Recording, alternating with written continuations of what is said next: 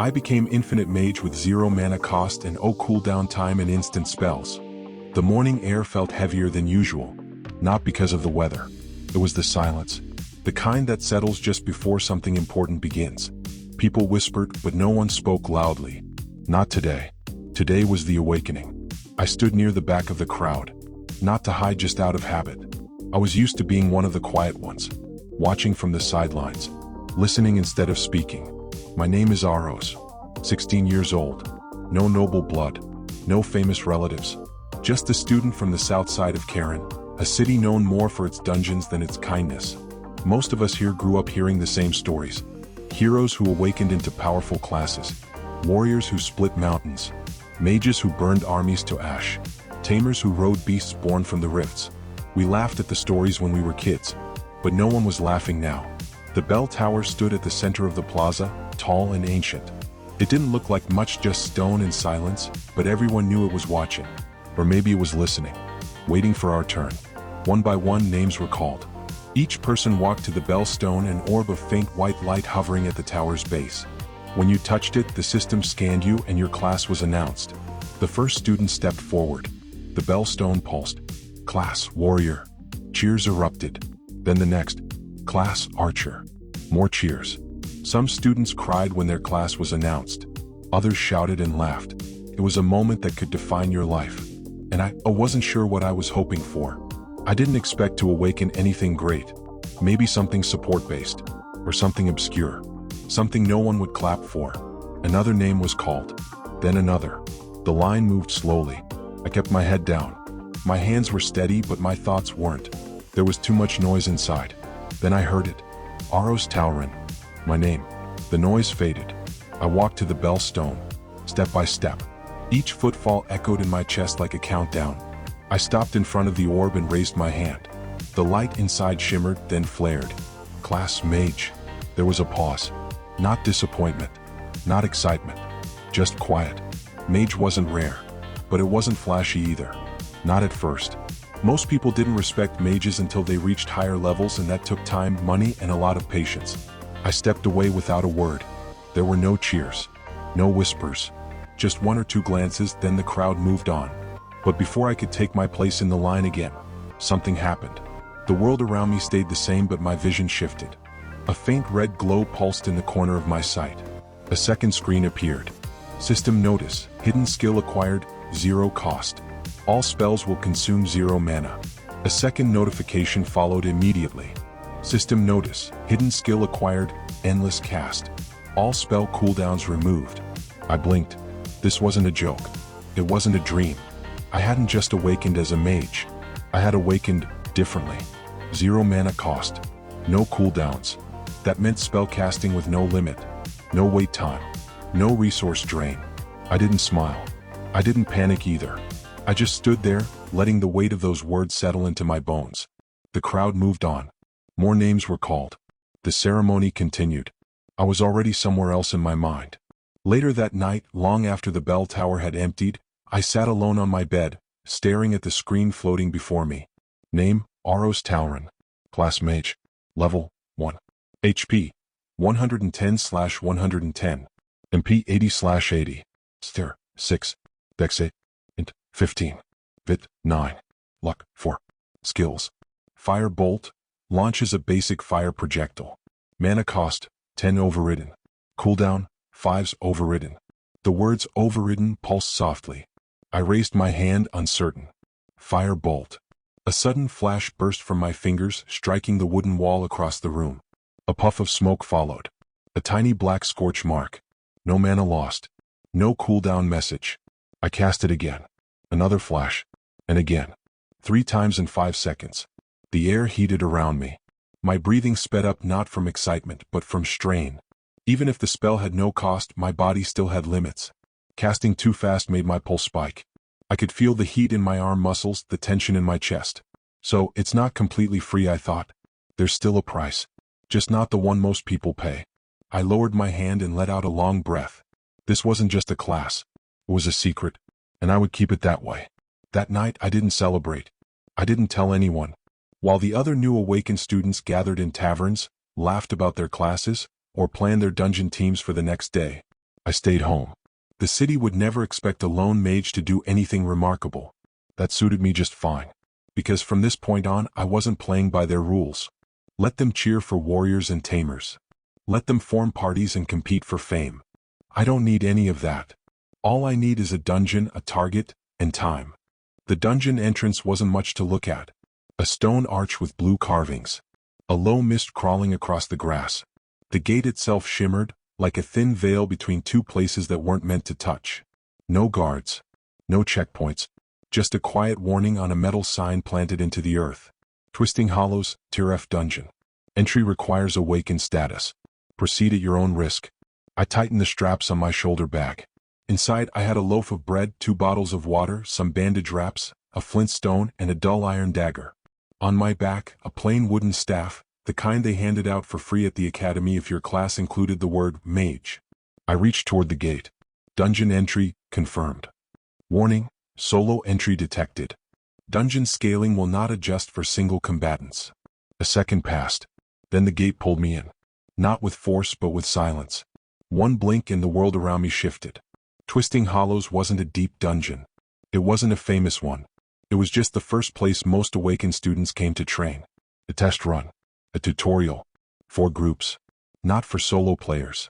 I stood in a narrow corridor of gray stone and flickering blue torches. Moss clung to the walls. The floor sloped downward into darkness. My hand gripped the staff tightly. I whispered just to hear my own voice. Fire bolt. The spell formed immediately. A small orb of flame hovered at my palm, flickering like a candle's fury. No chant. No wait. Just willpower. I sent it flying down the hallway. The flame struck the far wall and vanished with a sharp snap. The light from the impact danced along the walls.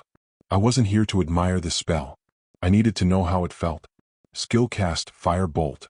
No mana consumed. Cooldown, none. The system's confirmation was unnecessary. I already knew. The secret still worked. But I wasn't safe yet. I moved forward, steps slow and measured. Twisting Hollows wasn't a maze, but it lived up to its name. The corridors turned often, doubling back or leading into dead ends. Faint noises echoed in the dark, scratching, footsteps, the occasional whisper of something dragging across stone. Then I heard it. A low growl. Shuffling feet. I ducked behind a jagged corner and peered out. A single goblin. Its skin was a sickly green. It clutched a jagged knife and sniffed the air like it could smell me. Its eyes were too wide for its face. Yellow and empty. Enemy identified. Goblin Scout. Level 2. Threat level. Low, for party of 3+ recommended. I didn't wait. The moment it turned, I stepped into view. Fire bolt. The flame struck its back.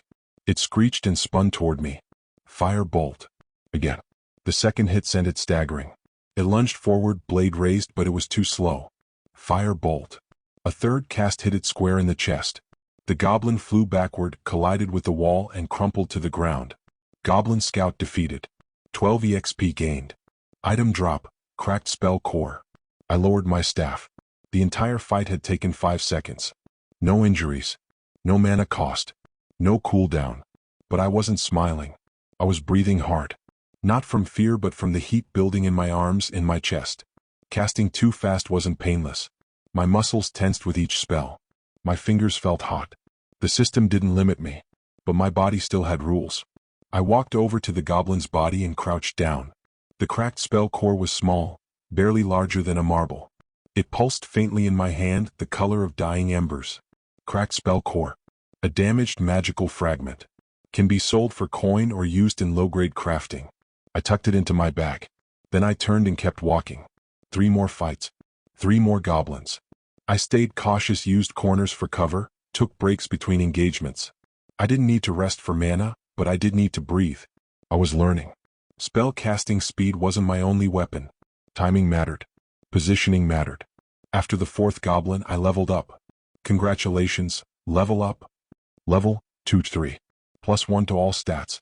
New skill unlocked, Arcane Pulse. I froze. Another spell? I opened the skill panel immediately. Arcane Pulse.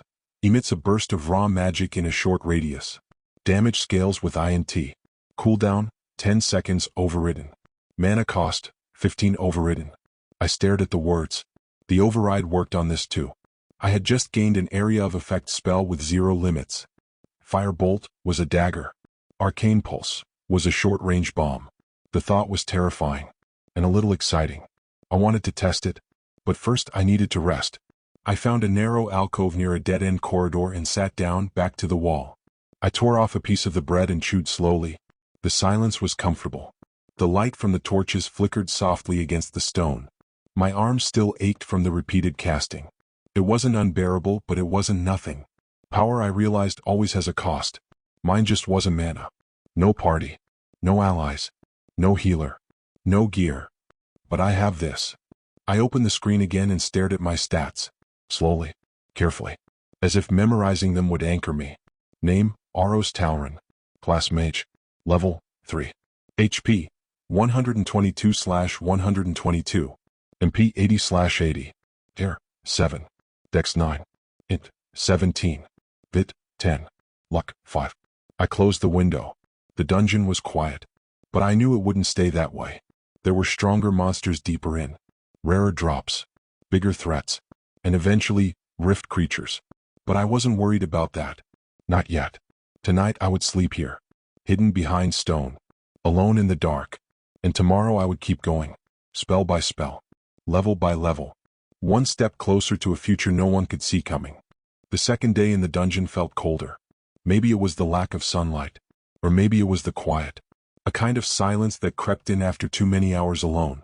I woke to a faint ache in my legs and shoulders. My back hurt from sleeping on stone. My fingers tingled slightly from overcasting. Still, I stood up, dusted off my robe, and stretched my arms overhead. No complaints. No regrets. This was the path I chose. I checked my status screen. Name, Aros Talron. Class Mage. Level 3. HP 122/122. MP 80/80. Skills, Firebolt, Arcane Pulse. I still had a long way to go. The next few hours were quiet. I stuck to corridors I hadn't cleared yet. Avoided retracing steps. I used Firebolt sparingly only when I needed the precision. Arcane Pulse though, that one was a game changer. The first time I used it, I was surrounded by 3 goblins who had ambushed me from a side passage. I didn't panic. I dropped to one knee, lowered my staff, and activated the spell. Arcane Pulse. A burst of force erupted from my position, invisible but violent. The air cracked with pressure. All 3 goblins were flung back into the walls. 2 died on impact. The third tried to stand, so I ended it with a firebolt to the chest. Enemies defeated. 42 EXP gained. Item drop, Goblin Tooth Dull Dagger. I stood up slowly. My heart was racing, but not from fear. It was working. I was adapting. But I could also feel the burn creeping into my muscles again. Fast casting drained me physically, even if the system ignored mana and cooldowns. The body can't lie, I thought. It knows the limits even if the numbers don't. I sat down and rested again, sipping from my water bottle. Every minute here mattered. Every goblin was just another step toward leveling up. Solo grinding wasn't fast, but it was clean. No one to split drops with. No one to slow me down. No one to watch my back either. That part was starting to feel heavier. Later that afternoon, I was finishing off a pair of goblin brutes in a deeper section of the hollows when I heard voices echoing from beyond the corridor wall. 3, maybe 4 people. I moved carefully and peered around the corner. A group of teenagers, same age as me. Freshly awakened, judging by their posture and gear. One stood at the front, a tall guy with a huge sword strapped to his back. He laughed loudly and pointed at the path ahead like he owned it. Kale Riven, level 5, class warrior. So that was Kale. I remembered the name from the awakening. Loud, confident. The kind of guy who got attention without asking for it. Beside him stood a girl with snow-white hair tied into a braid. She held a bow at her side and watched the shadows carefully, saying nothing. Sarah Vale, level 4, class archer. Then a third standing behind the others. Short, quiet, brown cloak and soft eyes. A creature perched on his shoulder, a tiny fox with 2 tails. Rin Solon, level 4, class tamer. They were a proper party. Balanced roles. Gear that matched. Probably trained together in the academy. Kale raised his voice. Goblin nest up ahead. Big group. I go first. Sarah covers the left flank.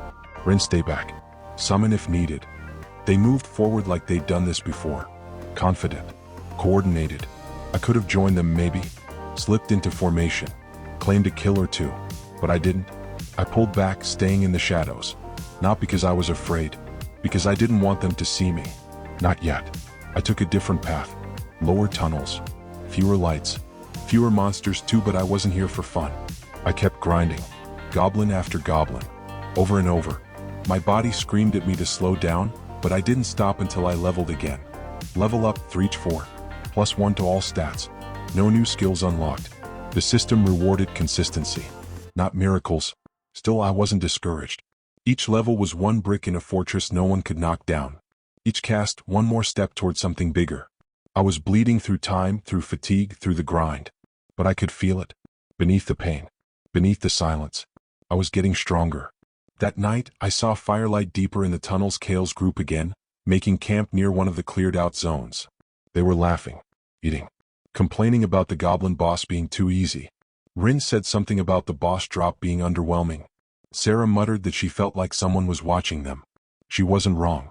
But I stayed hidden in the dark, resting behind a collapsed tunnel wall with nothing but stale bread and the hum of my skill window for company. I didn't envy them. Not really. But a small part of me wondered what it might feel like to not be alone. Just for a night. Still, I reminded myself. I don't need a party. I don't need friends to hold me back. I have a system no one else understands. And I'll make it mine one level at a time. By the third day in the dungeon, everything started to blur together. Fights, footsteps, torches, shadows. I wasn't counting goblin kills anymore.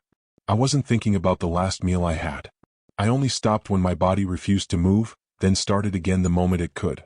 This was what solo grinding meant. Not just fighting. Enduring. Enduring hunger, cold, pain, silence. The kind of silence that echoed louder than screams. But today, that silence was broken. And not by goblins. It started with a tremor. A low hum that rolled through the stone beneath my boots like a distant growl.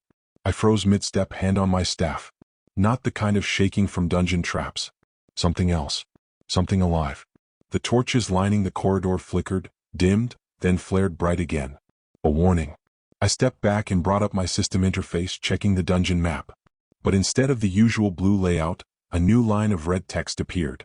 System alert, rift distortion detected. Source, unknown. Classification, unstable. Threat level, escalated. I stared at the screen. A rift. Inside a dungeon. That wasn't supposed to happen. Rifts opened in the wild, tearing through space, letting monsters from other worlds pour in. That's what we trained for. That's what the guilds prepared for.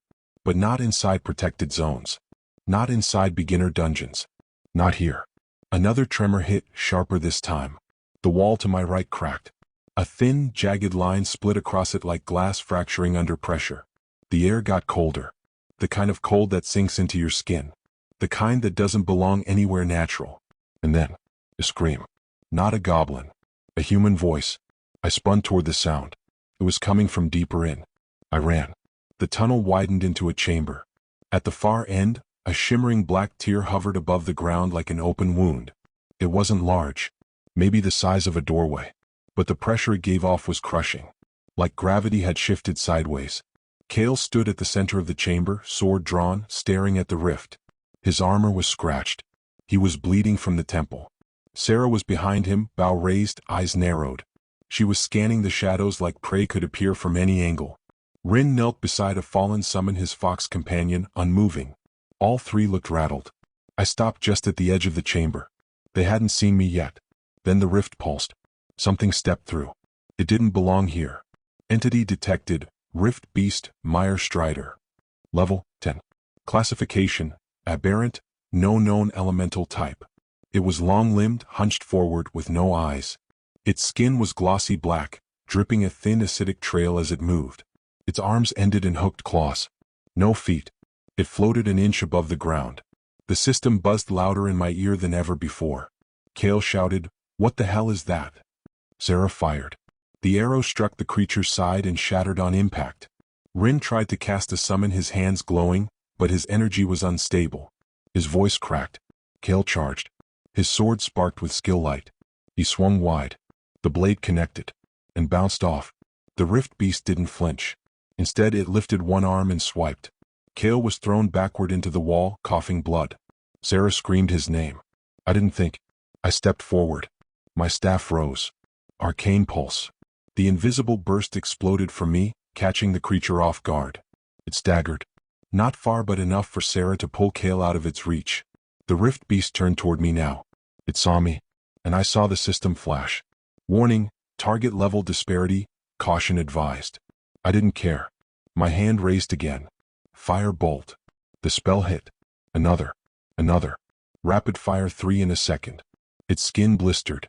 It hissed. Sarah shouted, "Who the hell is that?" Kale groaned. "I know that kid. That's the loser mage from the bell tower." I ignored them. Arcane pulse. The second burst slammed into the creature, pushing it back another meter. The acid trail it left behind sizzled on contact with the stone. Rin stood beside me now, pale but ready. "I can distract it." His voice trembled, but his eyes were steady. I nodded once. Sarah lost another arrow, this one enchanted. It split mid-flight and stabbed into the rift beast's neck. It roared. That's when I moved. I ran forward, ducked under its arm, and cast a fire bolt straight into its open chest wound from the last spell. The impact forced it backward, stumbling. And Rin shouted, "Now!" I planted my feet, raised both hands. Arcane pulse. Point blank. The creature detonated in a blast of force. Chunks of black ichor scattered across the chamber. The rift beast collapsed. Then, dissolved into ash. The rift behind it pulsed one last time and snapped shut. Threat eliminated. Temporary rift closed. Shared EXP distributed. The system flashed again. Level up, Fort 5. New skill unlocked. Spellweave, passive. Casting speed increased by 10% per chain cast. Stacks up to X3. I exhaled and took 2 steps back, dizzy. My entire body ached. But I was alive. We were all alive. Kale sat against the wall, breathing hard. "Okay. What just happened?" Sarah lowered her bow. "That thing, it wasn't part of this dungeon. That was a rift creature." Rin looked at me, eyes wide. "You cast those spells like it was nothing." Kale snorted. "He's probably cheating the system somehow." I looked at him calmly. "I'm not cheating," I said. "I just didn't stop." He stared at me like I was speaking another language. But Rin stepped forward. "What's your name?" "Aros." Rin nodded. "Thanks, Aros." I nodded back. I turned before anyone could say anything else. The fight was over, and I still had grinding to do. The flames from my last spell still danced across the floor, flickering like echoes of a heartbeat. None of us spoke for a while. The rift beast was gone. The danger had passed. But the room still felt heavy. Kale was the first to break the silence. "You didn't just kill that thing," he muttered, rubbing blood from his cheek. "You embarrassed it." Sarah shot him a look, then turned her eyes back toward me. She didn't speak, just studied me, like I was a riddle she hadn't seen before. Rin took a step forward. "You're not part of a guild, are you?" "No," I said simply. Kale scoffed. "Of course he's not." I looked at him, calm as ever. I wasn't offended. Kale needed to be loud. That's how people like him stayed in control. But the rift beast hadn't cared about his volume. Only power. I nodded toward the corpse of Rin's fox summon. "Is it?" Rin followed my gaze and knelt beside the tiny body. After a moment, the summon shimmered and dissolved into particles of light. "Back to the spiritual gate," he said. "She'll reform in a day." I didn't know what to say to that. But Rin gave me a small smile. "Thanks for stepping in." I just nodded again, then turned to leave. "Wait," Sarah said. Her voice wasn't sharp, more curious than demanding. "You cast 3 fire bolts and 2 arcane pulses in what, 10 seconds? Something like that." Without delay, I met her gaze. Yeah. She didn't press. Just tilted her head slightly, thinking. I could see the questions forming. They wouldn't get answers. Not today. I walked back toward the tunnel, passing Kale without looking at him. He muttered something under his breath, but I didn't catch it. Didn't care. I stepped into the shadows and left the chamber behind. Further down the dungeon, I found a quiet ledge beside a narrow underground stream. The sound of running water helped clear my thoughts. I sat down, staff resting across my knees. And finally, I opened the new system notice. Skill unlocked, Spellweave, passive. Each consecutive cast increases casting speed by 10%, stacking up to 3 times. Duration, 6 seconds per chain. Reset on pause or failed cast. A small smile tugged at the edge of my mouth. So the more I cast, the faster I get. It fit perfectly with my other traits. No mana cost. No cooldowns. Now I had a rhythm, a tempo. If I moved right, I could outpace anything. Still, the fight had rattled something in me. Not fear. Just the reminder that there were things out there bigger than goblins and dungeon bosses. Rift creatures weren't supposed to appear in beginner zones, which meant something was wrong. And the system had known. It gave me a warning, a classified notice. That wasn't normal either. I leaned back against the wall, eyes closed for a moment. Let my breathing slow. Let the tension leave my arms. You're not cheating the system, Kale had said. You just didn't stop. That was closer to the truth than he realized. I hadn't stopped. I wouldn't stop, even if I had to walk the rest of the way alone. By the next day, the dungeon had returned to its normal patterns. No tremors. No signs of rift corruption. Just goblins, patrols, traps, and grinding. I slipped back into the rhythm easily. Faster now. My casts were cleaner. Spell weave helped me feel the momentum with each fight. Level 5 came and went. Then level 6. And level 7. Still slow. Still painful. But steady. The system didn't hand out victories. It just measured effort. I passed Kale's group once that day. They didn't see me, but I saw them. Kale was arguing about formation again. Sarah listened with that same quiet calm. Rin looked tired, but he followed orders anyway. I didn't feel envy, but I didn't feel as distant anymore either. They had seen what I could do, and for the first time, someone besides the system knew I existed. That night, I sat beside the stream again, watching the light of my skill window reflect across the water. I didn't speak, didn't cast, didn't grind, just listened. To the water, to the stillness, and to the voice inside that had been with me since this all began. The one that whispered, "Keep going. Don't stop. There's something waiting at the end of this road." I didn't know what it was. Power, freedom, revenge, maybe all of them, maybe none. But I would find out. Level by level, step by step. The 6th day inside the dungeon started like the others. No sunlight, no voices, just the flicker of torchlight and the cold feel of stone beneath my boots. But something felt off today. Not wrong, just different. The goblin patrols were scattered. No groups, only stragglers. Like something had scared them deeper into the dark. I followed the path farther than I had before. Past the usual nest, past the area where the rift beast had appeared. Eventually, I reached a corridor I'd never seen. A long tunnel sloping downward at a strange angle, covered in thick roots and old carvings half buried in moss. No system notification, no map markers, just the silence of forgotten places. I stepped forward. At the end of the tunnel was a door. Not stone like the rest of the dungeon, but black iron, engraved with a single rune pulsing faint purple. The system buzzed faintly in the back of my head. Hidden zone discovered. Forgotten chamber, sealed trial. Warning, solo entry only. Threat level, unknown. Reward, class affinity drop guaranteed. That was new. Sealed trial. It sounded like a challenge built for people like me. For those who didn't travel with a party. For those willing to go deeper. I placed my hand against the rune. The door hissed. And opened. The chamber beyond was circular. High ceiling. Smooth stone floor that shimmered like black glass. At the center stood a figure, 10 feet tall, humanoid but not alive. An armored statue, hollow eyes glowing faint blue.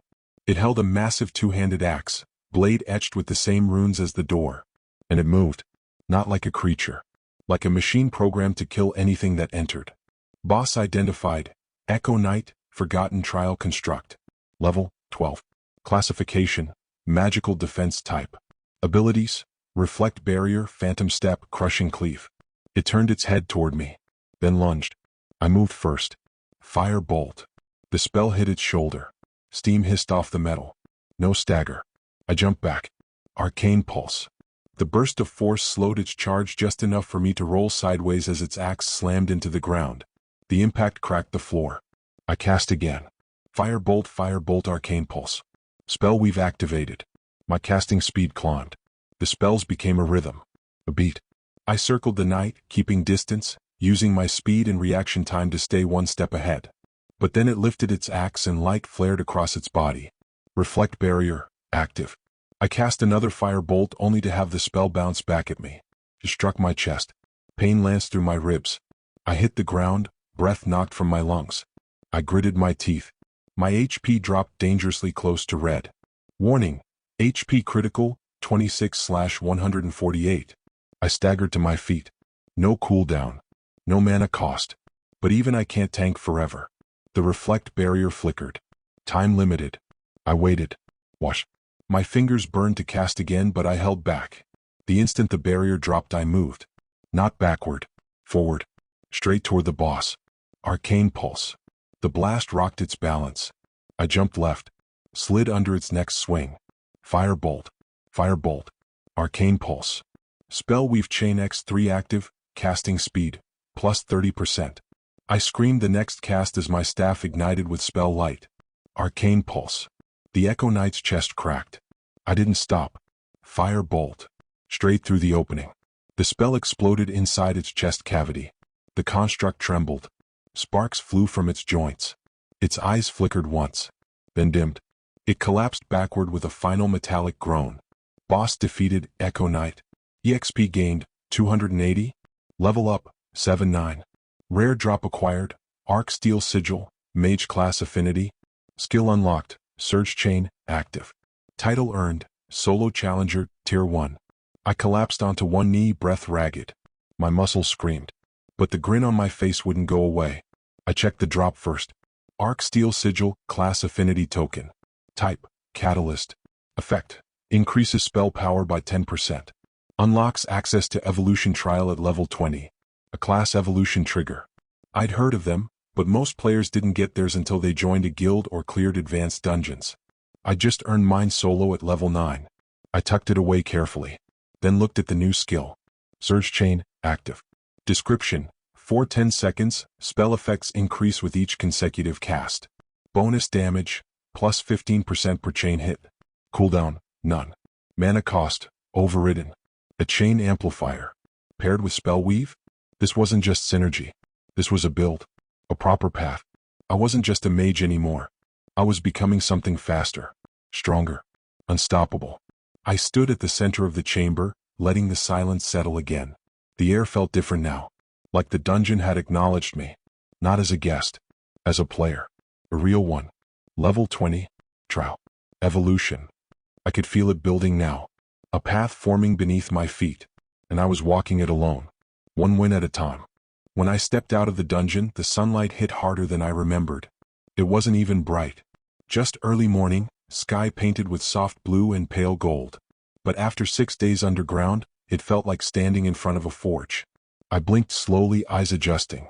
The breeze brushed past me, carrying the scent of dirt, metal, and bread baking somewhere in the city beyond. Kauren was waking up, and I was still standing. I didn't head home right away. I sat on a bench just outside the east gate, arms resting on my knees, staff leaning against the wood. My robe was torn at the sleeve. My boots were cracked. My bag was lighter than when I'd gone in. But the weight in my chest had changed. It wasn't exhaustion anymore. It was momentum. The quiet kind that builds with every choice no one sees. The kind that keeps going even when you want to stop. I opened my system window with a thought. Name, Aros Talron. Class Mage. Level, 9. HP, 182/182. MP, 80/80. Gear, 9. Dex, 11. Int, 22. Vit, 13. Luck, 6. Skills. Firebolt. Arcane Pulse. Spellweave passive. Surge Chain active. Items. Arc Steel Sigil, bound. Cracked Spell Cores X4. Minor Health Flask. Iron Dagger. Title, Solo Challenger, Tier 1. It didn't look like much, but it was mine. A few meters away, a group of new awakened trainees walked by, laughing as they compared drops. Most of them wore gear cleaner than mine. Their weapons still had shine. Their eyes hadn't dulled yet. One of them said, "You hear about the solo clear in the hollow?" Another leaned closer. "The hidden chamber thing?" "Yeah. Word is, some lunatic went in solo and cleared a boss no one knew existed." "Someone from the tower?" "Nah. No one's seen him. He hasn't even checked into the guild hall." "Cheat skill maybe?" "Maybe. Or just lucky." They walked on. None of them looked at me. And I didn't say a word. Back in the city, the guild square was already busy. Vendors setting up booths. Students bragging about their parties. Guild recruiters scanning the crowd looking for fresh talent. The big names guilds like Vanguard, Graves Worn, and Celestia Hall had their banners posted high, shining bright with enchanted cloth and crest work. And at the far end of the plaza, Kale stood by the fountain, his sword propped against his shoulder, retelling the Rift Beast story to a small crowd like it was a victory march. I slipped past the edge, hood up, staff hidden under my cloak. He didn't see me, but Rin did. He didn't say anything, just met my eyes across the square, and nodded. I nodded back, then kept walking. I took a side alley off the main road, found a quiet corner behind the old spell shop where the light didn't quite reach. Then I sat again, not because I was tired, but because I needed time to think. 6 days in a dungeon had changed everything. Not just my level, not just my skills, something else. A direction. The Arc Steel Sigil sat in my inventory, pulsing faintly. This item will bind to your class path at level 20. Warning, unique trials required to break through level threshold. So I'd hit my first wall at level 20. No more simple grinding. I'd need to earn the right to grow further. I wasn't afraid of that, but I needed to be ready. No surprises, no mistakes. This world rewards power, but it also hides it. That hidden room, that unmarked boss, they weren't accidents. Something deeper was working behind the system. And if I wanted to rise above it, if I wanted to protect the world when the rifts got worse, I couldn't stay small. I had to climb, and I would, even if it meant walking paths no one else saw. The wind picked up. Somewhere nearby, a bell rang softly to mark the hour. Another day beginning, but I was already far ahead. Level 9. Solo clear. Rift survivor. Unseen. Unknown. But not for long. One day, I whispered, eyes closed, they'll know my name. And when the next rift tears open, I'll be there first. The hollow felt quieter than before. Not the peaceful kind of quiet, more like the silence before a storm.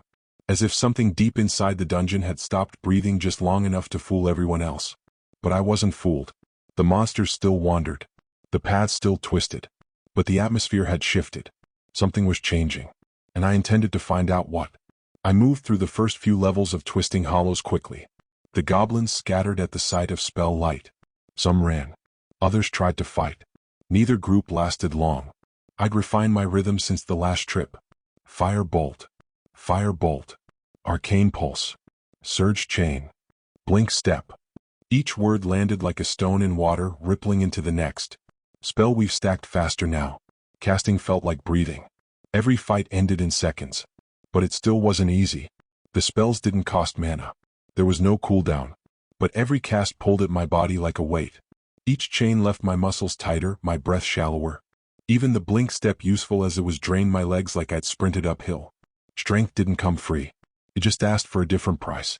By midday I reached level 10. Level up, 9-10. +1 to all stats. Skill unlock, mana sense, passive.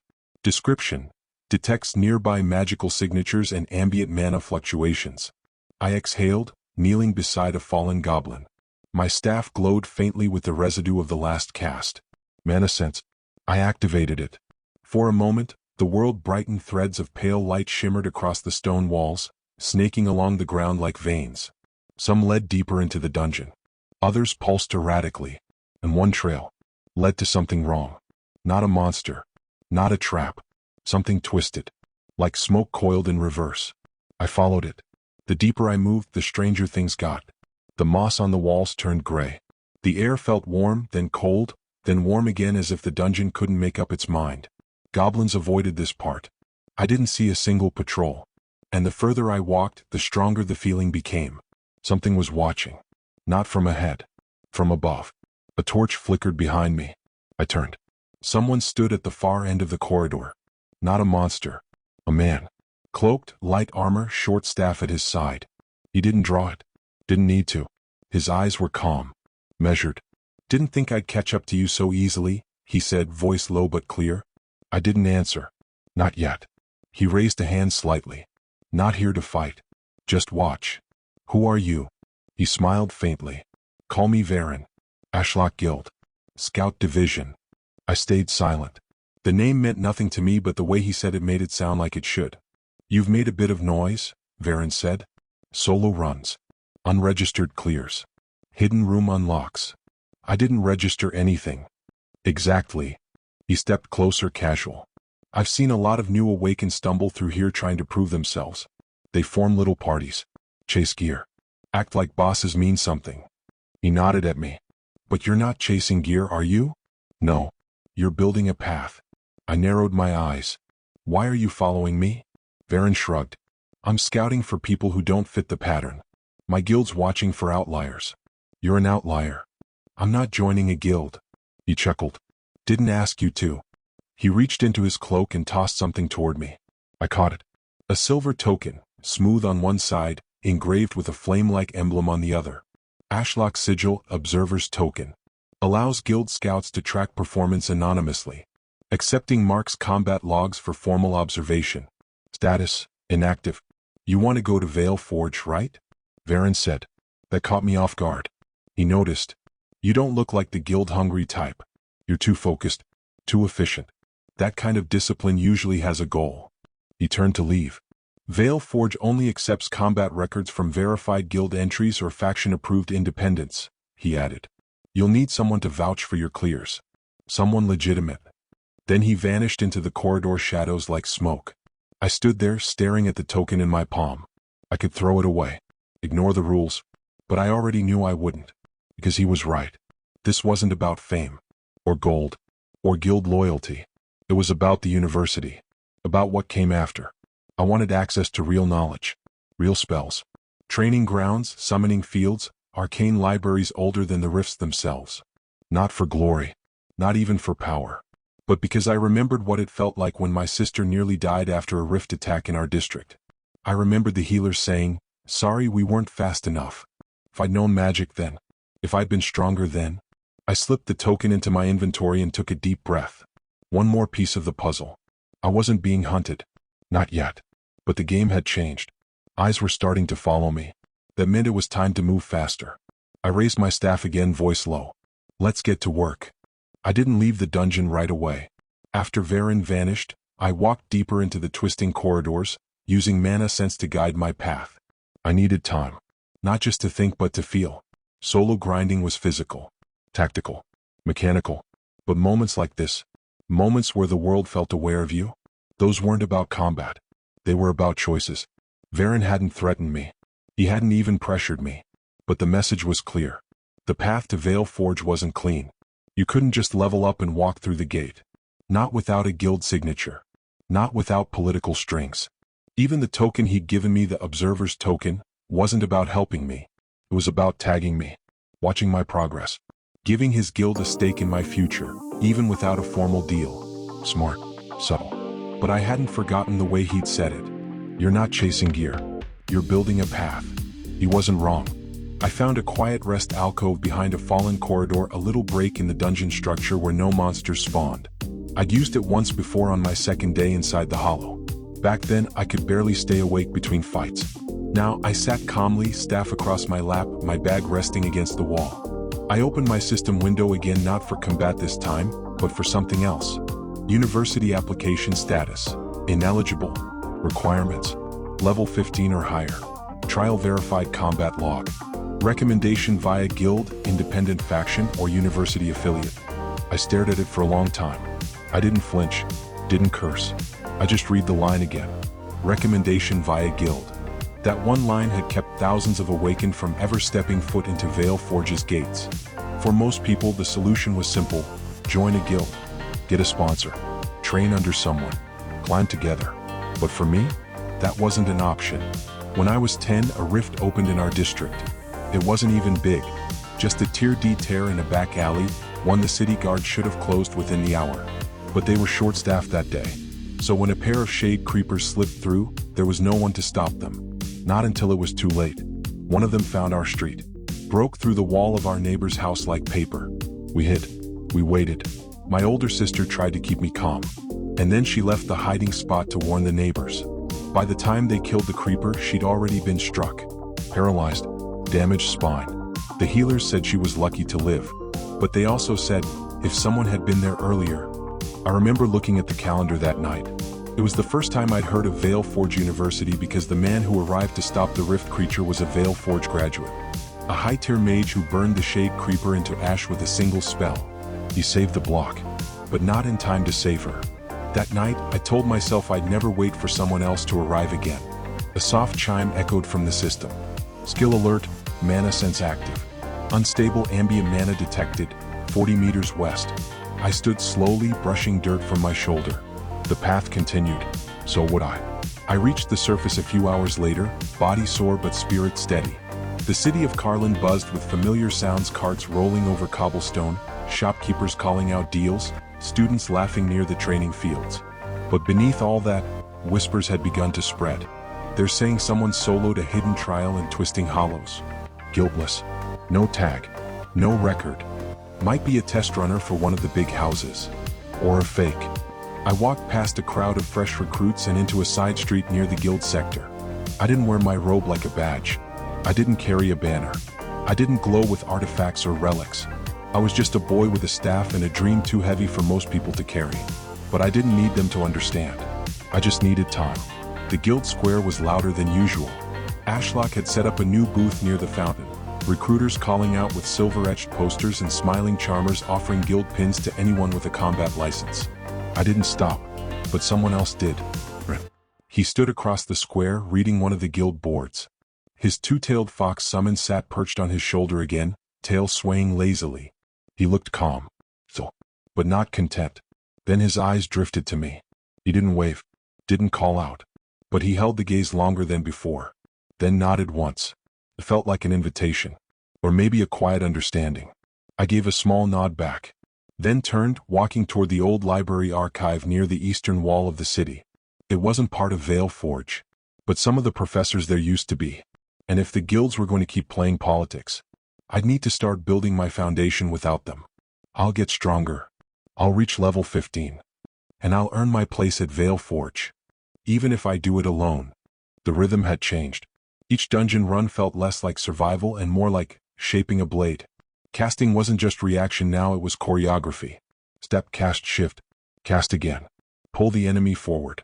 Bait the gap. Fire. Fade. Fire again. There was an elegance to it. Like music that only I could hear. And I was starting to get faster. By the time I reached the second layer of Twisting Hollows, I was rotating spell weave, surge chain, and mana sense together in seamless cycles. I'd even started building my own casting patterns, mini sequences of spell strings based on what I faced. 3 goblins? Spread out formation? Fire bolt, arcane pulse, reposition, fire bolt, surge chain finish. Ambush from 2 directions? Blink step, pulse, fire bolt and reverse chain, collapse angle. And yes, blink step had finally unlocked. Skill unlocked, blink step, movement type. Description, instantly shift forward up to 5 meters. Passes through terrain gaps. Stamina cost high. Cooldown, overridden. It was the first skill that truly felt like a reward. I didn't just move faster. I moved like I wasn't supposed to. One blink and I was behind the enemy. Another and I was out of a trap. But each use left my legs burning, like I'd sprinted at full speed. The cost wasn't in mana, it was in muscle. Endurance. Core strength. If I overused it, I felt it for hours afterward. Still, I smiled every time it worked. The deeper layers of the dungeon had started to change. It wasn't just difficulty scaling up. The environment itself felt wrong. Goblins were twitchier. Some had patches of black stone embedded in their skin, like rift exposure had left them half-possessed. Others had glowing cracks along their arms. Their eyes burned faint red in the dark. Not all of them fought. Some just stood, staring, waiting. I tried casting mana sense once near a corrupted goblin nest. The system buzzed with a message I hadn't seen before. System alert. Rift signature detected. Minor contamination field.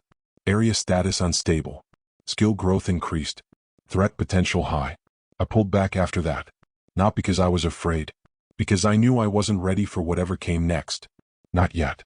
It was late in the cycle when I passed through an upper path near the hollow's 4th floor and caught sight of movement up ahead too quiet to be goblins. I slowed. Then saw her. Sarah Vale. Her white braid trailed behind her as she moved low through the shadows, bow drawn, arrow notched. Her boots didn't make a sound on stone. She moved like she belonged in the dark. Rin wasn't far behind, hands glowing with soft light, his fox summon weaving through the air like smoke. I froze before they could see me. They weren't a party this time. They were hunting. Efficient. Focused. And not with Kale. That alone said something. They didn't notice me. But I watched as they cornered a goblin patrol guarding what looked like a sealed chest. Sarah fired first, an arrow charged with a wind-type enchantment that burst into shards midair, scattering confusion. Rin whispered something and his fox launched forward, teeth bared. 3 goblins fell before they could even shout. The last one raised a signal horn, but Sarah was faster. A silver arrow pierced its throat. Silence returned. I waited until they were gone before stepping out from cover. Not because I was hiding. Just observing. Learning. Back in a quiet alcove on the mid-layer, I practiced chaining my spells with blink step. The trick wasn't just moving fast. It was knowing when to vanish. I cast firebolt, pulse, blink step, firebolt behind. The combo worked, but my knees buckled from the strain. I leaned against the wall, chest heaving. Too fast. I adjusted. Firebolt, surge chain, blink step, arcane pulse. Better. Clean exit. Low recoil.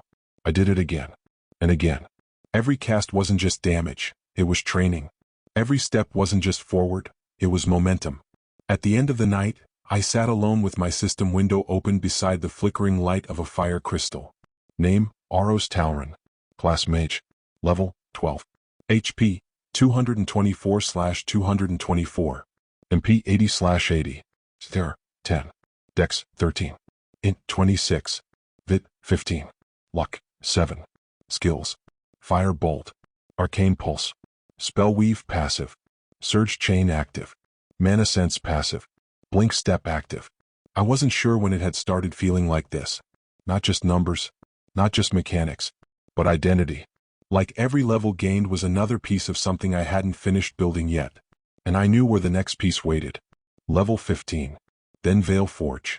No shortcuts. No excuses. Just me, my spells, and whatever stands in the way. It happened between one step and the next. 1 second, I was moving through a quiet corridor in the deeper layers of twisting hollows, no monsters nearby, nothing unusual. The next, the system buzzed in my ear like a wire snapping under tension. Hidden condition met. Mage class affinity detected. Trial unlock. Path of the Relentless Mage. Initiate rank. Do you wish to accept? Warning. This trial mark will become visible to all high-tier dungeon entities and rift-affected lifeforms. I stopped mid-step, heart steady. A prompt like that didn't come from nowhere. The arc steel sigil in my inventory began to glow faintly. It pulsed in sync with the message. I didn't reach for it. Not yet. Instead, I read the message again. Visible to all high-tier dungeon entities. That wasn't a casual challenge.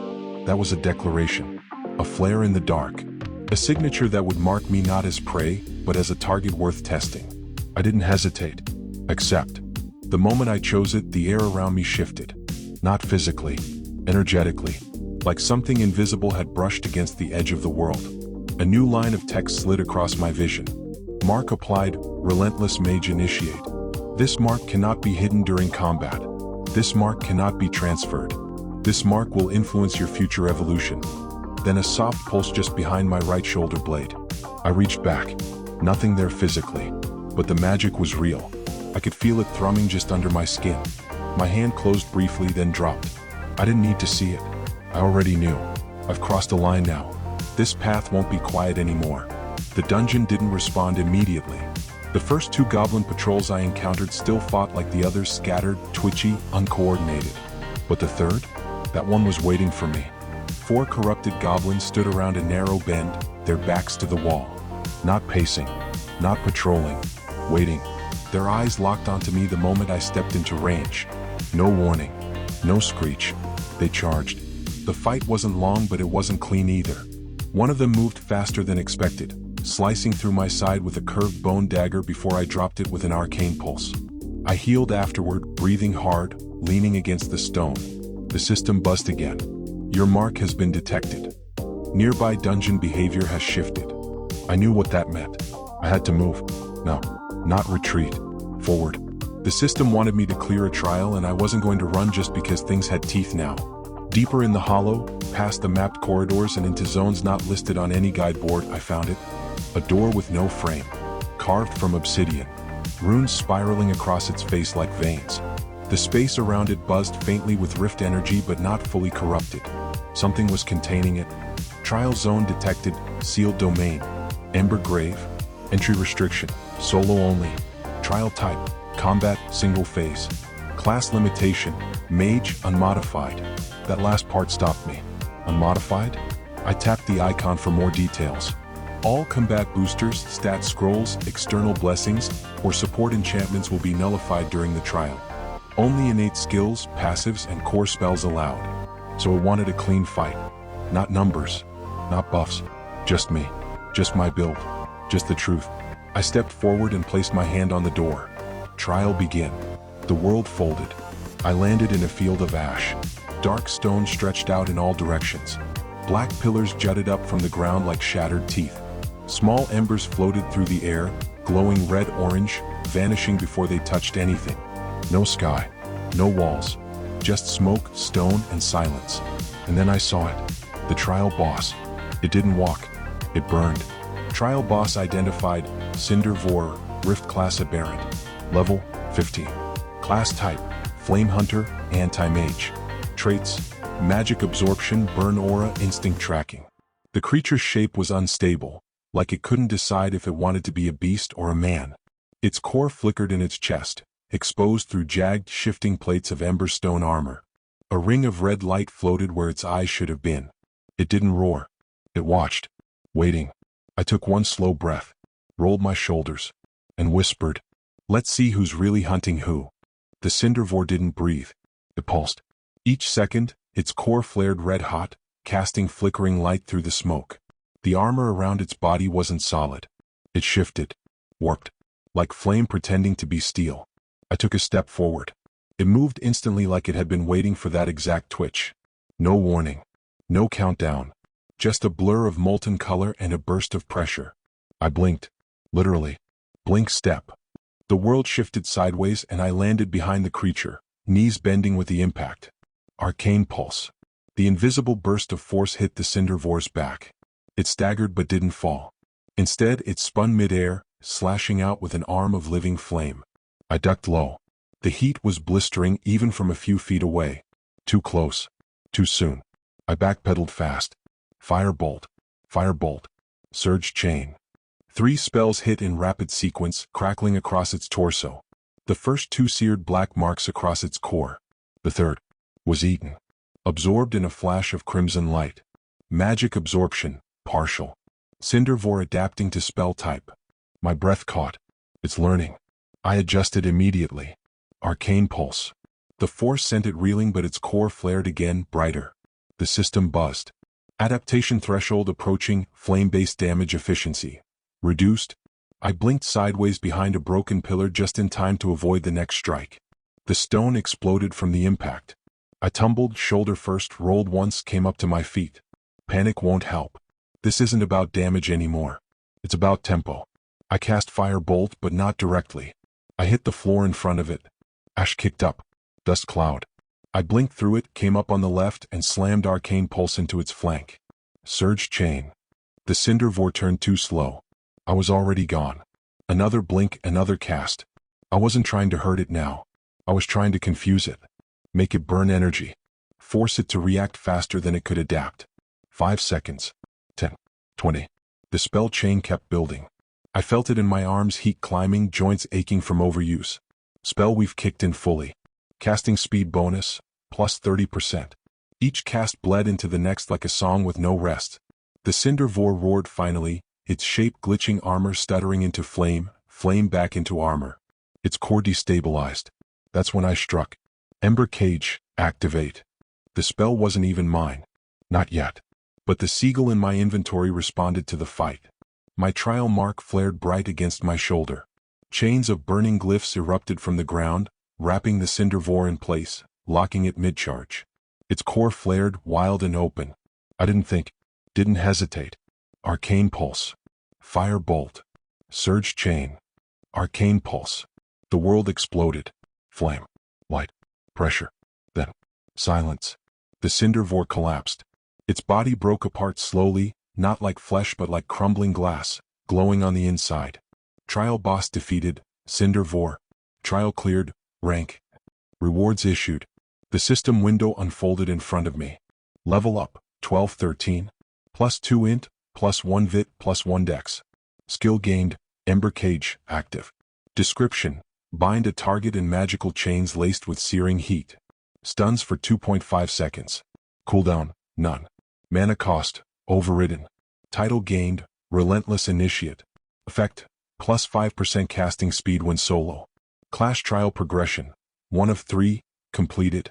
I dropped to one knee, chest heaving, hands shaking from residual energy. The chain still burned faintly in the air, even after the beast was gone.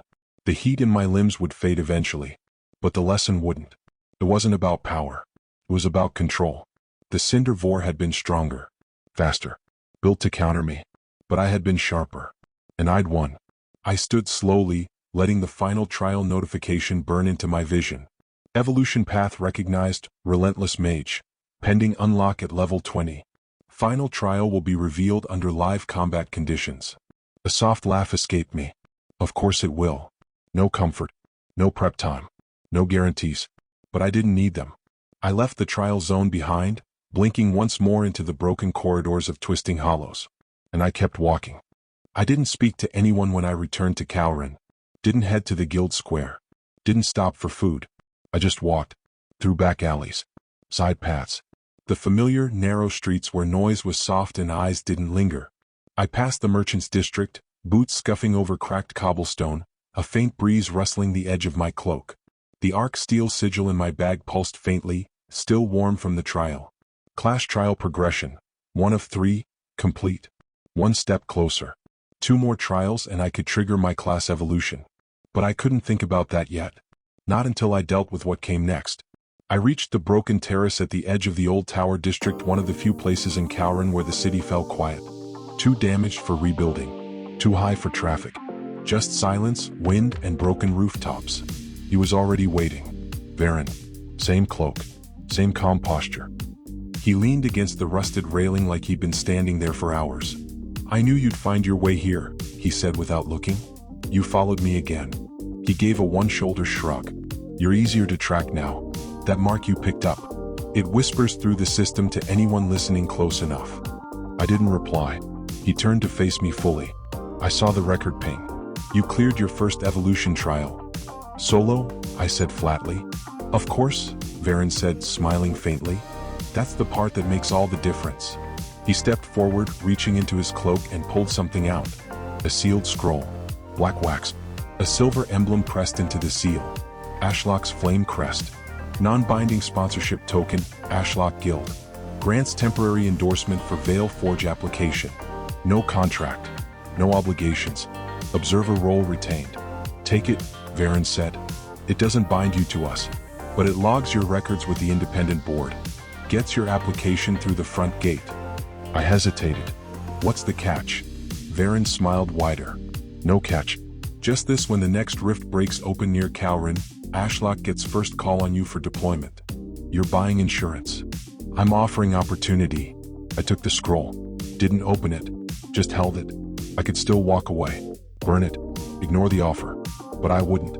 Because no matter how strong I got, Veil Forge didn't open its gates for ghosts. I didn't go home right after. I stopped by the public square near the old archives. The sun was setting and shadows stretched long across the pavement. Streetlights buzzed to life one by one. That's where Rin found me.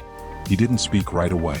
Just sat beside me on the edge of the fountain, the quiet fox spirit curled around his neck like a scarf. You look different, Rin said eventually. Do I? Like someone who came back from something worse than expected. I glanced at him. That obvious? To someone who knows what trial marks feel like? Yeah. He didn't press. Didn't ask what I fought. Didn't ask how I survived. He just sat there. That silence meant more than words. After a while he spoke again. You were going for Veil Forge? Yes. He nodded once. Good. You belong there. Then he stood. No offer to train together. No promises to meet again. Just a shared moment between two awakened who had chosen difficult paths. Before he left, Rin paused. Sarah's been asking about you. I blinked. Why? He shrugged. She doesn't say much.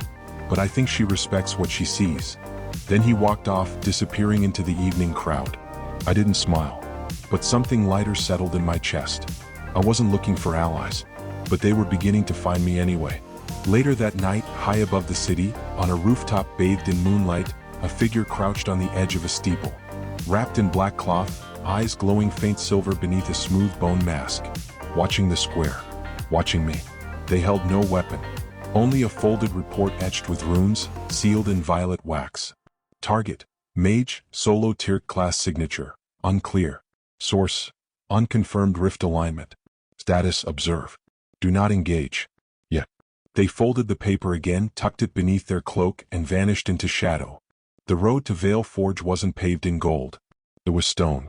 Cracked in places. Dull gray in others. Worn smooth from thousands of footsteps, all chasing the same idea. Power. Knowledge. Recognition. Some came for glory. Some came for titles. I came for something else. The university stood just beyond the ridge east of Calrin, high on a plateau that overlooked the valley below.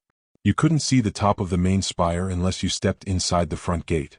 From the road, all you saw was the silhouette jagged towers, shield runes faintly glowing in the afternoon sun, and the shadows of watch creatures drifting along the outer perimeter. No fanfare. No welcoming flags. Just one thing. A threshold. The kind that didn't open easily. I arrived in plain clothes. No crest. No colors. Staff across my back, bag slung over one shoulder, scroll in hand. The Ashlock endorsement was tucked safely inside. It had done what it needed to open the application channel through the central board. Logged my name. Verified my trial clear. I stood in line behind a pair of noble registered recruits. Their robes shimmered faintly with enchantments. Their blades gleamed. They didn't look at me. Didn't ask my name.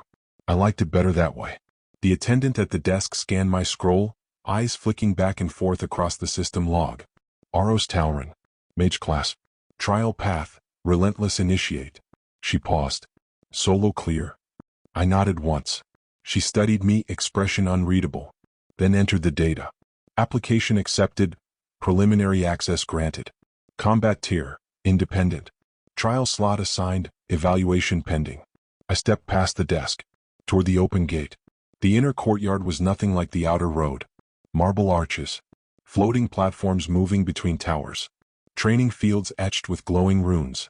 The air shimmered faintly with passive enchantment fields, designed to keep mana flowing stable within the university walls.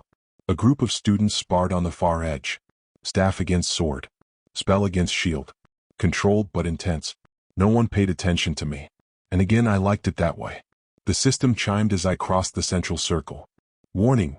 Final evolution trial will trigger under live combat conditions. No scheduled alert. Prepare accordingly. Of course. I stood at the center of a world built to test people like me. No safety net. No warning. Just the whisper of the system, reminding me that the next step wouldn't come in a classroom. It would come when I least expected it. I sat beneath one of the shade trees lining the courtyard, legs crossed, staff beside me. Let the breeze roll across my face. And for the first time in weeks, I allowed myself a moment to breathe. I was level 13 now. Not enough to make headlines. Not strong enough to take on the world.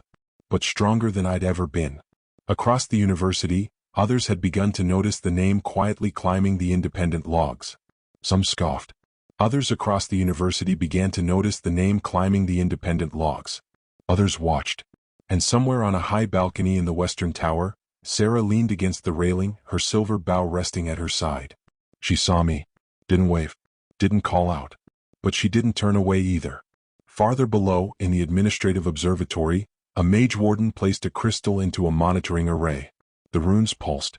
Subject: Aros Talrin, independent mage, tier, pending. The warden narrowed his eyes. This one's different. And in a place far removed from the campus, a rift chamber flickered in a forbidden zone. One of the watchers stirred. The mark on my back glowed faintly even though I couldn't see it. Something, somewhere, had taken interest, and it was waiting. But I didn't move. Not yet. I just sat under that tree watching the clouds shift slowly overhead, listening to the sounds of spells in the distance, and the hum of a world that didn't know me yet. They don't see me coming. But they will. One spell at a time. The outer gates of Vale Forge shut with a soft echo behind me. Not loud. Not final. Just enough to feel like a line had been drawn. On this side of the line, polished stone paths, floating lecture towers, training fields pulsing with runes, and students in layered uniforms whispering about elemental theory and guild exams. On the other side, grinding dungeons. Burned clothes. Bloodied knuckles. Long nights alone. I kept walking. The path ahead led toward the ivory hall, the central tower where orientation would begin. The crowd was thicker than I expected. Hundreds of new students.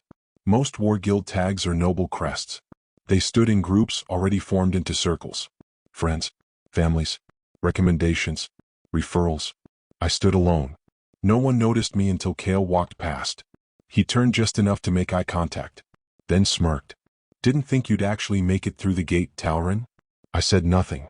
He kept walking, flanked by 2 other students wearing Vanguard Guild insignia. Same posture, same confidence. But I saw something new behind his eyes. Caution. He remembered the last time we fought. Inside Ivory Hall, the air shimmered with enchantments. A projection crystal floated above the center stage, casting glowing diagrams of the university's layout. An instructor stood beside it. Long black robes, steel gray hair. No smile. Silence, she said. And the hall obeyed. I am Instructor Vela. You are now standing within the domain of Veil Forge University. You have earned your place. That does not make you safe. This place will not coddle you. It will refine you. Her words weren't harsh. They were clean. Like a blade sliding from a sheath. You will be sorted today. Into combat, research, or tactical divisions. This is not based on your preference. It is based on your profile. She raised a hand and the system responded. Dozens of glowing panels appeared midair, one above each student. Student classification, combat path, assigned, Aros Talrin. I watched Kale's panel flash the same word. So did Sarah's. And Rin's. Of course. We were all on the same path. After the sorting, students began forming into orientation groups. Most joined their guild teams. Laughter. Chest bumps. Group chants. I didn't move. A few eyes drifted my way. One voice whispered, "That's the solo mage, right? The one with no guild." Another said, "I heard he cleared a trial that even second years failed." A third, "Probably a fluke. Or a system bug." I ignored them all. Until someone else spoke. Not loud. Not cruel. Just curious. "You don't wear your mark." I turned. The speaker was older, second year at least. Robe lined in silver thread. Staff carved with twin cores. She didn't introduce herself. She didn't need to. I felt her mana before I saw her smile. Instructor level pressure. "You walk like someone with no leash," she said. "That's rare around here." I didn't answer. She didn't wait. Her eyes flicked once to my shoulder, where the mark from the trial still faintly pulsed under my skin. Then she vanished into the crowd. I found a quiet corner in the training field after the session ended. No students nearby. Just the wind and the sound of spell impacts from distant drills. I pulled up my system window. Name, Aros Talrin. Level, 13. Skills, Fire Bolt, Arcane Pulse, Surge Chain, Blink Step, Mana Sense, Ember Cage. Title, Relentless Initiate. Path, Combat Division, Mage Core. Affiliation, none. Beneath it, a faint line flickered. Observer tracking active, moderate tier. You are being watched. I stared at it for a while, then closed the window. Let them watch. I'm not here to play by their rules. Veil Forge didn't believe in casual training. Everything was logged. Every movement watched. From the moment we stepped into the Combat Division's central yard, the system began tracking each student's spell efficiency, casting form, dodge timing, and mana control under strain. But that wasn't the part that mattered most. It was who you trained with. By the second day, circles had formed. They weren't guilds. Not officially. But they worked the same way. 3 to 5 students. Balanced builds. Mutual trust. Shared slots in practical exams and dungeon sims. The instructors encouraged it. The system rewarded it. And the students knew what it meant. Join the right circle and you gain protection, prestige, invitations to closed field trials. Fail to join one, and you were just another body. Alone. I didn't join anyone. I watched. Observed the formations. Noted who moved well, who just wanted to be seen, who copied techniques instead of building their own. And I trained. Every day. Solo. It didn't take long for whispers to return. He's going to burn out. No circle backing him. Maybe he can't cast outside his trial comfort zone. Or maybe he's waiting for a higher offer. Kale didn't wait. He built his circle fast. 3 handpicked students from Vanguard. All with frontline classes. 1 shield user, 1 wind caster, and a heavy striker who used shockwave gauntlets. He called them Iron Veil. Loud name. Loud style. Every time they trained, Kale made sure to line up close to me. Not a word spoken. Just presence. A reminder that he was watching. That he was waiting. The only people who didn't treat me like a curiosity were Rin and Sarah. They didn't push, didn't crowd. They just existed nearby, like quiet gravity. On the fourth day after an afternoon sparring session, I found Rin sitting under the same shade tree I liked near the mana channel lines. His fox spirit slept curled around his legs. "You don't talk much," he said as I approached. I raised an eyebrow. "That's supposed to be ironic?" He smiled softly. "A little." He shifted, tapping the ground beside him. I sat. For a few moments, we just watched students in the distance practice long-range spell triggers light bending around crystal pylons. "Circle's closed today," Rin said. "After this, we're locked in a week." "I know." "Got offers." "For taking any?" I shook my head. He didn't look surprised. "I'm starting one," Rin said. "Temporary. Just 3. Me, Sarah, you." I looked at him. He didn't flinch. "She's not part of any circle either," he said. "Said she doesn't trust students who talk too much." That sounded about right. I stayed quiet for a while, then asked, "Why me?" "You think like someone who already knows what he's chasing." I thought about that, then nodded once. "I'm in." Sarah didn't say much when we met later that night to confirm the circle. She glanced between us, adjusted her bowstring, and just said, "Try not to slow me down," which, coming from her, was a compliment. The next morning, the combat division board lit up with circle logs. Most had bold names. Steel Rain, Azure Fong, Ember Forge. Our name? Temporary Circle, Shade-Bound, Members, Aros Taurin, Rin Solon, Sarah Vale. No symbol. No fanfare. Just names on a list. Kale saw it, and smiled the way wolves smile when they smell blood. Later that day, the circle trials were posted. We were assigned our first task. Simulacrum Rift, Training Tier 1. Team Objective, eliminate all hostiles. Bonus condition, complete within time limit. Optional, no injuries. 3 days to prepare. Then we step into a controlled rift environment, one designed to push circles into real-time coordination and failure under pressure. Most students were nervous, some excited. Me, I was ready. Because this wasn't about winning. This was about proving something. Not to them. To myself. Let them underestimate me. Let them whisper. I only need one fight to remind them why I walk alone, and why I win. They scheduled it at midday. High sun. Clear sky. Training arena 2 open floor, mana-synced wards along the edge to catch stray spells. No crowd limit. No announcement. But word still got out. By the time I stepped onto the stone platform, 200 students were watching. Not just combat division. Research kids. Tactical students. A few upperclassmen perched on high ledges, eyes half-lidded and curious. They weren't here for a lesson. They were here for a show.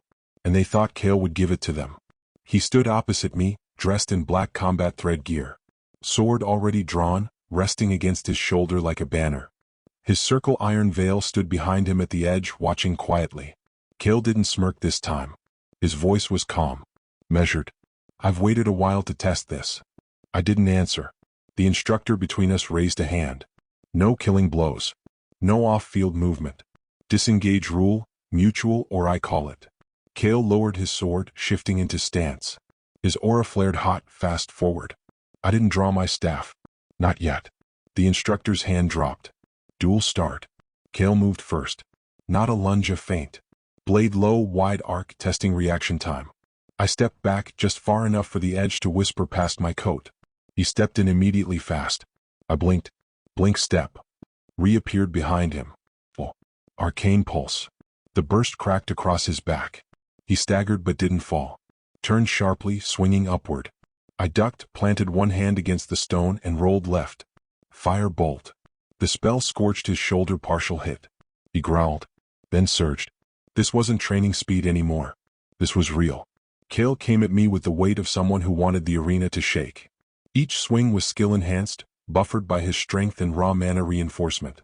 He wasn't trying to wound. He was trying to break my rhythm. It almost worked. I blocked one swing with the shaft of my staff. Wood cracked but held.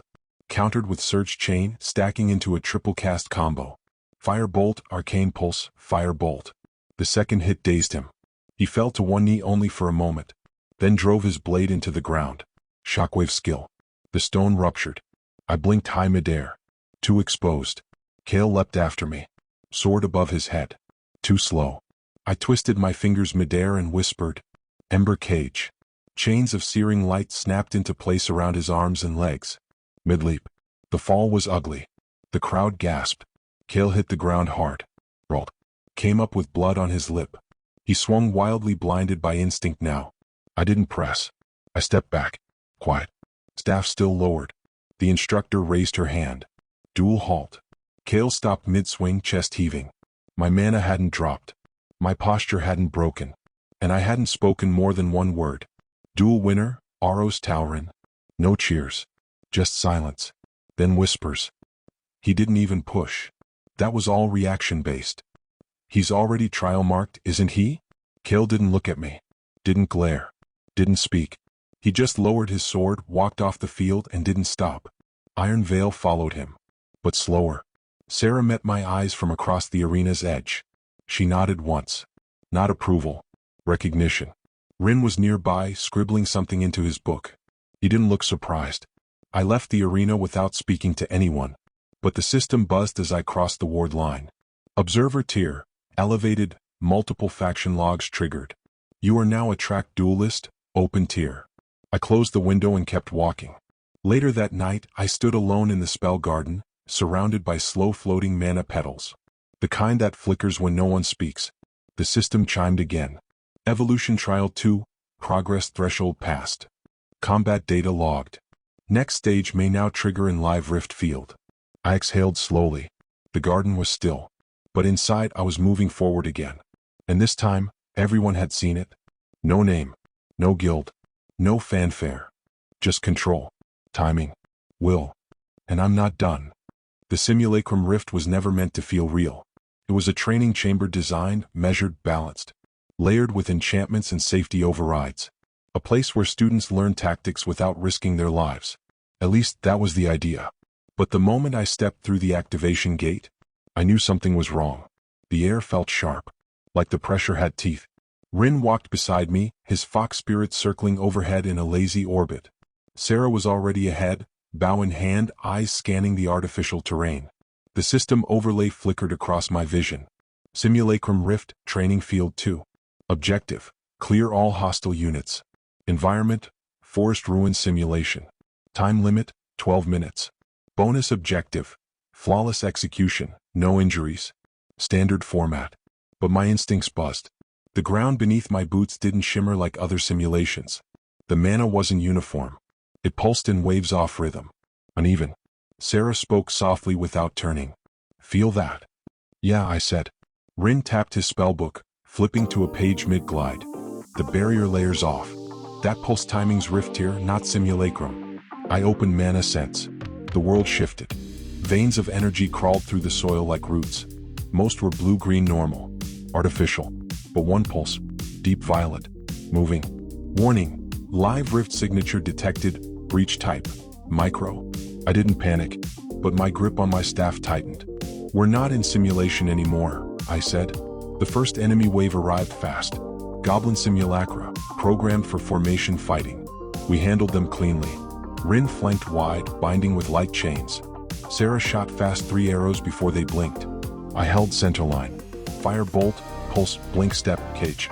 4 down in 12 seconds. The crowd outside watched through the glass dome, unaware anything had changed. We didn't speak, just moved. Then came the second wave. Not programmed. Not predictable. A corrupted boarhound, dripping rift essence from its cracked hide, burst from the forest wall and slammed into the barrier line. The simulation rippled, glitched, then folded. The projection failed. Glass shattered behind the arena walls. Instructors moved too late. We were already inside something real. System override. Emergency trial triggered. Evolution trial, phase 2. Adaptive combat, initiated. Objective: survive and eliminate source. Only I saw the message. Only I knew what it meant. This wasn't a test for our circle. It was mine. The boarhound roared. Sarah fired. 2 arrows embedded, neither slowed it. Rin's fox lunged, but the beast swatted it away, snarling with a voice that sounded too human. It wasn't attacking with instinct. It was learning. Just like the last one. The cinder vor. I moved. Blink step. I landed beside its right flank. Surge chain arcane pulse. The force cracked its hide. It reeled. I cast again. Fire bolt, blink step, pulse, cage. Chains flared. The hound screamed. His tail lashed out, hit me square in the ribs. Pain exploded. I rolled once, twice. Came up bleeding. HP dropped to 38%. Sarah moved to intercept. I stopped her. This one's mine. I cantered my stance. Spoke low. To the system. To the beast. To myself. Trial accepted. My spells burned hotter. System pulsed. Phase chain activated. Combo layer 1. Bonus. Adaptive cycle. Casting damage escalates with each spell shift. Firebolt. Pulse. Blink. Hit. Firebolt again. The hound howled. It lunged. I ducked low, spun, drove the edge of my staff into its chin, then released arcane pulse from point blank. It shattered. A shockwave of black and red mist burst outward. The world went silent. Trial complete. Phase 2 cleared. Skill unlocked. Phase chain. Passive. Description. Spell chaining grants tactical properties after second consecutive combo. Effect stack based on type. Example, fire plus force equals knockback. Force plus control equals bind extension. Title advanced, relentless mage, tier 2. Level up, 13-14. I dropped to one knee. Not from injury. From pressure leaving my body. The rift signature faded. The simulation flickered back online. And the dome reappeared, glass reforming like water. Outside, the crowd erupted in noise. Most thought it was a planned event. A surprise trial. Only 2 people knew the truth. Sarah crouched beside me, offering a water flask. You okay? I'm fine. Rin stood a few feet away, frowning. That wasn't a standard rift beast, he said. No. Sarah looked between us. Then what was it? I didn't answer. Because the system did. Final evolution trial. Preparing. Condition. Unknown. Next trigger. Unannounced, rift-adjacent conflict required. The simulation ended. We exited to cheers and data logs. But I didn't hear them. Not really. Because I knew something now. The system wasn't giving me choices anymore. It was giving me paths. And I was already walking one no one else had mapped. I spent the night beneath the West Tower. Not in the dorms. Not in the Circle Commons. Alone. The stars above Vale Forge looked different somehow. Brighter. Further away. Like the sky was watching me now. The scar along my ribs from the boarhound's tail was already fading. Healers worked fast here, but the ache remained. Deeper than muscle. Skill gained. Phase chain. Passive. I brought up the window again. Read the text for the 3rd time. Combos executed with alternating spell types now trigger tactical effects. Bonuses escalate with each layer. Examples. Fired force equals knockback. Force control equals extended bind. Blink, fire equals elemental flank, bonus hit rate. Duration, 6 seconds per chain. Stacks up to 3. This wasn't just a buff. It was a language. A spell language. And I was starting to understand it. The next morning, I returned to the lower training field before sunrise. No crowd. No instructor. Just a blank stone ring in quiet space. I started slowing. Firebolt. Arcane pulse. Small knockback. Not much but clean. Blink stepped firebolt. The flame struck harder, angle curved toward center mass. Homing effect. I smiled. Fire, blink, pulse, cage. The entire spell chain glowed gold for half a second before the system pinged. Phase chain tier 2 combo recognized. Bonus, stagger plus auto pivot. I staggered back from the recoil. Too fast. I knelt, breathing slowly. It's working. But I needed more control. Later that day, Sarah found me beneath the main bridge, where the students gathered for break rotation. She didn't speak right away. Just handed me a wrapped pastry. Still warm. I took it. You disappeared after the rift run, she said, leaning against the pillar beside me. I needed space. You're changing. I glanced at her. She didn't look concerned. Just observant. You fought like someone with something chasing them, she said. I didn't answer. She didn't push. Instead, she nodded at the distance. Kale hasn't stopped talking about challenging you again. He'll get his chance. Her mouth twitched. Not quite a smile. I hope I'm close enough to watch next time. Then she walked off, coat fluttering behind her like wind didn't touch her the same way it touched others. Rin passed me later that night. He didn't stop. Just slid a note under my door. I opened it after he left. Phase chain is rare. Most mages don't get the activation pattern until year 2. Yours is sinking already. Keep your circle tight. Some people aren't thrilled you're still independent. I folded the note. Didn't burn it. Just kept it. because I knew he was right. The system pinged again just after midnight. Not from the trial log. From the global track. You have been added to Ashlock's formal observation list, Tier 2. Black Ember designation. Potential rift-linked mage. Under watch. 2 guilds. 1 watching. 1 whispering. I was still solo. Still circle-bound by choice. But that line was beginning to blur. I can't hide anymore. And I don't think I want to. I stood again before sunrise. Same ring. Same quiet. But this time I whispered the spell names differently. Like incantations in a language I was only just learning to speak. They think I'm lucky. That I stumbled into this. They haven't seen the grind. They haven't seen what it cost. But they will. The status log updated quietly. No fanfare. No sound. Just a new line etched in soft gold at the bottom of my system window. Classification. Independent. Tier 2 mage. Record synced. Vale Forge University. Affiliation. None. It meant I was now recognized. Not just by the instructors. By the system. By the factions watching from behind their banners. And by the things that didn't wear banners at all. The university posted the combat rankings at dawn. Big names at the top. Upperclassmen. Legacy casters. Guild prodigies. But farther down just outside the first 100 was a name no one expected. Rank 117, Aros Tauren, Circle. Shade-bound evolution status. Active path. No guild mark. No noble crest. Just numbers and data. But students started talking. Is that the solo caster from the simulator breach? Didn't he duel Kale? They say he's trial marked. Tier 2 already. By midday my dorm was no longer quiet.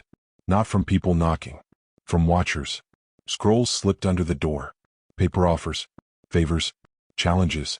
Even one neatly written note that read only. We know what's coming. When it does you'll want a side. Black Ember. I burned that one. Rin said nothing but started walking closer to me in public. Sarah began showing up earlier to training, never said it out loud, but she changed her rotation to match mine. Kill? He didn't say anything either. But his circle trained louder. Harder. Like they were chasing something. Or someone. That evening I received an official notification. Ashlock Guild. Formal endorsement offered. Provisional contract included. Details. Strategic independence maintained, but Tier 2 observation continues. Support access granted for final trial. I declined. No message. No apology. Just a clean refusal. I wasn't ready to be claimed. Not yet. The system buzzed faintly just after sundown. Only one line. Not a trial log. Not a skill notice. A whisper. Buried inside the code. Not meant to be seen, but I heard it. Final evolution trial. Stirring, awaiting anchor. And at the same time, beneath the west wing of Vale Forge, beyond the sealed archive chambers, a hidden layer of the university's magic grid flickered. A rift signature pinged. Small. Quiet. But old. Older than it should have been. In the dark beneath the spire, a figure stood cloaked in shadow. Not a student. Not a guild mage. But something else. Rift touched. Mat. Watching. In one hand, it held a crystal etched with Aros Tauren's name. The voice behind the mask whispered only one line. So, the mage who burns without cost has survived this far. Let's see how deep we can bury him. And above it all, in the stillness of my dorm, I sat with my staff across my lap, reading the trial logs again. Quiet. Alone. But not invisible anymore. They want a name to fear? I'll give them one. And when the next rift breaks open, I'll be the first one through. It began with a knock. Not at my door. On my system. Summons issued. Archivist Morel, clearance level. Crimson tier. Appointment time. Immediate. Location. Archive Spire, Sector Null. Most students didn't even know Sector Null existed. And those who did didn't talk about it. I didn't hesitate. I grabbed my staff, slung my coat, and walked. The archive spire stood taller than most towers in Vale Forge, but it leaned slightly. No enchantment corrected it. Some said it was on purpose. Others said it wasn't the tower that tilted but the space beneath it. Inside, the walls pulsed with layered memory. Spell formulas. Sealed records. Wards older than guild lines. I followed the summons downward. Past locked doors. Past whispers. Until I reached the final chamber. A woman stood at the far side, white robes layered with silver stitch, hair bound tight with floating threads of glyph light. She didn't turn when I entered. Just spoke. You've drawn attention. I know. This isn't about guilds. Good. She turned, then eyes gray, lined by sleepless clarity. I'm Archivist Morel. My job is to monitor system anomalies. You're one of them. I didn't argue. She gestured toward a table. On it, a map. Frayed. Below Veil Forge's west wing, deep beneath the ritual garden, was a space labeled only. No designation, mana active, unexplained stability. We found this 3 weeks ago, she said. The mana there doesn't respond to scans. It echoes. How? Like it's remembering something. I watched her carefully. You want me to investigate? No, Morel said. I want you to walk into it. Alone. With your system active. Why me? You're not bound to a guild. No faction will object. And she paused, then said the rest. Because your mark responded to it before we even opened the report. 5 minutes later, I stood outside a sealed stairwell. No guards. No locks. Just a floating key made of light. The system pulsed. Unregistered zone detected. No historical anchor. Access granted. Relentless class signature verified. I reached forward. Touched the key. The door opened. And everything I knew about Veil Forge began to fall away. Not every trial is born above ground. Some wait in the dark until someone is foolish enough to listen.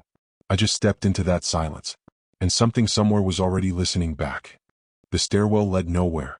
It spiraled down for 27 floors, then stopped. No door. No chamber. Just open space. And light that didn't come from anywhere. I stepped forward and gravity shifted. The floor rippled under my boot, like I'd stepped into a pool without water. Entering zone. Unnamed structure, echo layer active. System.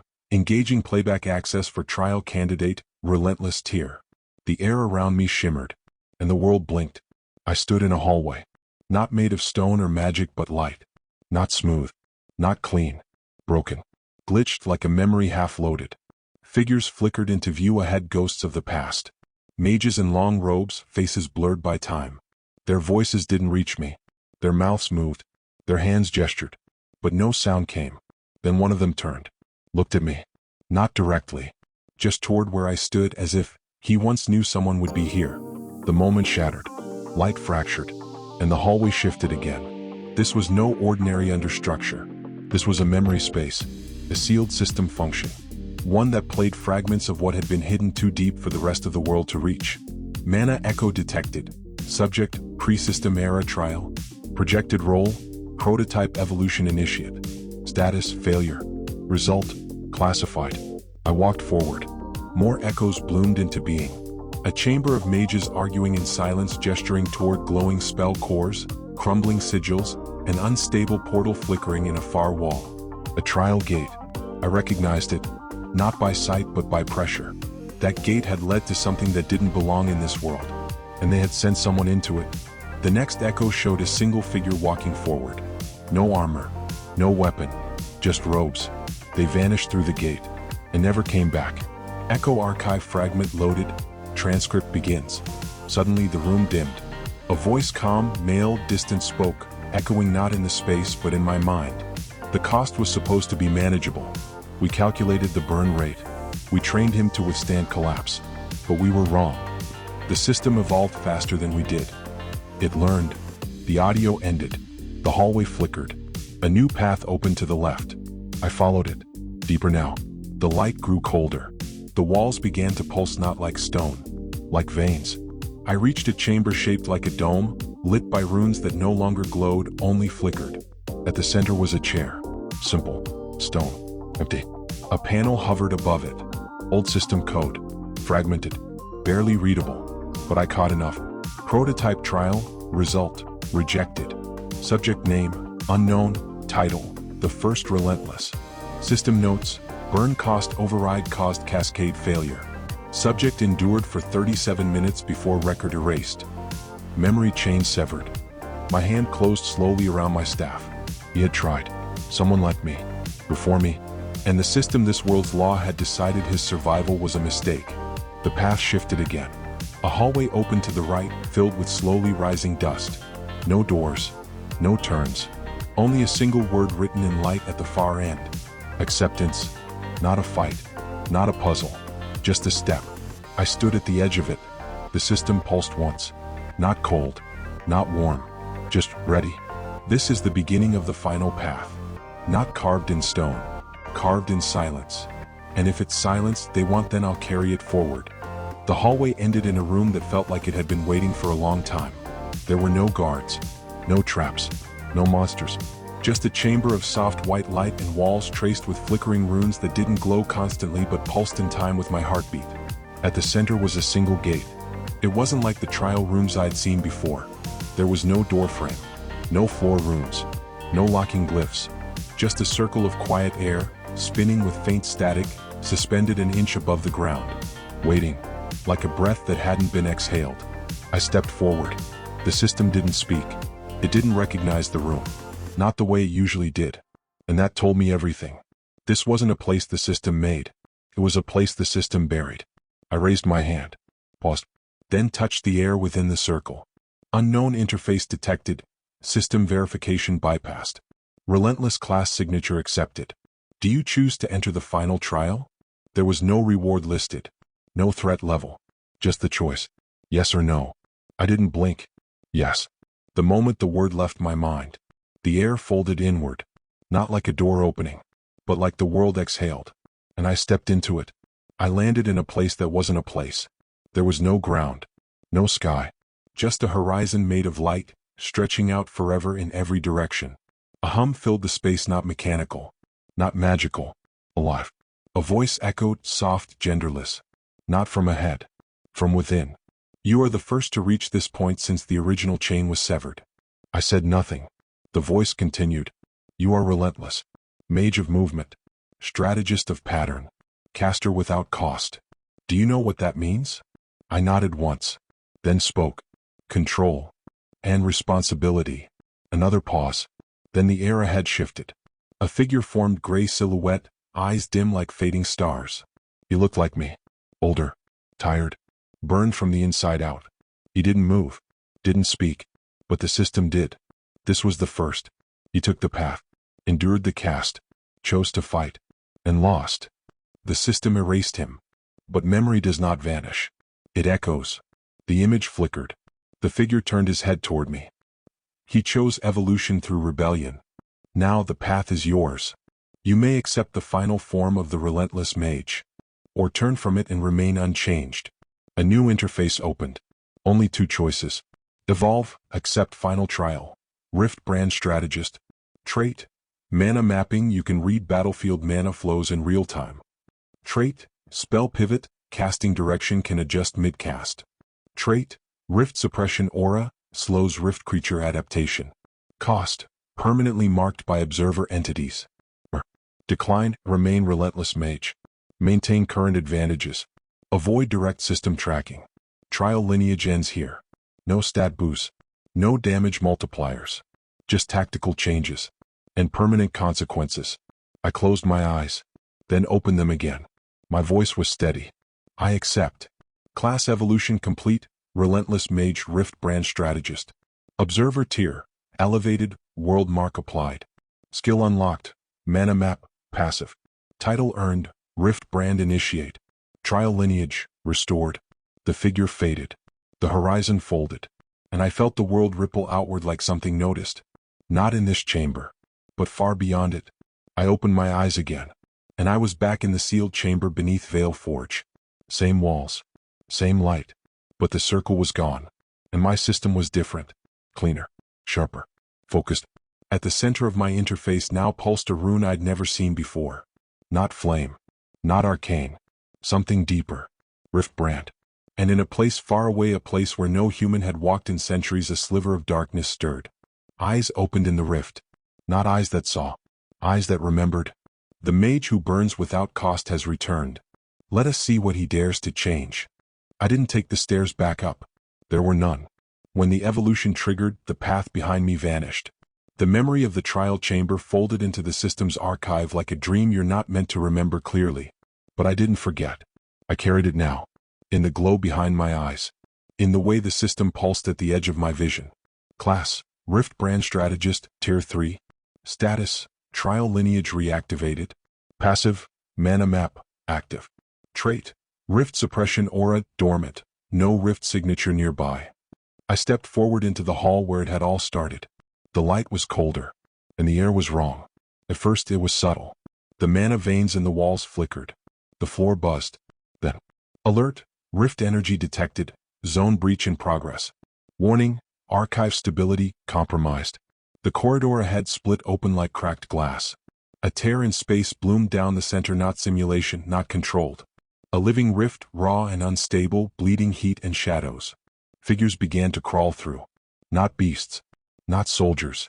Things made of memory, shaped by shattered spells and half-formed glyphs. Their bodies weren't solid. They pulsed with fragments of ancient class runes. Rift aberrant, spell-born husk. Classification, memory-tethered echo.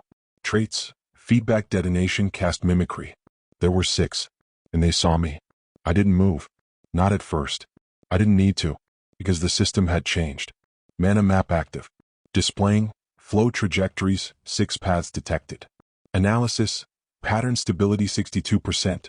Recommend intervention priority 315. The world didn't just move now. I could read it. I stepped forward calmly, staff in hand. Fire bolt, blink, pulse, cage.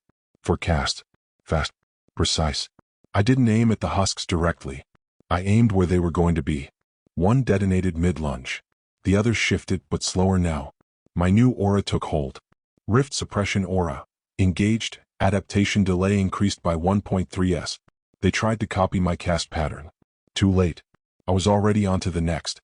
Blink, cage, fire bolt, pulse, pivoted fire. The last spell curved mid-cast, swinging behind one husk and hitting its core. It burst into ash. Combo recognized, phase chain plus pivot. Dual trigger bonus. Effect, area flare, stagger radius 2m. 3 dropped. 2 remained. They regrouped. And I smiled, because I could already see their mistake. Far above, in the west wing of Vale Forge, Sarah and Rin stood before a sealed entry point glowing faint red. Alarms hadn't triggered yet, but they didn't need to. Sarah knocked an arrow, eyes narrowed. "It's open," she said. Rin nodded, summoning his fox without a word. "But if he's still down there?" "We hold the gate." They stepped in. Back beneath, I moved like I was born to be there. Not because of raw speed. Not because of strength. But because I saw the fight before it happened. Mana threads told me where the husks would shift. System overlays told me when they would cast. I didn't dodge. I was never in range to begin with. I ended the last one with a soft whisper. Cage, pulse, fire. It didn't even scream. Just folded back into the rift it came from. Rift signature collapsing. System stability, returning to neutral. The space around me flickered. Wards reformed. Runes resealed. Then silence. I walked to the center of the broken corridor.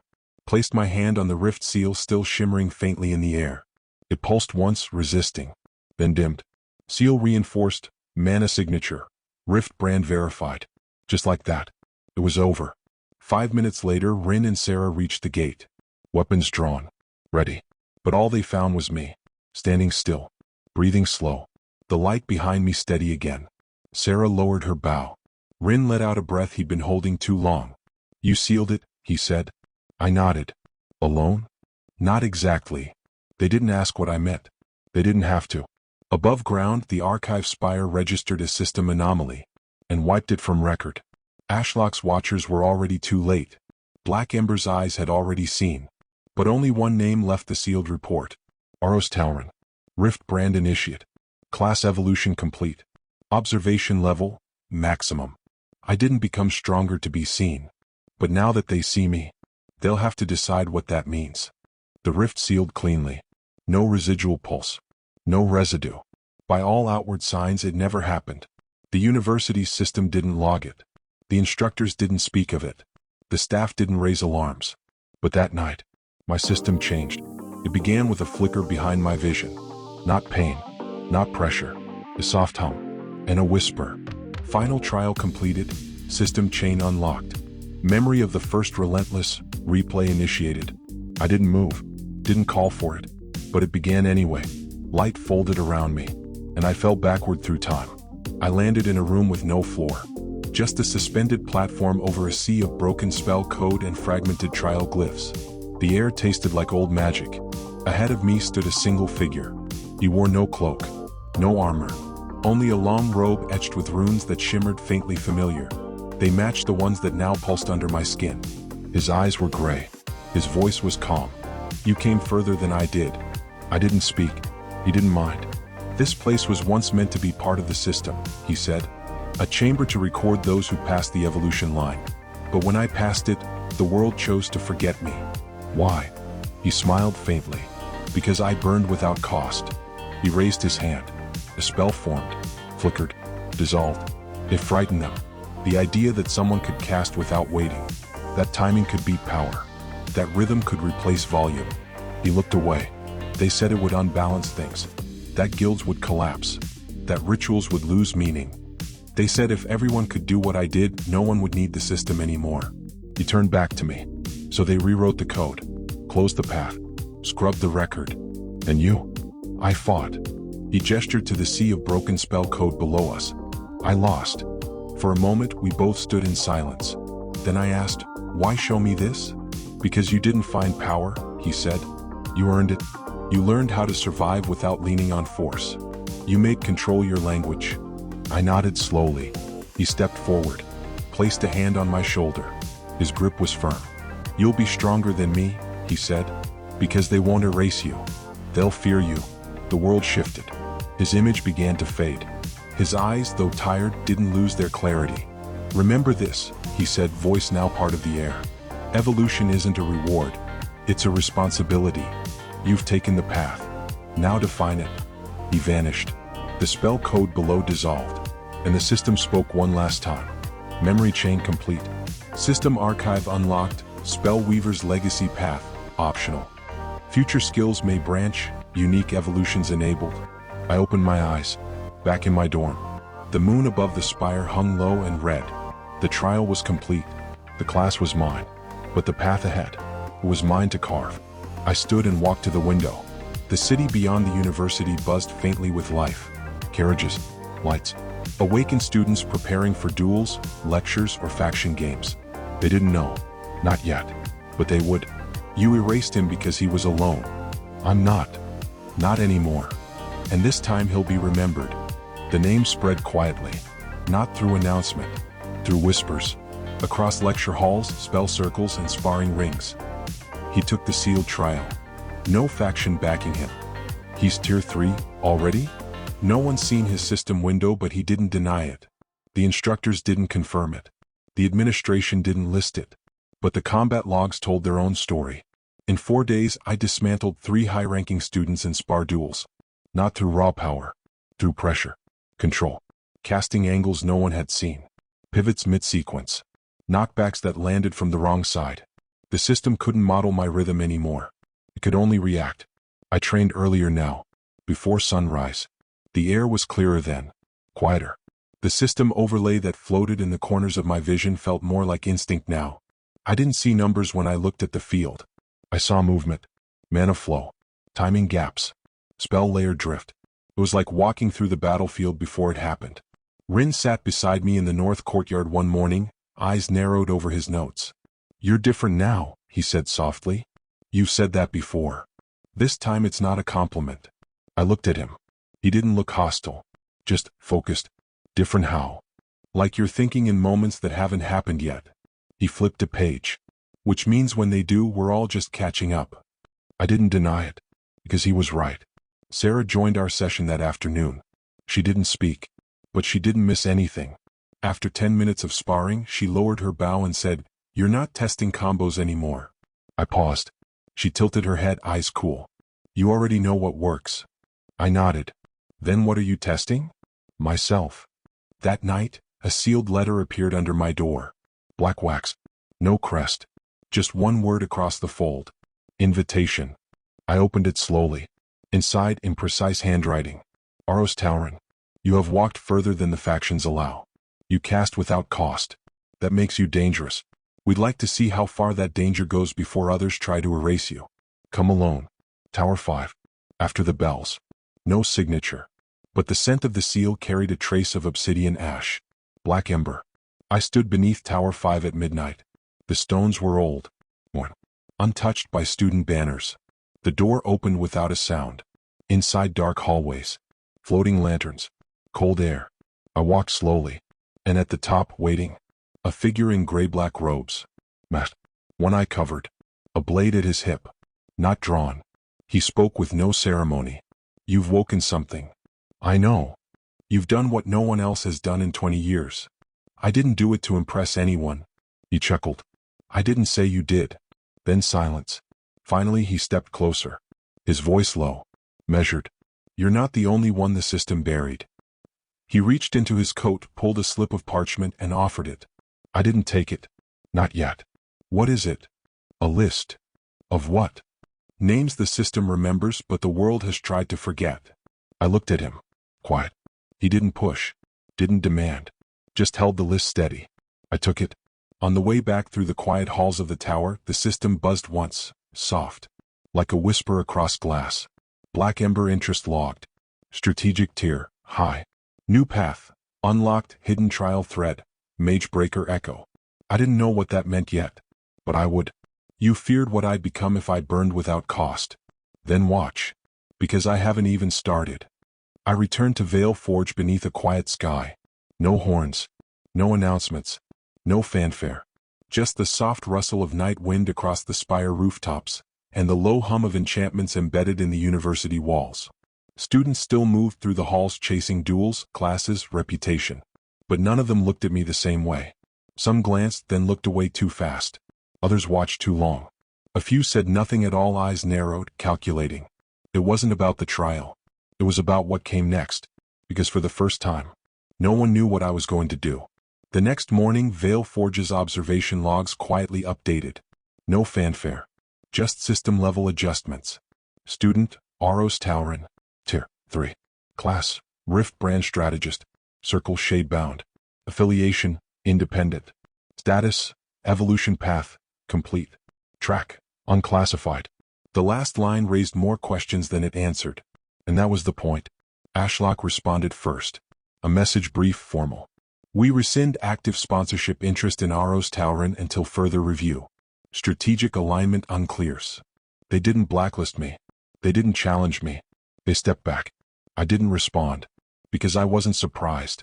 2 days later, Rin handed me a sealed envelope during training. From Sarah, he said. She didn't want to talk? She said if you opened your mouth, you'd ruin the moment. Fair enough. I opened the note. Just 4 words. We're still walking with you. I folded the paper and kept it. Didn't burn it. Didn't speak. But I trained harder that night. The university said nothing about the rift breach beneath the archive. No reports. No warnings. No public memory. But the instructors moved differently now. When I entered a hall, they noticed. When I stepped onto a training ring, they logged it. The world didn't call me a threat. Not yet. But it had stopped pretending I was invisible. Black Ember moved next. Not with words. With presence. One morning, as I walked through the northern corridor, a masked figure passed me. No words. No pause. But a second figure passed behind. Dropped a slip of obsidian-inked parchment into my coat pocket. A second path exists beneath the final trial. We will speak again. I didn't turn. Didn't nod. But I knew the game had changed. That night, I stood again beneath the stars outside the training court. No staff in hand. No system window open. Just me. And silence. My mana flowed clean. The casting rhythm I'd built felt lighter now, less like a technique, more like a language only I spoke. And in the quiet, the system buzzed once. Not with a quest. Not with a warning. Just a simple log. Observation tier, world class. You are no longer hidden. Somewhere beyond Vale Forge, in a darkened rift chamber sealed by 5 layers of containment glyphs, a presence stirred. Not a monster. Not a creature. A mind. Watching. Its voice echoed only once, soft enough to vanish in moments. The relentless mage has returned. Let's see if he survives what we remember. And back in my dorm, I sat quietly with the lights off. Eyes closed. Hand steady. Heart calm. I didn't want attention. I wanted answers. But now they're watching. And if they're going to see me, then I'll show them everything. The letter arrived just after sunrise. No seal. No crest. Just an envelope on my desk waiting like it belonged there. I broke the wax and read slowly. Aros Tauren. Your class tier and combat log have been reviewed. You are to deploy on your first observation mission under Vale Forge's Independent Assignment Directive. Location, Meyerstead. Objective, Survey rift fluctuations and confirm system integrity. Team Shade-bound Circle authorized. Oversight personnel may be present. Do not resist monitoring. Signed, Instructor Morel. Archivist Crimson Tear. I folded the letter. Didn't speak, because I knew exactly what this was. A test, not of power, of control. By noon, I stood at the southern gate of the university. Rin arrived first. Light armor, satchel packed. Fox spirit curled behind his shoulders like coiled wind. He didn't ask what the mission was. He just said, "Field deployment already?" I nodded. Sarah joined soon after, tight braid, reinforced bow case, a half smile like she'd already seen the trouble coming. "Bet they expect you to fail quietly," she said. "Let them expect." She nodded once. No more needed. A transport crystal flared behind us. We turned as a figure stepped out. Tall, pale cloak, metal mask with 3 slits across the eyes. A watcher. He didn't speak, didn't greet. Just stood at the edge of the platform as if his presence was enough. And it was. The system pinged. Observer present, monitoring active. Status, passive. Intervention threshold, 62%. Sarah looked at me. "What's that mean?" "It means," I said, stepping onto the circle, "they're not sure if I'm a problem. Yet." We vanished in a blink of light. Destination locked. And just like that, the surface of Veil Forge fell away. And I stepped into the next layer of the system's game. Meyerstead was too perfect. Stone-paved streets with no cracks. Tidy storefronts with smiling merchants.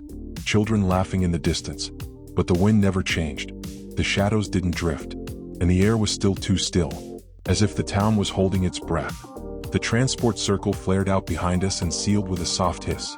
Sarah scanned the rooftops. Rin turned slowly, letting his fox spirit sniff the breeze. I just stood still and opened Mana Map. The world shifted. Mana Map, active. Displaying. Ambient flow / residual casting thread / anomaly drift, 0.3%. At first it looked normal. Low magic zone. Sparse flow. No obvious rift marks. But then, far ahead, near a well at the town center, a faint ripple of mana flared in the shape of a glyph. It wasn't recent. It wasn't active. But it was familiar. Spell Weave class signature. Residual echo. 64 days old. Pattern match. 47% similar to Relentless Mage casting chain. My pulse didn't quicken. But my mind did. I hadn't been here. No one else had walked the Relentless path since it was locked. So what was this? We walked slowly toward the center of town. The Watcher followed behind, silent as ever, robes brushing stone, his mask unreadable. No one else acknowledged him. Not the merchants. Not the guards. Not even the mayor, who met us at the fountain with a practiced smile and 2 fingers over his heart. "Welcome to Meyerstead. You're from the university, yes?" I nodded. He looked behind me, eyes pausing just slightly on the Watcher, then returning to me. "We haven't had any incidents. But strange things have been happening." "Strange how?" I asked. He hesitated, then gestured toward the western street. "People forget things. Entire mornings. Names. Where they were standing. And sometimes at night." He paused again. "They dream of fire. Not flames, just heat. Pressure. Like something is trying to burn its way back into their thoughts." That night, I stood outside the small inn we'd been given and watched the windless trees. Rin sat beside me on the bench, sketchbook on his lap. Sarah stood near the street, arms crossed. "This town is wrong," she said. "Not in what it is. In what it's hiding." She turned toward me. "You feel it too?" I nodded. Rin didn't look up. "The mana here doesn't move," he said. "It breathes. Like something asleep." And under that breath, I could feel the pulse of something half buried. Something once cast by a mage the system had tried to forget. Later that night, I walked alone to the edge of the shrine grounds. Mana Map was open. The glow from the street lamps didn't reach here. But the glyph did. It pulsed faintly beneath the earth, looped in a circle, broken in 3 places, like a spell that had once formed something, and then shattered itself on purpose. Casting thread echo identified. Category: Mage Breaker. Memory stability: 9%. Restore? Y/N. The prompt hung in the air. No witnesses. No warnings. Just a chance to remember what the system didn't want anyone to see. I said yes. The ground beneath the shrine shifted. Not physically. Magically. And a staircase formed, one made of locked glyphs and stilled flame. I stepped forward. And the system whispered, Unauthorized memory access, suppression protocols preparing. Warning, phase chain temporarily restricted. You are now walking in a forgotten spell. I smiled faintly, not because I felt safe, but because someone like me had once stood here, cast here, fought here, and lost. But even erased, they left a door open, and I had just walked through it. The stairs ended in light, not the soft blue-white of mana map threads. This was pale memory light cast by a spell long faded, and yet still burning through the system's walls. The chamber wasn't carved. It was shaped, as if the magic itself had formed it around someone who refused to be erased. There were no torches, no symbols, no stone, just a space without edge slit from nowhere, framed by echoing glyphs spinning in place, slow and incomplete. At the center stood a platform, and on it a seat. The moment I stepped inside, the system reacted. Suppression protocol initiated. Trial integrity risk, high. Class path conflict detected. Mage breaker thread line. Phase chain, restricted. Casting sequences limited, strategic traits offline. It didn't try to eject me. Not yet. But it stripped me tactically. The same way a warrior might disarm someone walking into a negotiation. Not to kill. To control. And that meant the system was scared. I moved slowly to the platform. No traps. No resistance. Just the low hum of old runes reacting to my presence. As I placed one hand on the edge of the seat, light bloomed around me. Memory thread, unlocked. Subject, Arden Vale, Mage Breaker Tier, status, erased. Replay mode, begin. The room blinked, and I was no longer alone. He stood where I stood. Not beside me. Through me. Younger than I expected. Dark hair, eyes sharp, shoulders set like he carried weight no one could help him lift. He didn't speak. The memory was silent. But the room told the story. His system floated before him fractured. Spell lines scrambled. Mana coils unraveling even as he tried to hold them steady. He cast once. Twice. Each time the glyphs flared gold-white costless, and each time the system tried to push back. Warnings. Restrictions. Reset attempts. He overrode them. One line at a time. Mana chain override. Rejected. Resync failed. Spell form stabilized. And then finally, a burst of light. Clean. Controlled. Complete. The cast worked. The room pulsed with approval. And then the system collapsed. Not the building. Not the trial. The interface. It shattered mid-air. His spells vanished. His class tag dissolved. And his name flickered off the window entirely. He did it, I said aloud. He evolved. The system answered. Confirmation, evolution achieved. Designation, invalid. Protocol erasure. The final flash showed him standing alone, hands shaking, breathing heavy but victorious. And then, he was gone. The room reset. The light dimmed. The chair cracked. I stood there in the stillness, fists clenched. This was the system's truth. It didn't fear failure. It feared freedom. Power without sanction. Spells without price. Mages who rewrote their class trees without asking. A glyph shimmered faintly where Arden once stood. A single, floating spell fragment. Inheritance fragment, bound signature. Skill, echo bind sealed. Status, dormant, unlocks on Riftborn collapse event. Description, binds the caster's core to unstable mana to suppress detonation or delay full collapse. A failsafe, the last thing he made. And now, mine. I accepted it. Not as a weapon. As a reminder. The system pinged. Sharp this time. Cool. Unauthorized memory acquisition. Watcher escalation triggered. Warning, high-risk thread line. Next evolution will not be private. I stepped back onto the staircase as the room behind me slowly unraveled, spell code folding inward like it was never there. The system wanted it gone. But I had seen it. And more importantly, it had seen me. When I climbed back out of the shrine, dawn hadn't touched the sky yet. But the Watcher was already waiting. He stood at the gate of the temple courtyard, mask gleaming silver-white in the dim light, robes still, hands folded. He didn't move, didn't speak, but I felt the weight before he said a word. Observer status, escalated. Directive, intervene. A soft chime echoed in my interface. Then his voice. Oh, come. But absolute. Step away from the shrine, Aros Taurin. I did not. Sarah arrived first, moving up from the western street, bow across her back, no arrows drawn. Yet, she saw the Watcher. Then me. Then the line between us. And stood beside me without speaking. Rin followed soon after, slower, quiet, his fox trailing behind. He carried no weapon, just his spellbook. Open. Ready. The watcher turned slightly, acknowledging them with a single glance, then returned his gaze to me. You access suppressed memory data tied to a rejected evolution thread. I nodded. You forced phase chain to reactivate under lockdown. Another nod. You accepted a sealed technique without oversight clearance. A breath. And then I finally spoke. Because I earned it. Silence.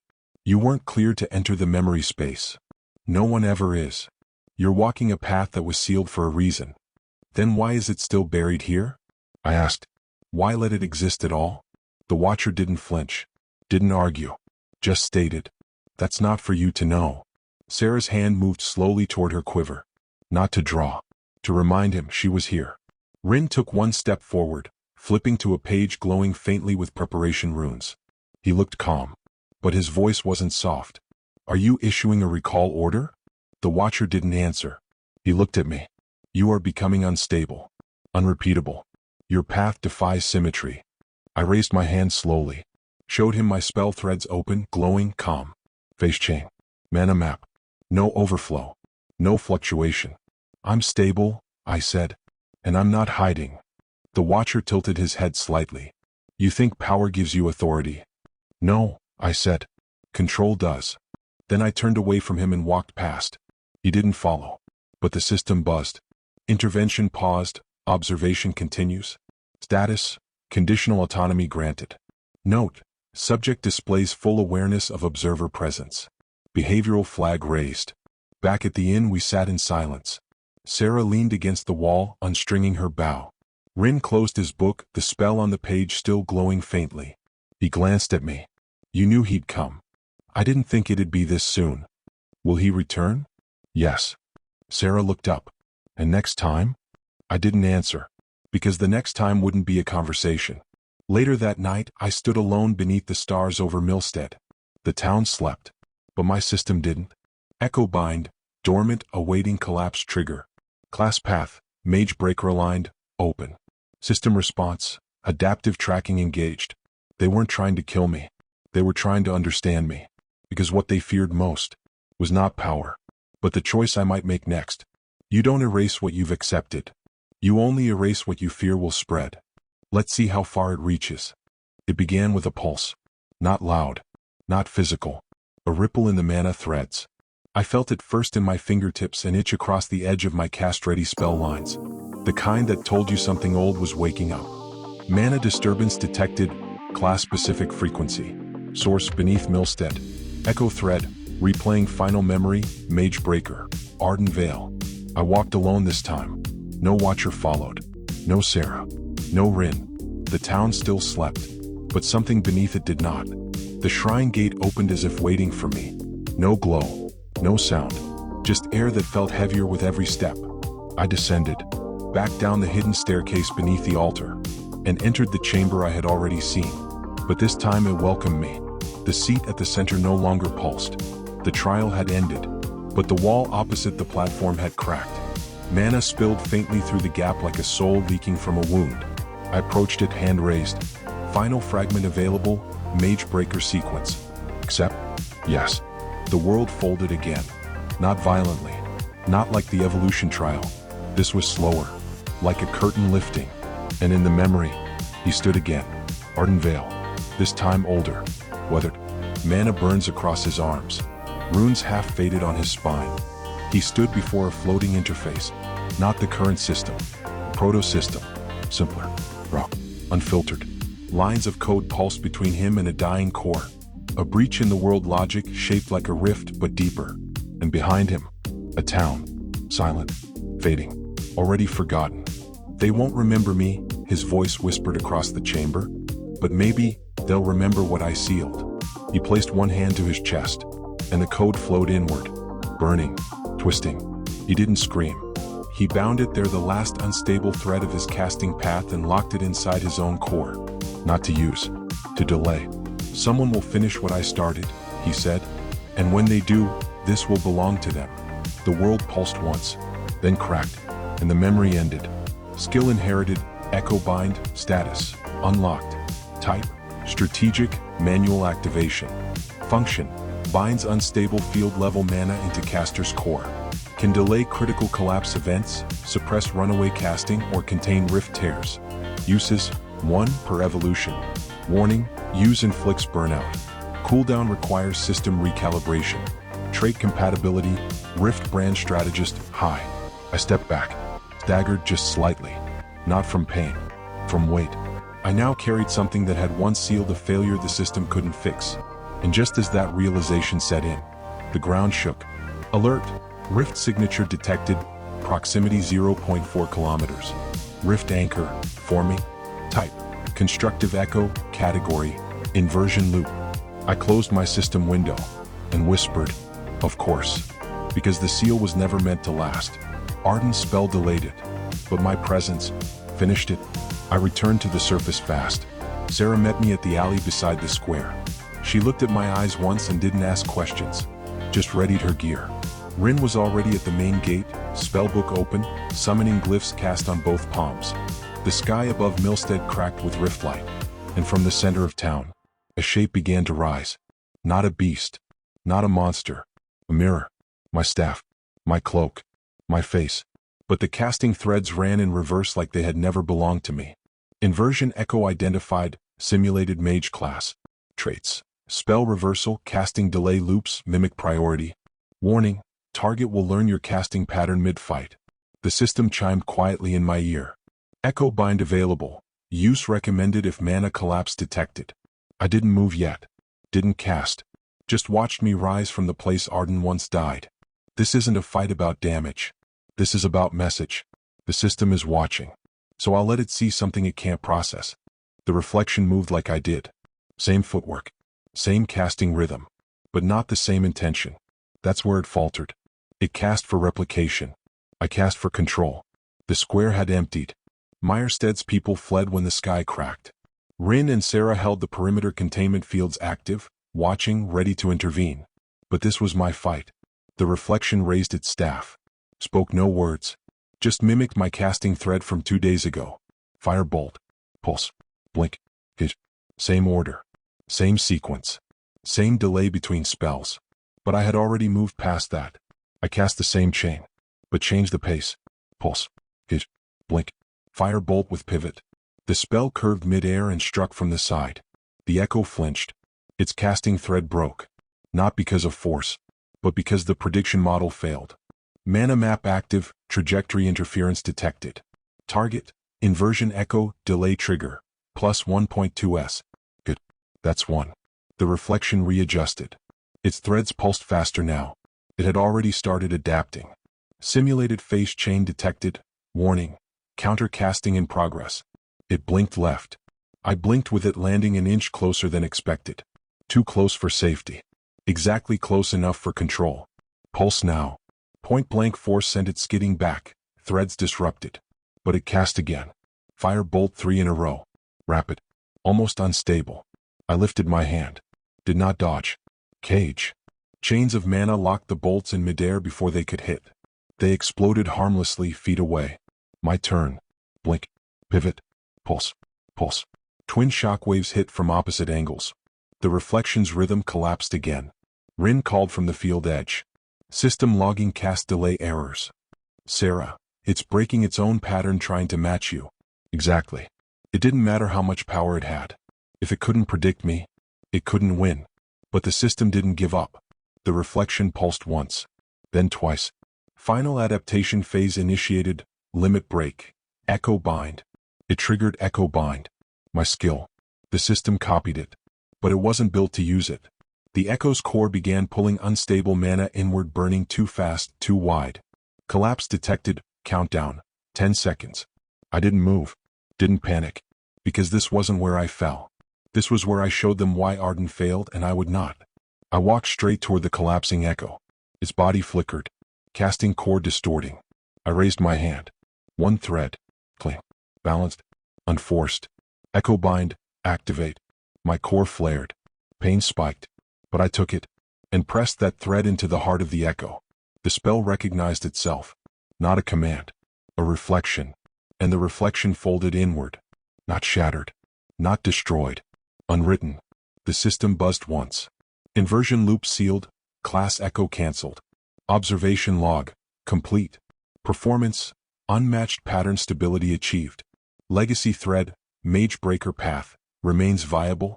I dropped to one knee. Burnout spread like heat across my arms. But my mana held. My rhythm held. And I was still there when the echo was gone. Silence. No applause. No cheers. Just Sarah's quiet voice from across the square. He didn't beat it with more power. Rin nodded. He beat it by not letting it teach him. You tried to show me what I look like from the outside. But you missed one thing. I've never cast the same way twice. The rift sealed with a breath. Not a shockwave. Not a roar. Just the air folding inward, like a whisper finally silenced. Rin deactivated his containment glyphs. Sarah lowered her bow. No words passed between us right away. Just the shared stillness of something survived. Something felt. I sat at the edge of the fountain. Hand steady. Vision clear. But I could still feel the echo. That thing shaped like me. Not a copy. A theory. A warning. A question. What happens when you make your own pattern? I had answered it. The system spoke 6 hours later. Not aloud. Not suddenly. Just a clean interface window that slid into place like it had always belonged there. Final report. Rift event, Milstead, closed. Status. System deviation acceptable. Result. Subject. Aros Talrin. Control. High. Drift, within tolerance. Offer. Access to restricted archive, Magebreaker line. My breath slowed. This was the moment. The door Arden never reached. And beneath the offer. A condition.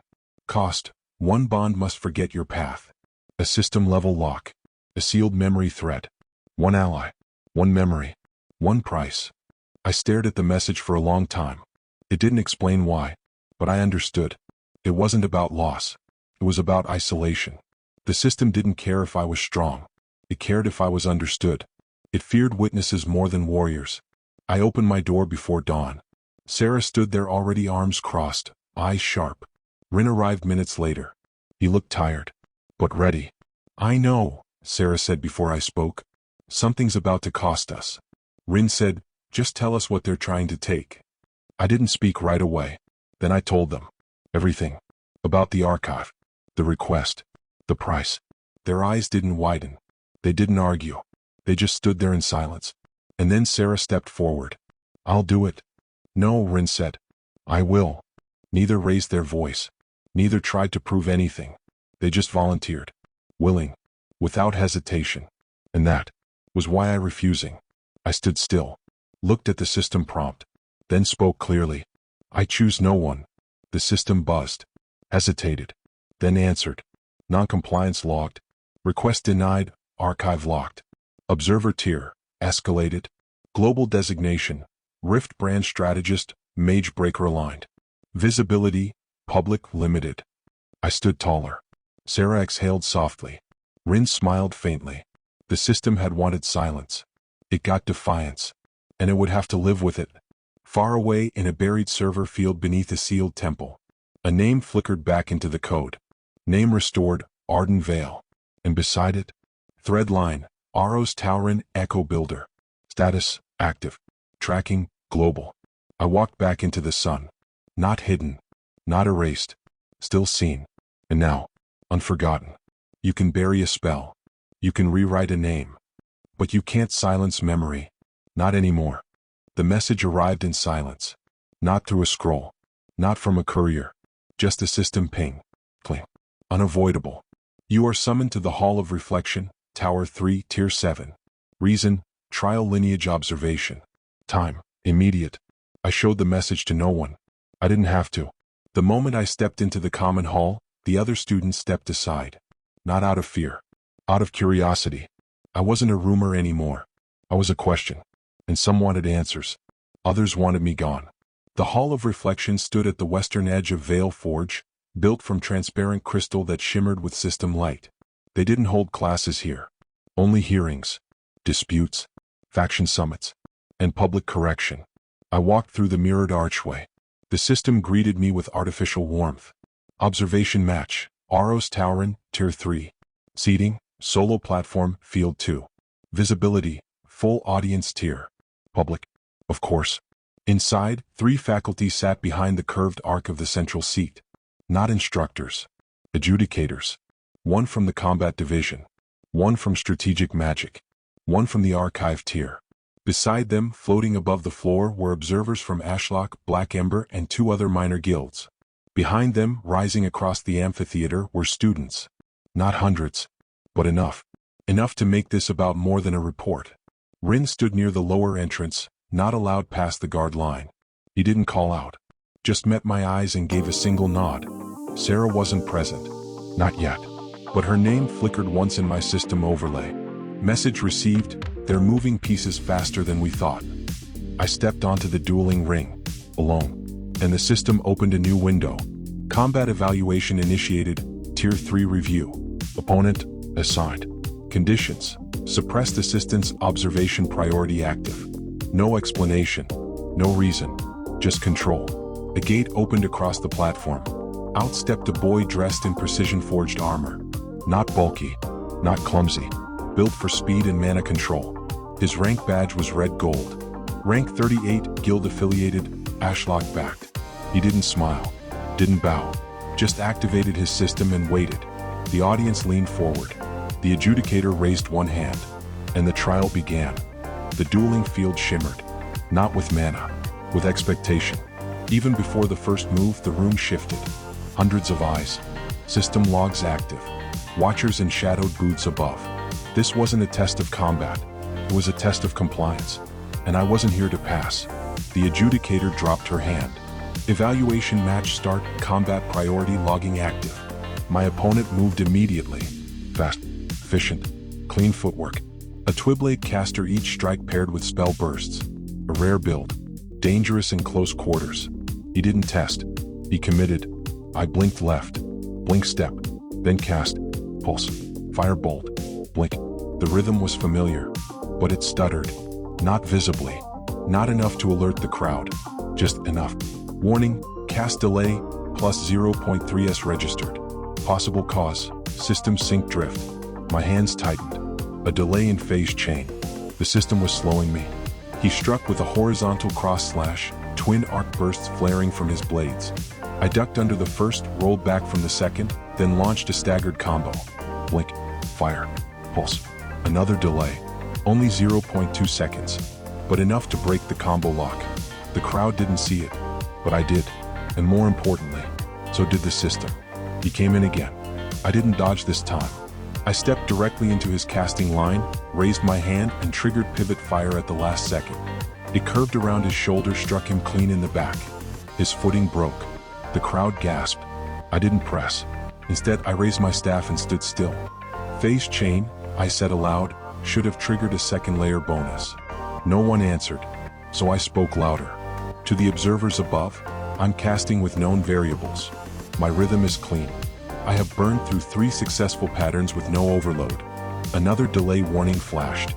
I held up my hand, showing the casting lines still glowing clean across my fingers. No misfire, I said. No core bleed. And yet, you're slowing me.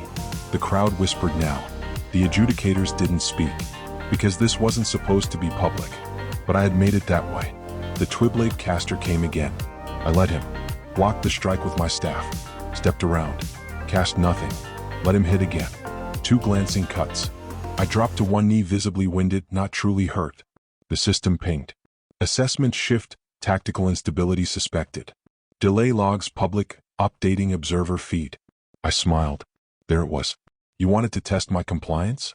Then everyone's going to see what happens when you rig the game. I stood slowly, wiped the blood from my lip, raised my staff again, and began casting in broken sequences. Half-step delays. Rhythms that didn't match my usual chains. Spells that reversed order. The system tried to track. Failed. My opponent faltered. I blinked behind him. Whispered, pulse. The force sent him forward, stumbling. I didn't follow. Just waited. The adjudicator raised her hand. Match. Concluded. Evaluation suspended. There was no winner. There didn't need to be. The delay log had gone public. Ashlock's manipulation was visible. And the silence that followed was loud enough to be heard throughout the tower. Later, in the outer halls, Rin stood with arms folded. You didn't win, he said. No. But you weren't supposed to. No. He smiled faintly. Then you won. You tried to use the system against me. But you forgot, I'm the one it watches now. She didn't speak for 2 days. Not after the duel. Not during our usual morning drills. She showed up. Trained. Left before I could ask anything. But I saw it in her hands tighter on her bowstring.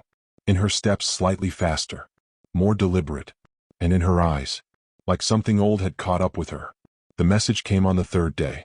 Rin read it aloud even though he already knew she wouldn't answer. Sarah Vale. Summoned to Spire 9. Tier Circle Council. Immediate. No reason listed. There didn't need to be. I waited at the edge of the dueling field that evening, coat over my shoulder, watching the crystal sunlamps shimmer along the arena walls. When she returned, she didn't look tired. She looked resolved. And that was worse. She dropped her quiver beside me and sat on the bench. Didn't look over. Just said, "They wanted me to leave you." I stayed quiet. She pulled something from her coat. A pendant. Circular. Bronze. Engraved with 3 symbols I recognized from old spell structure texts. I didn't speak, because I knew what it was. A founding seal. Sarah's voice was low. Steady. I'm not from a hunter line. She held the pendant between her fingers. My family built part of Vale Forge. One of the old circles. Strategic tier. They trained me in composite archery, mana binding, adaptive rhythms. All so I could apply for succession. Hold a chair. Take the name. She turned to me finally. Know what I did instead? I nodded. You walked outside. She smiled. And for the first time since I met her. It looked sad. They offered me silence today, she said. Public distance. Private support. Gold. X.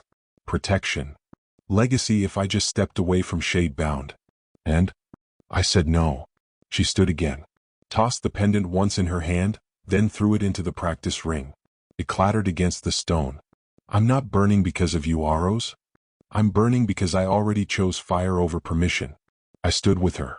Watched the last flickers of dusk dance across her expression. Then said only one thing. I won't forget what it cost you. She met my eyes. And for once, didn't deflect. Good. Later that night, I opened my system and checked the new access logs. Sarah Vale, legacy status, forfeit. Current circle, shade-bound. Observation tier, elevated, due to affiliation with trial lineage mage. No title. No benefit. No house. But she had something else. She had her aim. And she had chosen it. You were supposed to be someone else. And so was I. But here we are. Still walking. It started with a knock on the training gate. A soft one. Not rushed. Not urgent. Just firm. Intentional. I expected another challenger. Instead, I found 5 students. Not together. Not uniformed. All different years. All unknown. But they stood close enough that I knew why they were here. And none of them looked nervous. One stepped forward. Short, pale hair, coat scuffed at the cuffs like she trained with elemental discharges too often. Her voice was steady. You don't know us. But we know you. Another stepped in, taller, eyes flickering with system tint. We're not guild-backed. Not in circles. We've seen the way instructors treat you. The way you move when casting. The girl spoke again. We're not here for protection. We're here for permission. I didn't speak. So they did. Every year they tell us to walk the path they designed. Choose a class that fits. Choose spells that score. But you didn't just break your class line. You made it obey you. They looked at one another. Then back at me.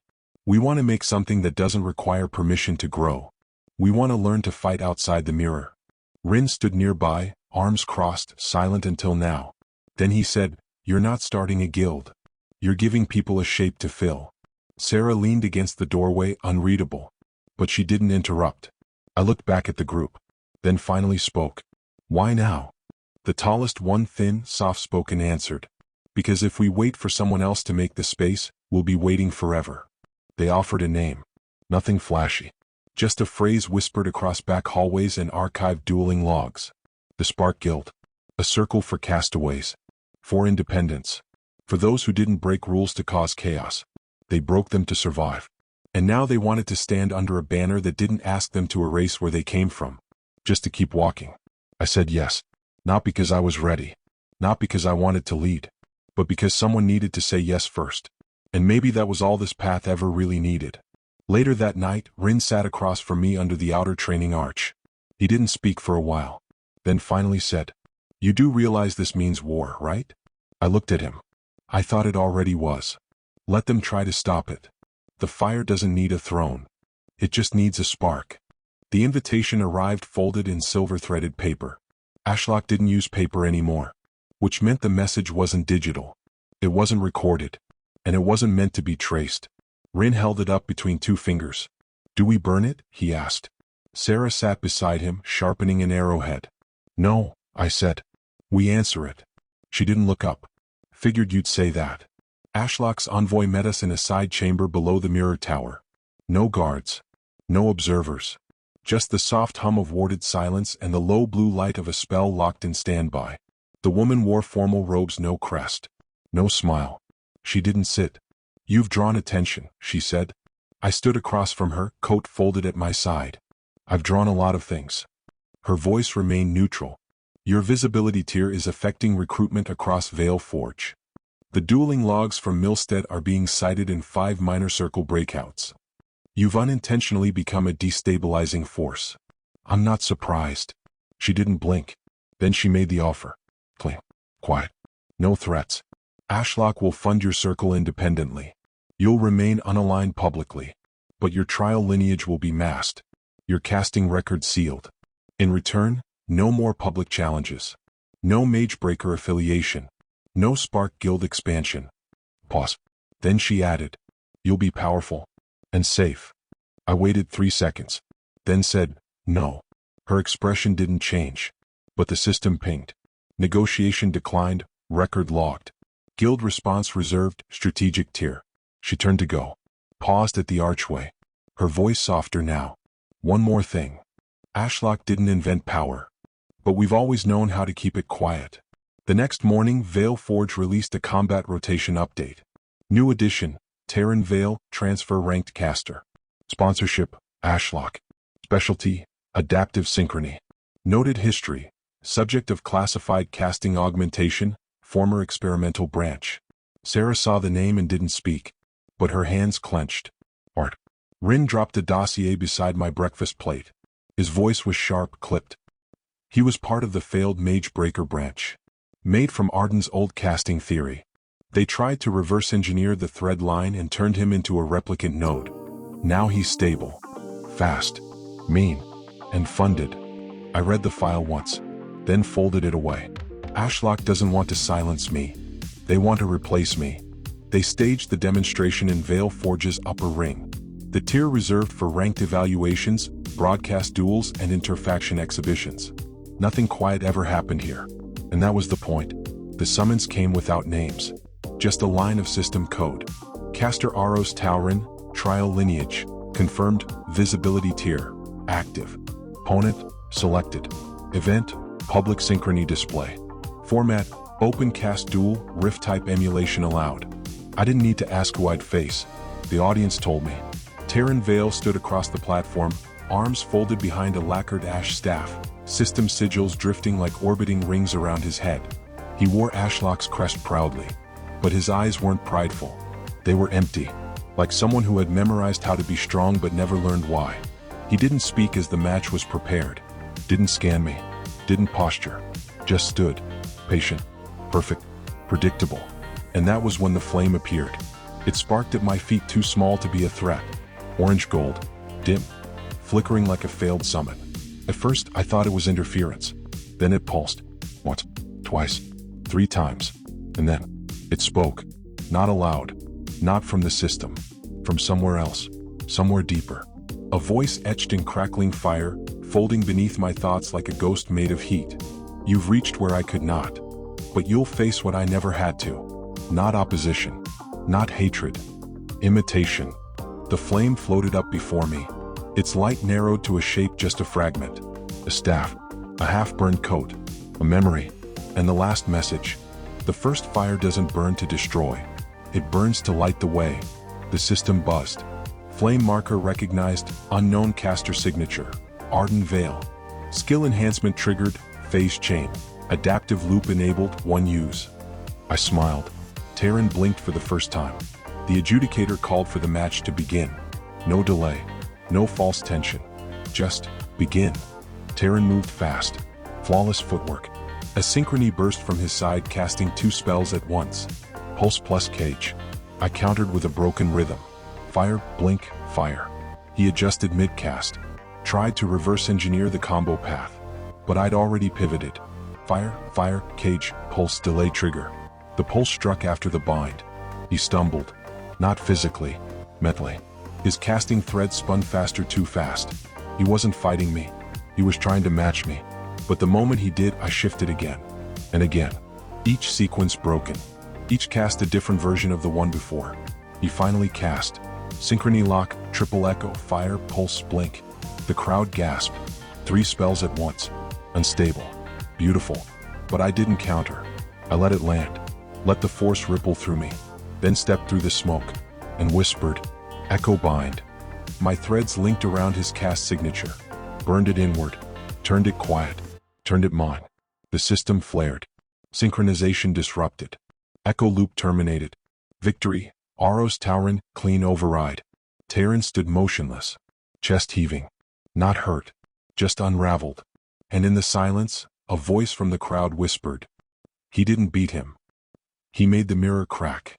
Later that night, the Spark Guild had 8 new applicants. All unaligned. All untested.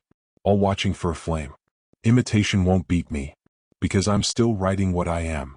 The council chamber felt colder than usual. 7 seats. 3 instructors. 2 watchers. 1 system-linked adjudicator. And me. Standing alone beneath the arc of crystalline light that marked trial lineage evaluation. They didn't ask questions at first. They listed violations. Unauthorized archive access. Experimental skill inheritance. Non-compliance during system negotiation. Formation of a pseudo-guild without faction clearance. Public countercasting of a sponsored student. 1 by 1. Each stated like fact. Each meant to add weight. As if the room could tip against me without ever raising its voice. I didn't speak. Not yet. Because this wasn't my hearing. It was their performance. When they finished, the adjudicator lifted her hand. Aros Tauren. You carry a class line that was buried for balance. Your refusal to comply has raised flags across multiple oversight levels. Effective immediately, you are subject to containment review and interface limitation. Do you understand? Before I could answer, the system buzzed. Not mine. There's. Every council seat flared with soft blue error light. The adjudicator frowned. Pause the transcript. System, state your interruption reason. Silence. Then, a new log opened in midair. Projected. Visible to everyone. And it read.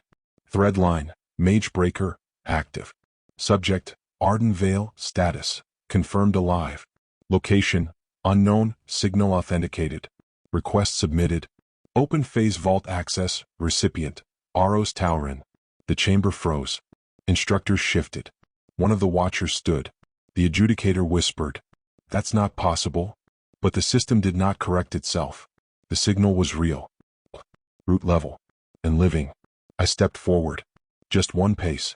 And said, I don't need the vault. But I'll take the path. The room didn't answer. Because now, they weren't in control. Later that night, I walked through the central campus alone. No one stopped me. No one whispered. Because sometimes the absence of resistance is fear. Rin found me by the Mana Gate Tower. He didn't say anything at first. Then softly. They'll never be able to bury him again. No. And they won't bury you either. I nodded. Because he was right.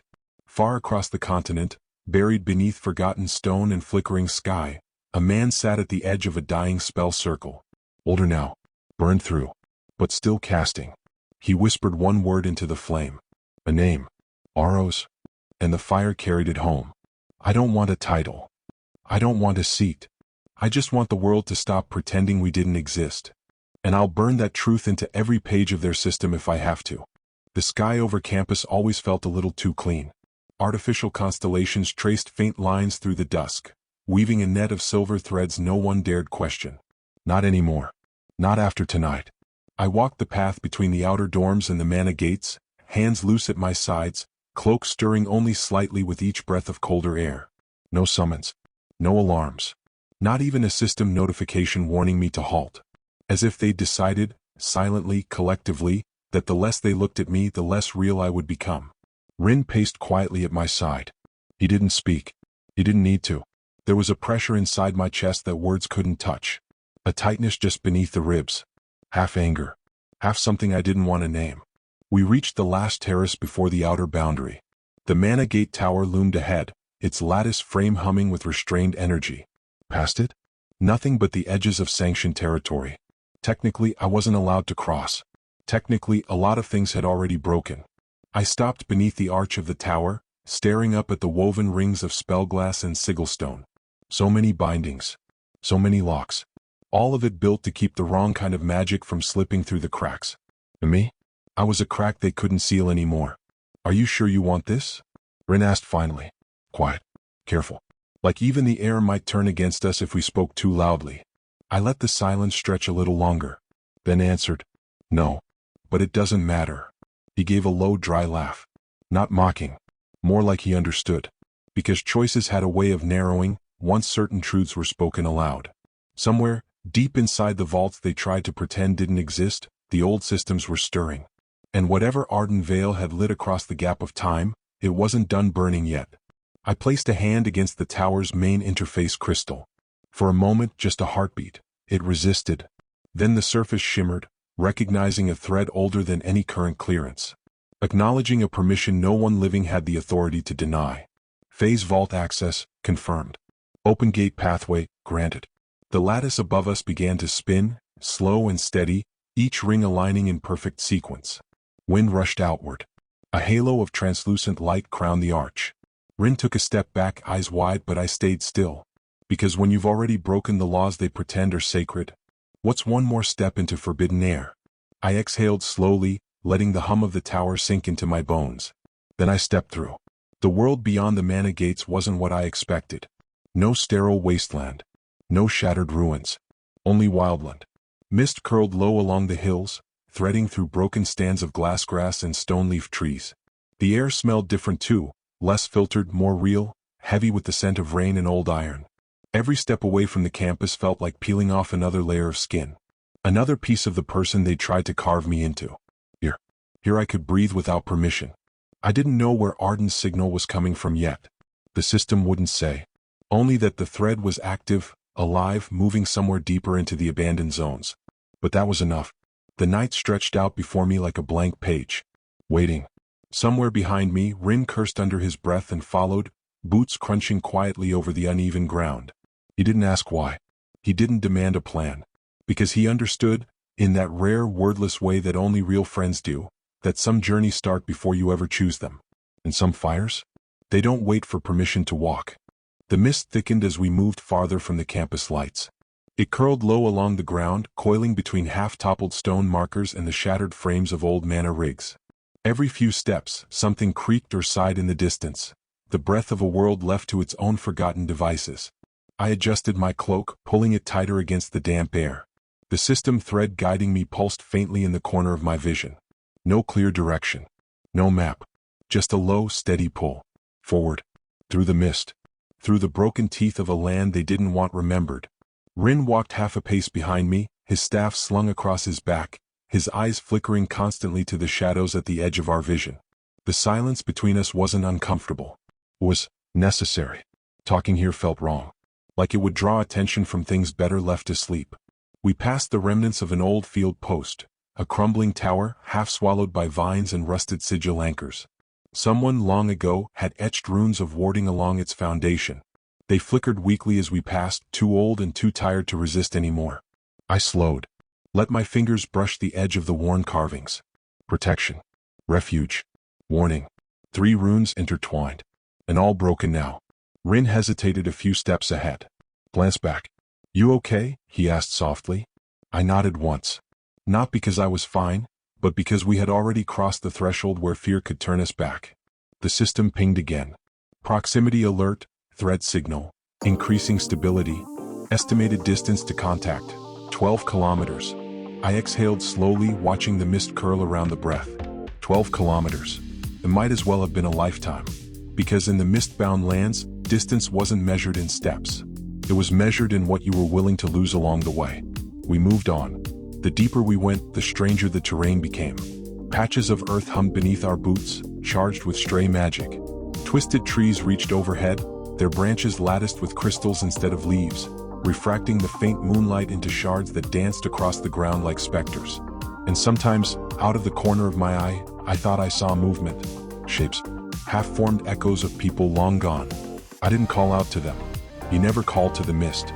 That was one of the first lessons you learned if you were foolish enough to study the lost territories. Second lesson? If something answers, you run. We crested a low ridge. Beyond it, the land dipped into a shallow basin, and at its center, a single structure stood. Not a tower, not a fort, a circle. Massive, silent, built of black stone that drank the mist instead of resisting it. The system thread pulsed wildly now, filling my head with a low, thrumming ache. Rin whistled under his breath. What is that? I didn't answer immediately, because I knew, somehow, the way you know when a dream is about to turn real, that whatever waited in that stone circle wasn't just another artifact. It was the root, the beginning, and maybe the end. I started forward without speaking, because if I thought about it too hard, I might stop. And if I stopped now, I might never move again. The air changed as we crossed the basin. Heavier, sharper, as if every breath had to cut its way in. The circle loomed ahead, ancient and waiting, carved from a kind of stone I couldn't name. Matte black, veined with threads of silver that pulsed faintly under the mist light. Rin slowed beside me. You feel that? He asked, voice barely above a whisper. I did. It wasn't magic. Not the way we understood it. It was older, wilder. A memory left behind by a world that had once fought harder to survive. The system pinged again. Thread contact, imminent. Warning, unverified phase flux detected. I ignored the alert, not because it didn't matter, but because there was no turning back. The circle's outer edge was marked with symbols. Not the clean glyphs of sanctioned study, but the rough-cut, desperate markings of a field mage working without a safety net. Wards of binding, wards of sealing, and in the center, a single flame, small, flickering, but impossibly bright against the cold mist. It wasn't tethered to wood or stone. It burned alone, suspended just above a shallow depression lined with old, cracked crystal. I stepped closer. The thread inside me, the inheritance I hadn't asked for, tightened, pulling me forward like a hook caught deep beneath the ribs. Rin shifted nervously. This feels wrong, he muttered, like we're standing inside a spell still casting itself. I knew what he meant. Every hair on my arm stood on end. The closer I got to the flame, the more the world around me seemed to blur, as if reality itself didn't want to acknowledge what was happening here. I knelt slowly at the circle's edge. The fire didn't roar or crackle. It whispered, soft, steady, speaking a language too old for words. And when I reached out, just one hand, palm open, the flame responded. Not by flaring up, not by retreating, but by splitting. One thread of fire stretched out, impossibly thin, brushing against the center of my palm. It didn't burn. It sank in. A flood of warmth, searing but not painful, filled my chest. And behind it, memories, not my own. I saw a battlefield under a fractured sky. I saw mages breaking their own seals to unleash spells that tore the earth open. I saw a man, older, battered, wearing a cloak stitched from banners of fallen guilds, standing atop a ruined spire, casting with hands that shook from exhaustion and fury. And I knew his name. Ardenvale. The thread pulsed once. Phase link established. Inheritance confirmed. Directive imprint, break the silence. The flame vanished into my hand. The circle around me dimmed, the silver veins fading into black. Only then did I realize I was crying. Not loud. Not shaking. Just silent tears, sliding down my face as I knelt there in the fading mist, carrying the weight of a legacy I didn't ask for. A legacy that had waited, patient and burning, for someone reckless enough, desperate enough, to claim it. Behind me, Rin didn't say anything. He just stood watch. Because he knew, somehow, that the boy who had stepped into the basin wasn't the same one who would walk out. When I rose, the circle was already beginning to crumble. One stone at a time, dissolving back into the earth. I didn't look back. Some fires weren't meant to be tended. Some were meant to be carried.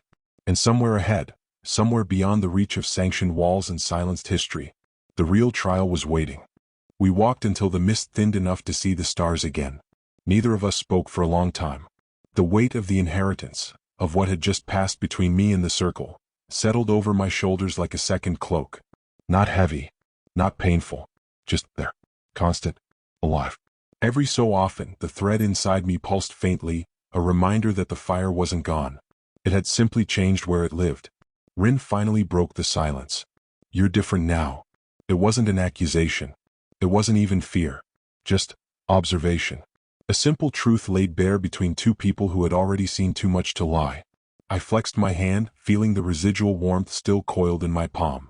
Yeah, I said quietly. I think I am. We reached a broken arch at the edge of the basin, another relic from a time no one wanted to remember, and sat there for a while listening to the wind. Above us, the stars stitched thin silver trails across the black sky. Rin leaned back on his elbows, studying me with a glance half curious, half cautious. So what now? He asked. I stared up at the stars, letting the question hang there. Because the truth was I didn't know. Not exactly. The system was quiet now. No instructions. No new mission windows. Just the thread humming low in my bones, waiting for me to choose. I think, I said slowly, we follow it. Rin frowned. Follow what? The thread. I tapped my chest lightly. The path Arden Vale left behind. And if it leads somewhere worse than this?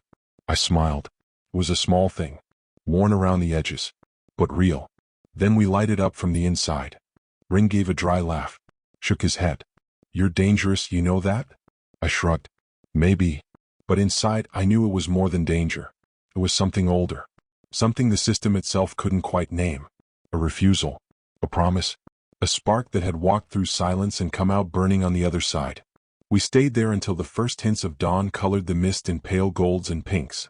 Long enough for the land to remember what light felt like again. When we finally stood to leave, I noticed something strange. Where I had knelt at the circle's heart, where the flame had entered me, the grass was growing. Small shoots. No, alive. The mist didn't eat them. The land didn't choke them out. They grew in defiance. Rin followed my gaze and whistled low. Guess it wasn't just fire you brought back. I didn't answer. Because some things didn't need answering. Some things just were. And whatever came next, whatever storms we had to walk through, I would carry that spark with me. Not as a weapon. Not as a curse. As proof. Proof that we were here. That we had existed. That no matter how hard the world tried to erase us, some flames don't die. They just wait for someone stubborn enough to find them again. The next morning broke slow and cold. The mist didn't burn off with the sunrise. It just thinned, drifting in low, restless sheets across the broken hills. I woke to the faint crackle of dying embers and the soft sound of boots shifting over stone. Rin stirred too, half opening one eye, staff already angled casually across his lap. Not hostile. Just ready. Someone was approaching. I rose smoothly, brushing the dust from my cloak, feeling the thread inside me hum low, a vibration like a bowstring stretched but not yet loosed. The figure came into view at the crest of the hill. Alone. Unhurried. Cloaked in a traveler's garb that blended into the mist, yet somehow stood out all the same. No system warning. No threat flag. Which made it worse. The dangerous ones never announced themselves. Rin frowned, glancing at me sideways. Friend of yours? He muttered. I shook my head once. No, not yet. The figure stopped a few paces away, close enough for words, far enough for caution. She pulled back her hood. A girl. Younger than I expected. Maybe 16, maybe 17. Pale hair, almost silver under the mist light. Eyes the color of old coin, worn gold, faintly tarnished. She didn't reach for a weapon. She didn't raise a hand in greeting. She just stood there, calm as the stones around her, watching me. Then quietly. Aros Taurin. Not a question. A statement. I kept my stance loose. Neutral. And you are. Her lips quirked in a small, almost sad smile. No one important yet, she said. But they sent me to offer you something. I didn't move. Didn't answer. Let the silence stretch long enough that even the mist seemed to hesitate. She didn't flinch. They want you bound before you realize what you are, she said simply. They think if they offer you a leash, you'll wear it willingly. Her voice wasn't mocking. It wasn't cruel. It was tired. Like someone reciting lines they already knew would fail. I stepped closer, one slow pace. The mist curled at my boots. And you? I asked. Me? She tilted her head slightly. I came to see if you were the kind of fool who still believed in choosing. Rin muttered under his breath. Something about cursed riddlers and bad omens. But I didn't look away from her. Because somewhere deep inside, in that place where the thread now lived, I felt a pull. Not hostile. Not threatening, just familiar, like recognizing the echo of a song I hadn't heard in years. She reached into her cloak, slow, deliberate, and pulled out a single item. A pendant. Simple. One. The crest etched into it was older than the sanctioned factions, older than the sealed guilds. 3 threads woven into a knot. The symbol of the Threadwalkers. A group the system had spent a century pretending had never existed. She held it out between 2 fingers. "I can't force you," she said. "No one can. That's the point." The mist shifted around us, carrying the weight of her words. "Come with me," she said softly. "Learn what the council tried to kill. Or stay here. And let them find you alone. No demands. No ultimatums. Just a choice. Real and raw." I stared at the pendant for a long time. And somewhere inside, the flame Arden had left behind pulsed once, slow and steady, like a heartbeat. I reached out, closed my fingers around the pendant. Not acceptance, not surrender, just acknowledgement. Her smile widened, faint but real, and for the first time, the mist around her seemed to lighten. "We leave at dusk," she said. Then she turned and vanished back into the shifting haze. I stood there a long time after she was gone. Pendant in my hand, thread in my blood, and a road unwritten stretching out before me. Rin slumped against the broken pillar with a low groan. "I knew it," he muttered. "I knew today was gonna get complicated." I laughed quietly, not because it was funny, but because it was true. And because in that moment, holding the proof of a forgotten path, I realized something important. I wasn't fighting to survive anymore. I was fighting to remember. And memory, once sparked, could set whole worlds on fire. Dusk came quietly. The mist, for once, didn't thicken. It just drifted, thin and restless, curling like forgotten breath across the ground. I adjusted the pendant beneath my cloak, a small weight against my chest, and tightened the straps on my pack. Rin was less subtle about it. He muttered darkly under his breath as he checked the seals on his staff, repacking supplies with quick, tense movements. "Running off with mysterious strangers who talk in riddles," he grumbled. "Great plan, really. Nothing ominous about that at all." I smiled faintly, but I didn't argue, because deep down we both knew there was no going back. The girl, she hadn't given her name yet, was waiting near the edge of the ruins when we approached. She didn't rush us. She didn't speak. Just turned and started walking. No ceremony. No system-marked route. Only a faint, trodden path winding into the wildland beyond the mist-bound basin. We followed. The land changed quickly. The farther we moved from the ruins, the more broken the world became. Old scars of forgotten wars, deep trenches, glassed earth, twisted spires of half-melted stone, stretched into the distance like the ribs of a fallen beast. The sky above turned a deeper gray, tinged with a faint shimmer of broken barrier wards still flickering after centuries of neglect. And everywhere, faint echoes lingered. Not sounds, not sights, memories, the kind that prickled at the back of your neck. The kind that made you walk a little faster without meaning to. I caught glimpses sometimes, flashes of battles fought and lost, shadows of mages wielding powers too wild to be allowed anymore. Ashen echoes. That's all that was left. Rin kept close at my side, staff ready, eyes scanning the crumbling skyline with a frown that never quite left his face. "You sure this girl knows where she's going?" he muttered, low enough not to carry. Before I could answer, the girl ahead of us spoke without turning. "I know where I'm going." Her voice cut through the mist like a blade. Quiet. Certain. Untouched by doubt. Rin raised an eyebrow but didn't argue. Neither did I. Because the thread inside me, the one still humming quietly with the fire of the phase vault, recognized something in her stride. A direction. A pull. Not safe. Not easy. But real. The land sloped upward, narrowing into a gorge carved by ancient magic rather than water. Worn symbols lined the cliffs, old, cracked, half-erased. Warning markers. "Stay close," the girl said, glancing back briefly. "There are things in the ash that remember their old wars." Rin and I exchanged a look. Neither of us asked for details. Some warnings are better left unexplained. We crossed into the gorge as night fell properly, the sky overhead a blanket of dark silver, the stars only barely visible through the drifting haze. The walls closed in. The world grew smaller. Quieter. Only our footsteps, the faint whisper of mist, and the low, steady heartbeat of the thread inside me marked the passage of time. And then, a sound, soft at first, like cloth dragging over stone, or breathing too close to the skin. The girl froze. Hand lifted slightly, palm open, not in threat but in caution. Behind us, Rin tensed, staff gripped tighter. I turned slowly, scanning the mist behind us. At first I saw nothing. Then just at the edge of the swirling fog. Movement. Figures. Half-formed, shifting, wrong. Not living. Not quite dead. System constructs, frayed and broken, designed to hunt down anomalies outside sanctioned zones. Correction units. Sent by the Council. They hadn't risked an official task force. No records. No witnesses. Just machines programmed to erase mistakes quietly. I felt the thread inside me burn hotter. Not with fear. With something older. Anger. I stepped forward. The girl didn't stop me. Neither did Rin. Because sometimes you don't run. Sometimes you plant your feet. You light the fire inside you. And you burn the silence away. The first of them emerged fully from the mist. A skeletal frame wrapped in torn system bindings, its joints sparking faintly with corrupted mana. No face. No voice. Only the soft, grating sound of purpose too long forgotten. It moved without hesitation. Not like a hunter. Like a tool following a broken command. Rin shifted beside me, raising his staff. The girl stepped lightly to the side, her hand tracing a thin sigil in the air, not to attack. To shield.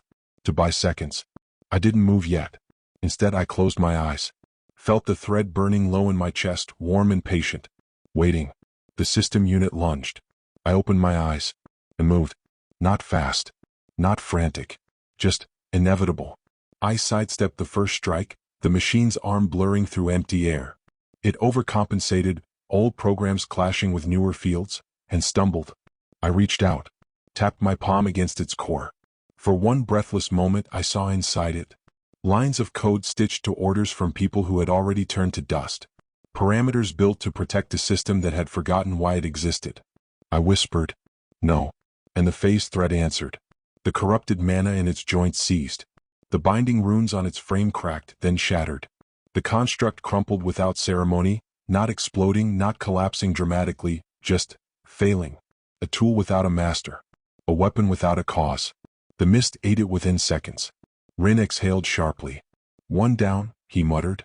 "How many more?" As if in answer, the mist thickened, and more shapes began to move. Dozens. Maybe more. Not just one rogue unit. A swarm. I stepped back, close to Rin and the girl, and braced. Because this wasn't a fight we could end cleanly. This was survival. The girl beside me pressed a slim crystal between her palms. It shimmered once, expanding into a lattice shield, thin, precise, barely strong enough to hold back the mist. "They'll collapse the gorge if they corner us here," she said calmly. "And if we run?" Rin asked, tightening his grip. "They'll follow," she said simply. "They don't care about witnesses anymore. Only the thread." She looked at me when she said it, and I knew. It wasn't us they were after. Not really. It was the fire inside me. The legacy Arden Vale had left behind. I set my jaw. No more running. The second wave hit. Broken constructs, each stitched together from lost magitech, old ward cores, and pieces of once human spellcasters too far gone to be saved. They moved like a storm, relentless, silent, inevitable. And for the first few moments all we could do was endure. Rin unleashed tight bursts of kinetic force, knocking units off balance before they could fully converge. The girl twisted the lattice shield, redirecting corrupted mana streams into harmless light. And me? I moved through them like a crack in the pattern. Every time they struck, I stepped just beyond their reach. Every time they recalibrated, I broke their field logic with a thought. Not because I was stronger. Because I wasn't bound by the same rules anymore. The phase link pulsed again, a rhythm not of dominance but refusal. Not destruction. Release. The Ashborn fell one by one. Not shattered. Not erased. Freed. Until the gorge echoed with the whisper of broken bindings falling apart. And when the last of them crumpled into dust, the mist shifted. Quieter now. Almost respectful. I stood there, chest heaving slightly, arms heavy, heart pounding not from fear, but from the weight of something awakening deeper inside. Rin staggered back, wiping sweat from his forehead. "Remind me again," he rasped, "why we didn't stay home and pretend we were sick?" I laughed softly. More breath than sound. Because he wasn't wrong. But looking out over the shattered remnants of the gorge, I knew this was what Arden had left behind. Not destruction. Not war. A chance. A choice. The girl lowered her shield, studying me carefully. "You broke their commands," she said. "You didn't fight them. You freed them. I nodded once. Because anything less would have been betrayal. Betrayal of every forgotten name the system had tried to erase. The mist stirred again, and somewhere beyond the broken gorge, a deeper path waited. Rin slung his staff over his shoulder with a grimace. So, he said, where to now? I tightened my grip on the pendant around my neck. Felt the thread pull faintly forward. Wherever the system doesn't want us to go, I said quietly. The girl smiled for the first time, a real smile, sharp and fierce. Then you'd better keep up, she said. And together we stepped deeper into the mist, leaving the road of ash and echoes behind, toward a story that hadn't been written yet. The land changed again as we left the gorge behind. The mist thinned, but the silence deepened. It wasn't the easy quiet of empty places. It was the dense, layered hush of somewhere that had learned to hide itself, and had never quite stopped listening for threats. Even our footsteps sounded wrong here. Too loud. Too foreign. The girl led the way, her pace steady but cautious. She didn't speak. Neither did Rin. And I felt the thread inside me hum in a different way now. Not like a pull. Not like a command. More like a heartbeat echoing off old stone. Ahead, the ruins rose into view. Not shattered spires or broken towers. A bastion. Low, sprawling, half sunken into the ground, as if the land itself had tried to protect it by swallowing it whole. Walls grown over with crystal vine. Entrances sealed by half-collapsed archways. Watchlights long dead, replaced by the cold glow of skyglass embedded deep in the walls. The silent bastion. A place the system didn't record. A name not found in any sanctioned archive. And yet, here it was. Real. Enduring. Waiting. The girl slowed at the outer ring. Here, runes were carved deep into the earth, not just surface wards, but layered sigil arrays built for one purpose. To keep something inside. Or maybe, to keep the world out. She turned to us, her face unreadable. This is the last safe place, she said quietly. After this, nothing is guaranteed. Rin shifted uncomfortably. Nothing's been guaranteed since he touched that flame, he muttered, jerking a thumb toward me. I smiled faintly, but it didn't reach my eyes. Because standing at the threshold, I felt it. The way the bastion resisted me. Not with malice. With memory. The stones themselves remembered what had been lost. What had been betrayed. They didn't open their arms easily anymore. I stepped forward. The pendant around my neck warmed faintly, the thread vibrating in tune. A low, shuddering sound echoed from the bastion. Not a warning. Not a threat. An acknowledgement. I pressed my palm to the ancient stone of the gate, and the walls answered. Old lines of light flared beneath the moss and dust, tracing forgotten glyphs in slow, deliberate patterns. Not doors swinging wide. Not a grand welcome. Just a narrow seam opening in the stone, just enough for one person to slip through at a time. An invitation. Or a test. The girl didn't hesitate. She slipped through first, disappearing into the dim light beyond. Rin muttered something about terrible ideas but followed her anyway. I stood there a moment longer. Hands still pressed to the stone. Feeling the pulse of old wards react to the flame inside me. Some curious. Some wary. None trusting. Good. Because I wasn't here to demand trust. I was here to remember, to earn the right to stand where so many had been erased. I lowered my hand and stepped through. Inside, the bastion was colder than I expected. Narrow halls carved from raw stone. Veins of faded skyglass lighting the way in soft, pale glows. No banners. No names carved in the walls. Just presence. The kind that makes your skin prickle. The kind that reminds you you're not alone, even when you can't see anyone. Rin caught up to me, his voice low and dry. I don't like how this place feels, he muttered. The girl ahead of us paused briefly. You shouldn't, she said simply, and kept walking. We followed through winding corridors, deeper and deeper, until the air grew thick with the weight of unsaid things. And then, finally, the hall opened into a vast central chamber. At its heart stood a circle of figures. Silent. So, watching. Some wore remnants of old magi cloaks, tattered and patched. Some bore weapons too ancient for system calibration, and all of them bore the same mark, the woven knot of the threadwalkers. The girl stopped at the threshold, gestured lightly. Your trial, she said softly. No anger, no welcome, just fact. Because here, survival wasn't enough. Carrying the thread wasn't enough. To walk with the forgotten, you had to prove you remembered what it cost. The closest figure stepped forward, face hidden behind a cracked helm. Voice rough as broken stone. Aros Tauren, he rasped. Bearer of the phase link. Walker of fire, why have you come? I exhaled slowly, stepped forward, and answered, not to lead, not to rule, only to remember. Silence. Then a low, pulsing hum, not sound, not magic, memory. The bastion remembered the words, the pledge. And for the first time since Arden's fire had touched me, the thread inside me didn't burn in warning. It burned in welcome.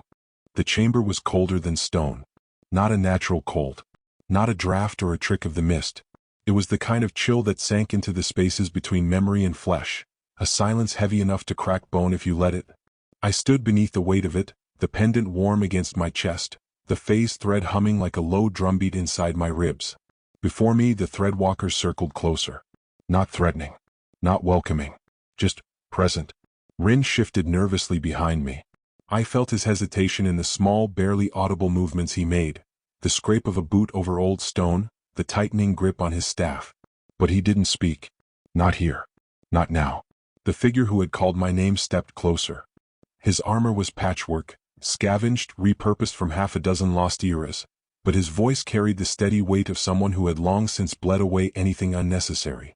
You claim the threat, he said. You carry the fire. He lifted a hand, fingers wrapped in old mana binding. But memory is heavier than flame, and threads fray if the bearer forgets. Around us the light dimmed further. The veins of skyglass faded to dull gray. The bastion itself was listening. You will undergo the trial of the remembered, he continued. No weapons, no spells, no companions. His gaze shifted briefly to Rin. No interference. Rin muttered something I couldn't catch, a protest half-formed, but one look from the watcher silenced it. This was not a negotiation. This was a law older than the council itself.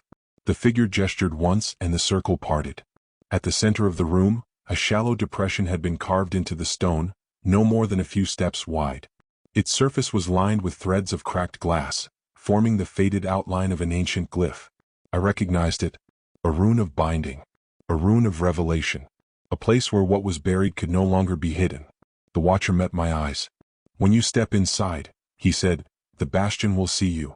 And if it doesn't like what it finds? I asked quietly. He didn't smile. He didn't soften. There will be nothing left to bind. The girl who had led us here watched from the edge of the circle. Her expression unreadable. No encouragement. No fear. Just waiting. Because this wasn't about winning. This wasn't a trial I could fight my way through. It was about endurance. Honesty. About whether I could carry a fire that wasn't meant for me, and still remember whose ashes it had been born from. I stepped forward. 1 pace. 2. The air thickened around me, resisting. 3 steps and the world shifted. The light of the chamber blinked out. The floor beneath my boots became weightless. And for a heartbeat, maybe 1,000 heartbeats, I was nowhere. Floating. Alone. Then the memories began. Not visions. Not dreams. Real. Tangible. Undeniable. The first was a battlefield. Not the kind from the old stories, not heroic, not glorious. Just mud and blood and shattered casting circles scorched into the earth. A man stood at the center. Arden Vale. Younger than the flashes I had seen before. Wild-eyed. Broken-handed. Spell lines crackling out of his skin as he cast and cast and cast. Not because he wanted to win, but because if he stopped, everyone behind him would die. I tried to move toward him, to call out. But the memory didn't see me. It didn't need to. This wasn't about saving the past. It was about bearing witness. The vision shifted. Another scene. An archive burning. Rows of records, ancient magic, painstaking knowledge, all set to flame under the orders of robed figures who refused to let the truth survive them. Arden again, but this time he was on his knees. One hand pressed against a dying archive node. One last attempt to thread a memory forward. A thread that would survive even if he didn't. Me. The phase thread. The memory shifted again, faster now, a flicker of betrayals, of battles fought not for conquest, but to keep a story alive long enough for someone someday to find it again. My chest ached. Not from fear. From the sheer relentless weight of it. The choices Arden had made. The sacrifices buried in silence. And now, I stood here carrying the last of it. The trial wasn't asking if I was strong enough. It was asking if I was willing. If I could walk forward anyway. Knowing the cost. Knowing I could never pay it back. The final memory rose up, taller, darker, heavier than all the others combined. A grave. No markers. No names. Just earth, broken and blackened by forgotten spells. And at its edge, Arden knelt. Older. One. He whispered a single name. Not a place. Not a title. A person. The sound didn't carry through the memory. But somehow, I knew it wasn't his own name he spoke. It was a promise. A plea. A call across time. And standing there in the heart of the Bastion's trial, I answered. Not with words. With resolve. With the simple, stubborn act of surviving everything they had tried to erase. I stepped forward, and the trial broke around me like glass shattering against stone. Light flooded back into the chamber. The threadwalkers stood unmoving, waiting. The watcher met my eyes again. No smile. No words. Just a single, slow nod. Recognition. I wasn't just a bearer now. I was a threadwalker. A spark carried forward by memory, not by blood. Rin exhaled loudly somewhere behind me. The girl finally let a small smile touch her mouth, faint, flickering like a candle catching on damp wood. You're stubborn, she said quietly. It wasn't an insult. It was a blessing. And for the first time since stepping beyond the gates of the sanctioned world, I let myself believe, just for a moment, that maybe the fire wasn't meant to consume me. Maybe it was meant to guide me. The Bastion didn't celebrate. There were no cheers. No triumphant banners raised to the faded ceiling. No system notifications announcing my success. Only quiet. Only breath. Only the slow, patient recognition of something heavier than victory. Continuance. The old watcher, the one who had first spoken to me, stepped forward. He reached out, not to offer a handshake, not to grant a title, but to press a small, rough-wrought token into my hand. A woven knot. 3 threads. Simple. Crude. Unbreakable. The mark of the remembered. He didn't explain. He didn't need to. Some things were too old for ceremony. I closed my fingers around the token, feeling the weight of it settle against my skin. Not oppressive. Not commanding. Just there. Tethered to something larger than myself. To those who had walked this road before me and those who would come after.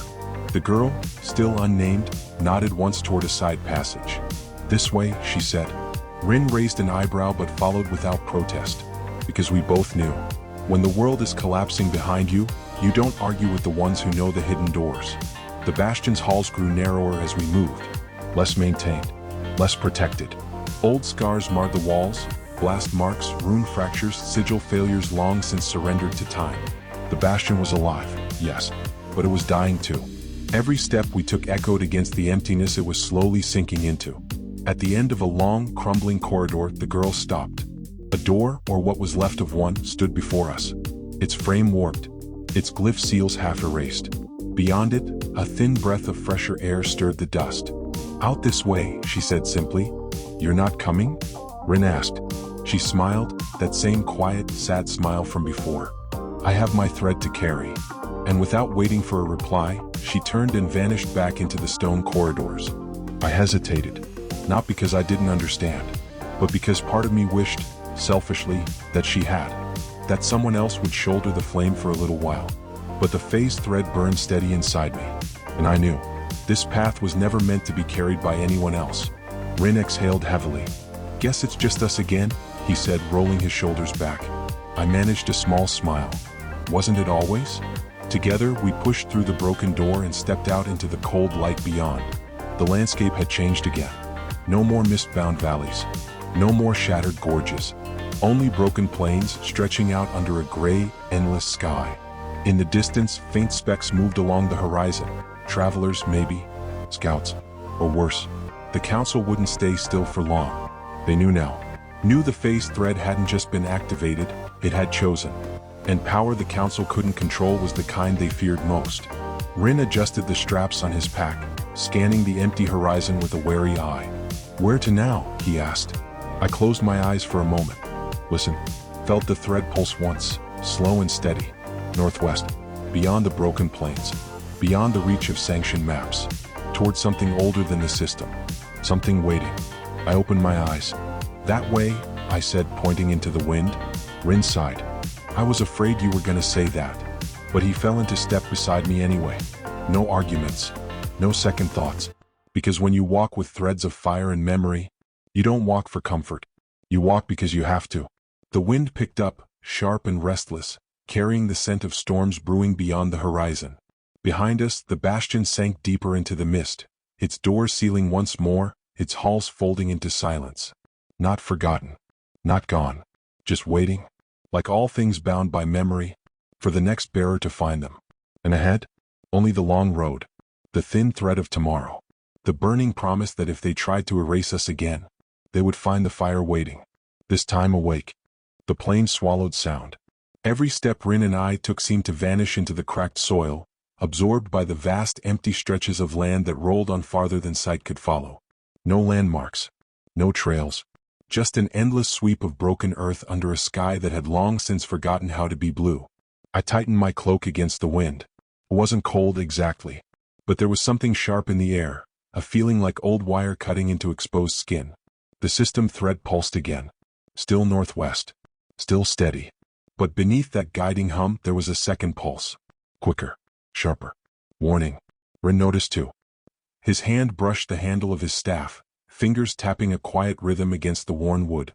"We're not alone," he muttered. I didn't answer. Didn't need to, because we both already knew. The council had loosed something. Not another mechanical swarm. Not simple constructs. Something smarter. Something that knew how to stalk. The kind of threat they didn't use in public records. The Hunters of the Gray. Old contingency units, never officially acknowledged. Built for retrieval missions that demanded no witnesses. Programmed to track not just mana trails or physical movement, but intention. You couldn't outrun them. You couldn't hide. You could only outlast them. If you were lucky. The horizon ahead of us rippled faintly. Eat mirage? No. Movement. Subtle. Deliberate. I shifted pace, motioning Rin closer. "We need to reach cover," I said quietly. He snorted under his breath. What cover? Rocks and dust. But he followed without argument. We angled toward a shallow ravine half hidden beneath the rolling gray.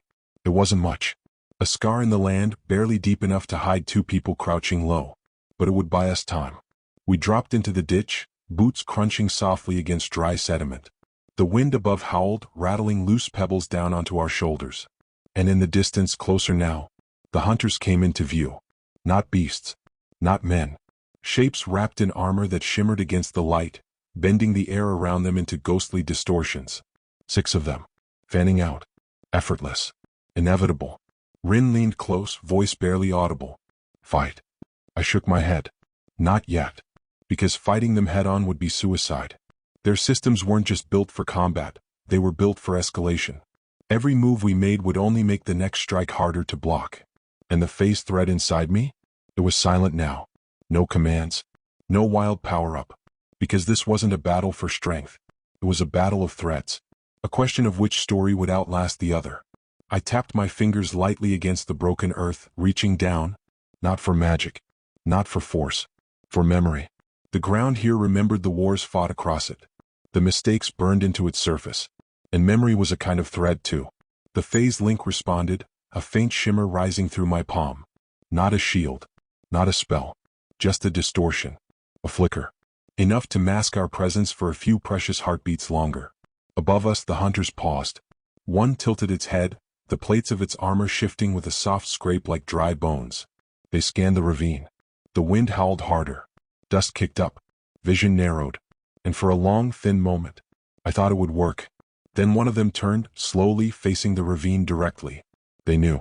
I grabbed Rin's arm, jerking him upright. "Move." We vaulted out of the ditch just as the first strike hit, a thin lance of compressed mana ripping through the air where we'd been crouching.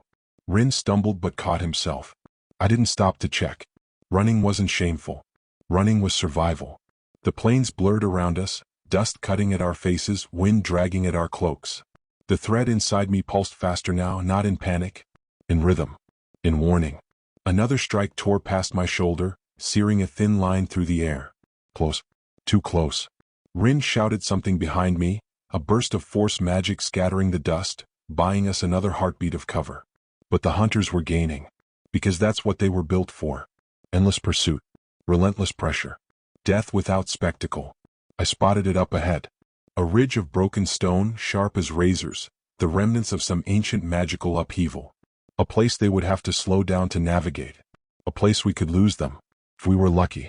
I angled toward it, lungs burning, boots slipping on the loose soil. Rin followed, grim-faced, not wasting breath on curses now. The first hunter reached the edge of the ravine and paused, analyzing, calculating. The others fanned out, minimizing escape routes. Their movements were too clean, too perfect, system perfect. And somehow that was worse than any monster. Because monsters made mistakes. Systems didn't. We reached the stone ridge just as another blast tore into the ground behind us, throwing up shards of broken earth. I threw myself into the narrowest part of the ridge, squeezing through cracks too small for the hunter's bulkier forms. Rin scrambled after me, muttering prayers to gods neither of us believed in. We dropped into a hollow beyond the ridge, shielded, for now, by walls of jagged black stone. Breathing hard. Hands shaking. Alive. For the moment. Rin slid down beside me, coughing out dust. "You have the worst ideas," he rasped. I managed a breathless laugh. "Not dead yet." Keyword yet.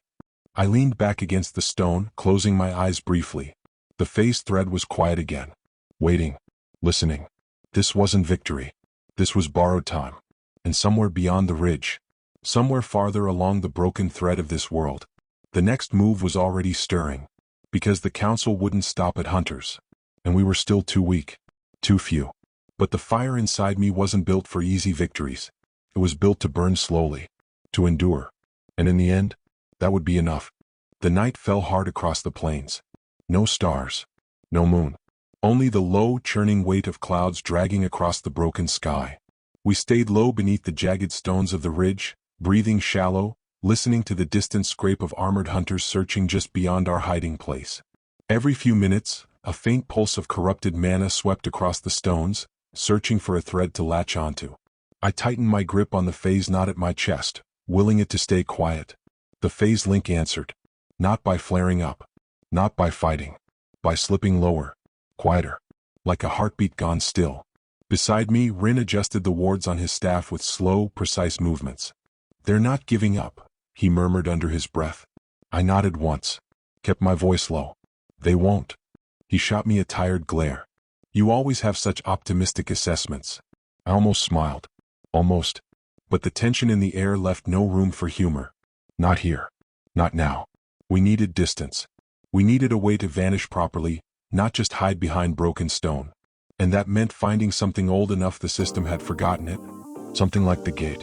The girl back at the bastion, she had whispered of it once before we parted. A broken transit gate, half sunken into the plains. Off-network.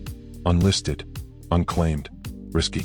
But better than bleeding out here against 6 council-built hunters in the open. I shifted, checking the system pulse one more time.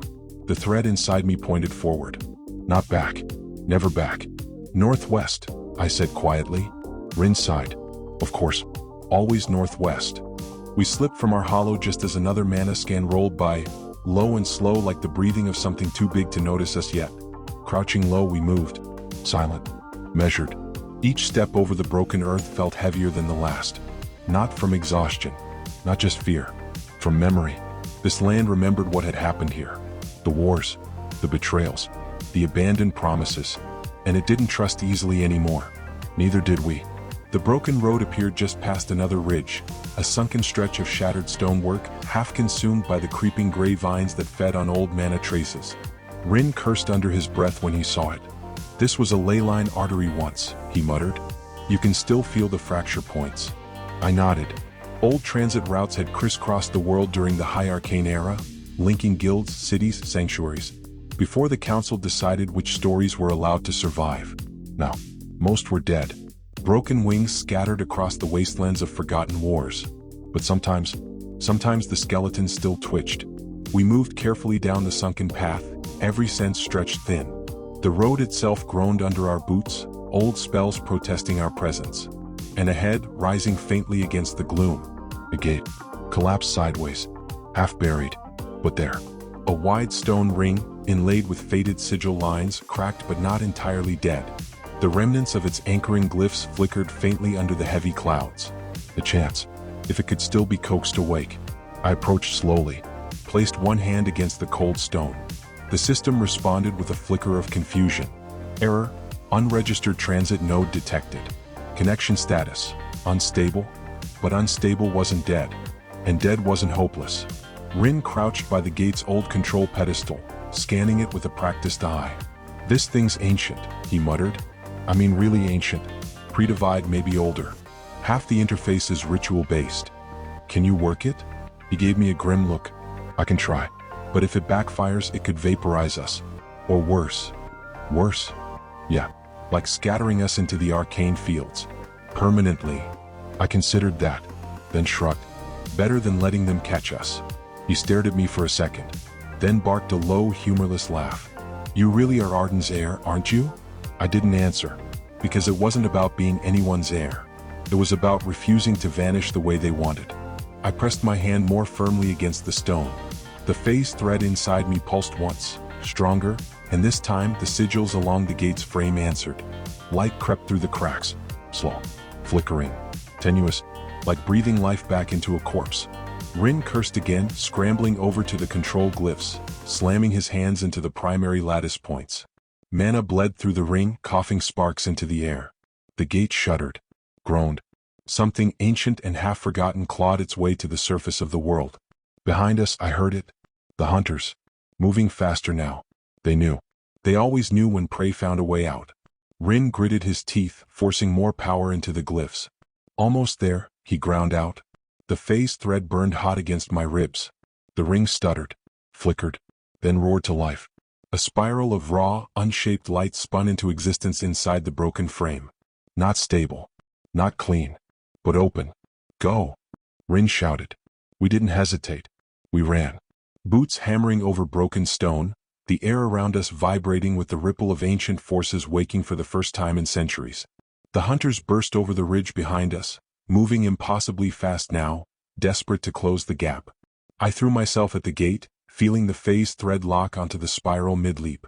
Light consumed everything. Motion. And then, nothing. When sensation returned, it was a different kind of silence. Not the heavy, broken quiet of the dead plains. Not the cold precision of a council-built trap. Something older. Something watching. I staggered, catching myself against the stone wall slick with moss. Rin landed beside me with a thud, groaning. The gate behind us, if it could still be called a gate, flickered once and collapsed, the spiral of light snapping out like a broken flame. We were through. But not safe. I scanned the new landscape. Massive trees twisted toward a sky cloaked in permanent twilight. Ruins, half devoured by root and vine, stretched into misty distance. The air was thick with the scent of magic so old it had turned feral. Rin coughed once, dragging himself upright. So, he rasped. Where are we? I didn't answer immediately. Because I didn't know the name. Didn't know the history. All I knew was the feeling. Untouched. Unclaimed. A place the system had abandoned. Or a place that had abandoned the system. Either way, we were no longer on any map the council trusted. And for the first time since stepping beyond the walls of sanctioned life, I felt something dangerous stirring in my chest. Oh, the new world breathed differently. The air here wasn't clean like the council's cities. It wasn't heavy like the mist-bound lands either. It was wild, thick with the scent of old storms and untamed mana. I took a slow breath, feeling the strange energy settle along my skin. It prickled. Not painfully. Not in warning. Just alive. The trees here towered higher than anything I'd seen, their trunks spiraled with veins of glowing stone. Vines as thick as a man's arm coiled lazily down from massive interwoven branches. Somewhere far above the canopy, the sky churned with soft violet light, endless twilight with no visible sun. Rin slumped against a nearby root the size of a house beam, panting. I don't think, he gasped, that gate was properly calibrated.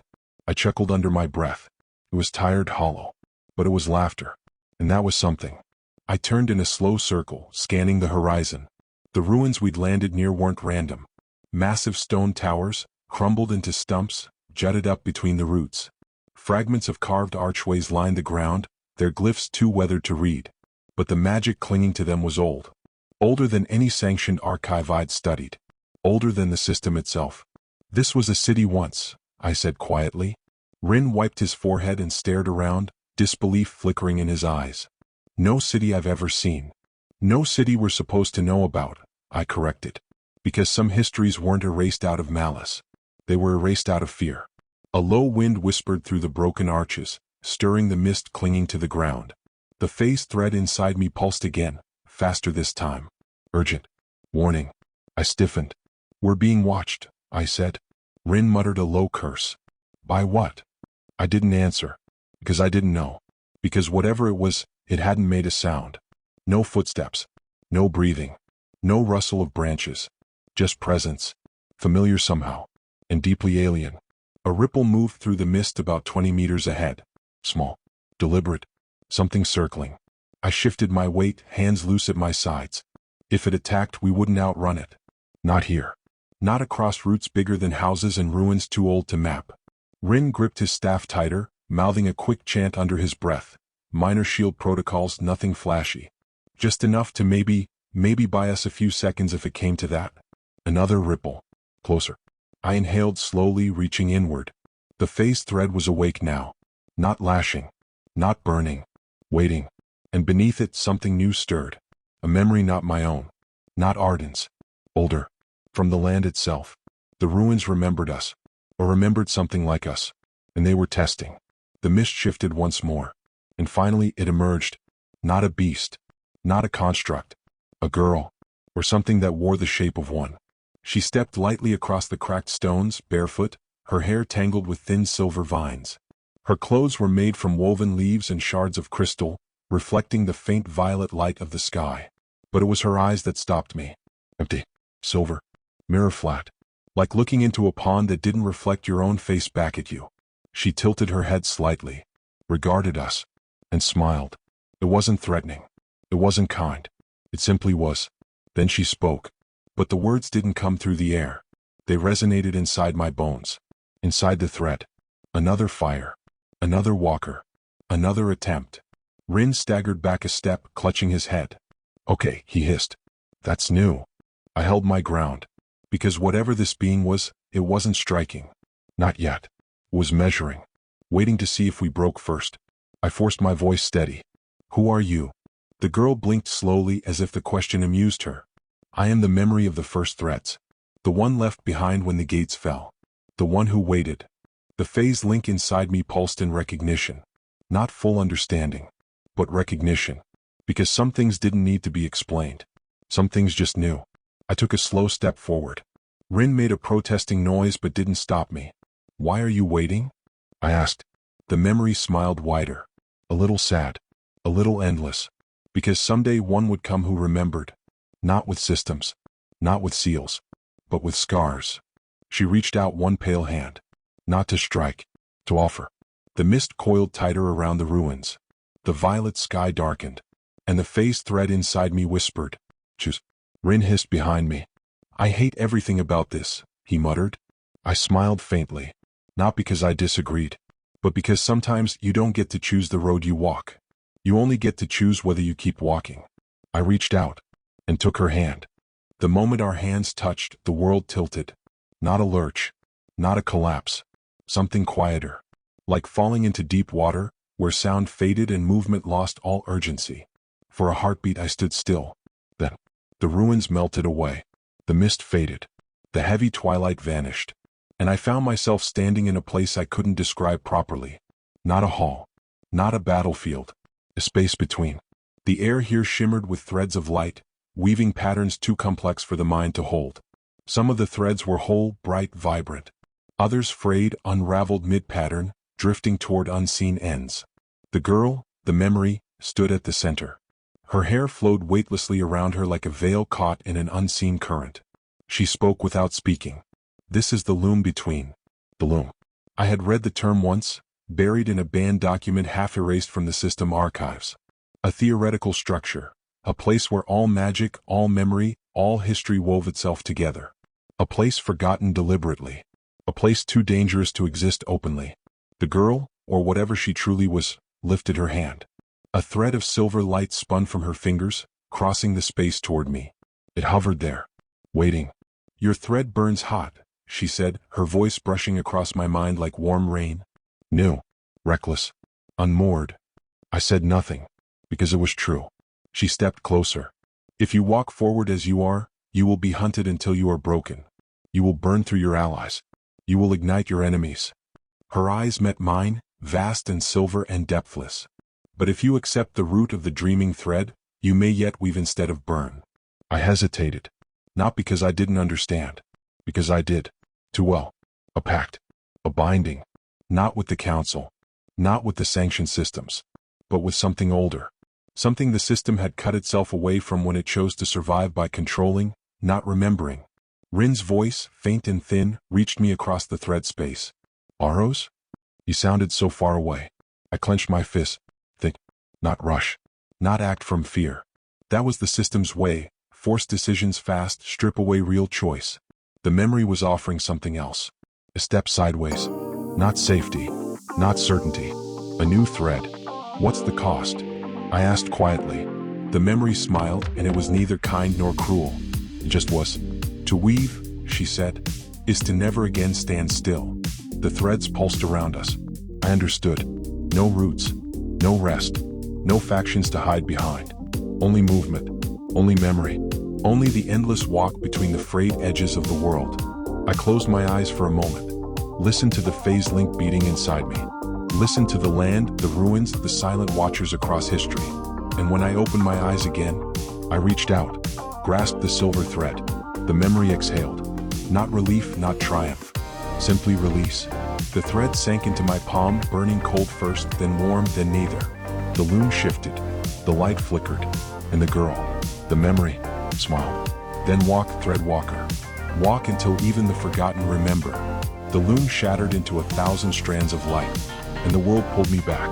I gasped awake, stumbling back from the girl's touch. The ruins swam around me. The violet sky churned above. The mist boiled against the earth. Rin grabbed my shoulder, steadying me. You okay? He barked, scanning the horizon wildly. I nodded once. Swallowed. Felt the new thread inside me hum differently now. Not a fire waiting to ignite.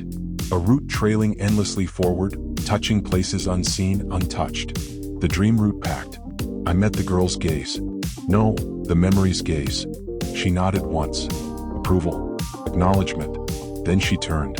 Walked back into the mist without a word. Gone. Like she had never been. Rin stared after her, slack-jawed. I officially, he said after a long moment, have no idea what's happening anymore. I smiled faintly. Good. Because if the council couldn't predict our path, they couldn't stop it. We had broken the pattern. We had chosen the wild thread, the dream route. The roads ahead would be harder, the hunters fiercer, the storms crueler, but we would not walk them as prisoners anymore. We would walk them as thread walkers, bearing the fire, the memory, and now, the root of something even older than fear. I adjusted my cloak, feeling the dream root thrum faintly under my skin, and together, we stepped deeper into the unknown. The ruins slept, but not quietly. As Rin and I moved deeper among the broken towers and hollowed halls, a sound began to thread itself through the twilight. Soft, wordless, almost too faint to notice at first. The song. No instruments, no lyrics, just a long, low hum vibrating through the stones under our boots, through the twisted roots that split ancient floors. Rin slowed beside me, his staff tapping lightly against the ground. You hear that? He asked. I nodded, didn't speak, because speaking felt wrong here. The dream root pulsed quietly against my ribs, resonating with the song. Not in warning, not in fear, in recognition. We passed what must have once been a central plaza, a massive stone circle cracked in 3 places, its outer rim carved with glyphs too worn to read. Mist pooled in the fractures, curling and recoiling like it was breathing. The song grew stronger. Still no words, still no clear source. But it was leading us, or maybe calling us. Not like a lure for prey, like a memory calling something long lost home. Rin glanced at me sideways, uncertainty flickering behind his usual sarcasm. Following mysterious singing deeper into cursed ruins, he muttered. Top-tier survival instincts right there. I smiled faintly, but I kept walking. Because some songs aren't meant to be avoided. They're meant to be answered. We moved cautiously down a crumbled staircase, the stone slick with moisture, the air growing colder with each step. At the bottom, the passage opened into a long, half-collapsed corridor. Roots pressed in from the broken ceiling. Water dripped somewhere beyond the edge of the mist. And at the far end, a door. Still intact. Still standing. A massive arc of stone framed it, chiseled with concentric rings of sigils that pulsed faintly with the same rhythm as the song. I stopped a few paces away, feeling the weight of the moment settle around my shoulders. This wasn't a gate built by the system. Not a vault meant to hoard power. It was something else. A memory sealed tight. Waiting. Rin caught up beside me, breathing a little harder. He wiped his hand across his forehead, smearing dust. "You going to knock?" he asked, voice low. I didn't answer, because the dream root was humming now, a low, patient vibration deep in my bones. This door wasn't locked. Not exactly. It was listening, waiting for the right threat. I stepped forward, placed one hand against the center of the door, feeling the cold stone pulse against my skin. The song surged louder. Still no words. Still no clear voice. But I understood. This vault wasn't guarded by strength. It was guarded by memory. By the trust that only those who remembered, truly remembered, would ever find it. I closed my eyes. Let the dream root flow outward. Not forcing. Not commanding. Simply offering. For a long moment nothing happened. Then, a soft, slow shift. The sigils flared brighter. The rings carved into the door rotated, grinding ancient mechanisms back to life. A seam split down the center. The air sucked inward. And with a long, aching groan, the door opened. Inside was darkness. Not dead darkness. Living. The kind of dark that carried echoes, songs, promises. The dream root burned steady and sure against my ribs. I stepped inside. The chamber was enormous. Far bigger than it should have been, stretching beyond the visible horizon, walls lost in violet mist. Pillars of stone and crystal rose into the unseen heights, each one threaded with veins of light. And along the ground, rows, endless rows, of memory anchors, crystals, each one hovering inches above its pedestal, humming with the faint song we had followed. I approached the nearest one carefully. Inside its surface, scenes flickered. Not holograms, not system files, real memories, preserved, protected, waiting. The dream root vibrated harder now, connecting me, loosely, cautiously, to the anchor before me. A scene sharpened into focus. A young woman standing on a broken wall, chanting a spell that weaved threads of flame and water together into impossible shapes. A council envoy trying and failing to erase her. A group of mages building a town from nothing, their hands stained with the effort of making life in a place the world had abandoned. A man writing the first of the forbidden theories on thread magic, smiling even as the sanctions closed in. People, stories, lost not because they failed, but because someone was afraid to let them be remembered. I staggered back slightly, overwhelmed. Rin caught me by the elbow. "Hey," he said, voice rough but steady. "You good?" I nodded shakily. "Yeah." But inside something shifted. I understood now. The vault wasn't a weapon. It wasn't power. It was memory. Raw, undiluted, unsanctioned memory. A library the system couldn't control. The real archive of the world before the system decided who was allowed to exist. The dream root pulsed warmly. Rin glanced around the vast chamber, awe flickering across his tired features. "So," he said, "you planning to read all of it?" I managed a breathless laugh. "Not today." I turned, scanning the endless rows. The council would tear this place apart if they ever found it. Erase it completely. Seal it in silence again. Unless someone took the memories with them. Carried them forward. Not locked away. Not buried. Woven. The dream root burned hot in my chest. A thread waking inside me. And without hesitation I reached out again. Not to claim. To carry. Because the past wasn't dead. It was just waiting for someone stubborn enough to listen. And we were very, very stubborn. We didn't linger in the vault. It wasn't the kind of place meant for long goodbyes. The memories hanging in the crystals, vibrant, alive, unbearably fragile, seemed to press against the walls of the chamber itself. Like they knew time was short. I moved quickly, selecting anchors as I went. Not all of them. Not even most. Only the ones that called to the dream root. Only the ones that recognized me in return. Each anchor I touched dissolved into a thread of silver light and sank into the phase link. No weight. No burden. Just memory. Silent, patient, waiting to be carried. Rin hovered near the entrance, pacing anxiously, his staff tapping nervously against his boot. "You sure this is a good idea?" he asked. I smiled tightly. "No." He huffed a laugh. "Great. As long as we're consistent." The vault song faded lower as we worked. Not because it was weakening. Because it was letting go. When the last thread fused with the phase link, the lights along the pillars dimmed to a soft, golden hush. No alarms. No final warnings. Just a simple, undeniable truth. The past had been entrusted to us now. It would not wait again. I turned back toward the great doors. Mist churned beyond them. The air tasted sharper. Thinner. Something had shifted while we were inside. The dream root pulsed faster against my ribs. Warning. Rin tensed, sensing it too. What is it? I focused, eyes narrowing. Far beyond the ruins. Beyond the tangled forests. Beyond the endless plains. Tremors. Soft at first. Like distant thunder. Then stronger. Closer. Not natural. Not a storm. Something coming. The council had moved faster than even I had expected. And whatever they were sending now, it wasn't just hunters. It was something bigger. A correction force. The kind they deployed when the situation couldn't be salvaged quietly anymore. The kind built to erase problems, completely and publicly, before anyone else asked questions. Rin cursed under his breath. You think they found the gate? I nodded. They found the trail. He scrubbed a hand through his dust-streaked hair. Any more bright ideas? I scanned the horizon, thinking fast. We couldn't fight them head-on. Not here. Not now. Even the dream root wasn't enough against the full weight of a sanctioned purge. But we didn't have to win the battle. We just had to stay ahead of the fire. I turned toward the deeper forest to the west, where the trees thickened into impossible spirals, their branches knitting into walls of woven stone and root. No more plains, I said. No more open ground. Rin groaned. Of course. Into the nightmare forest. Why not? But he followed. Because he always did.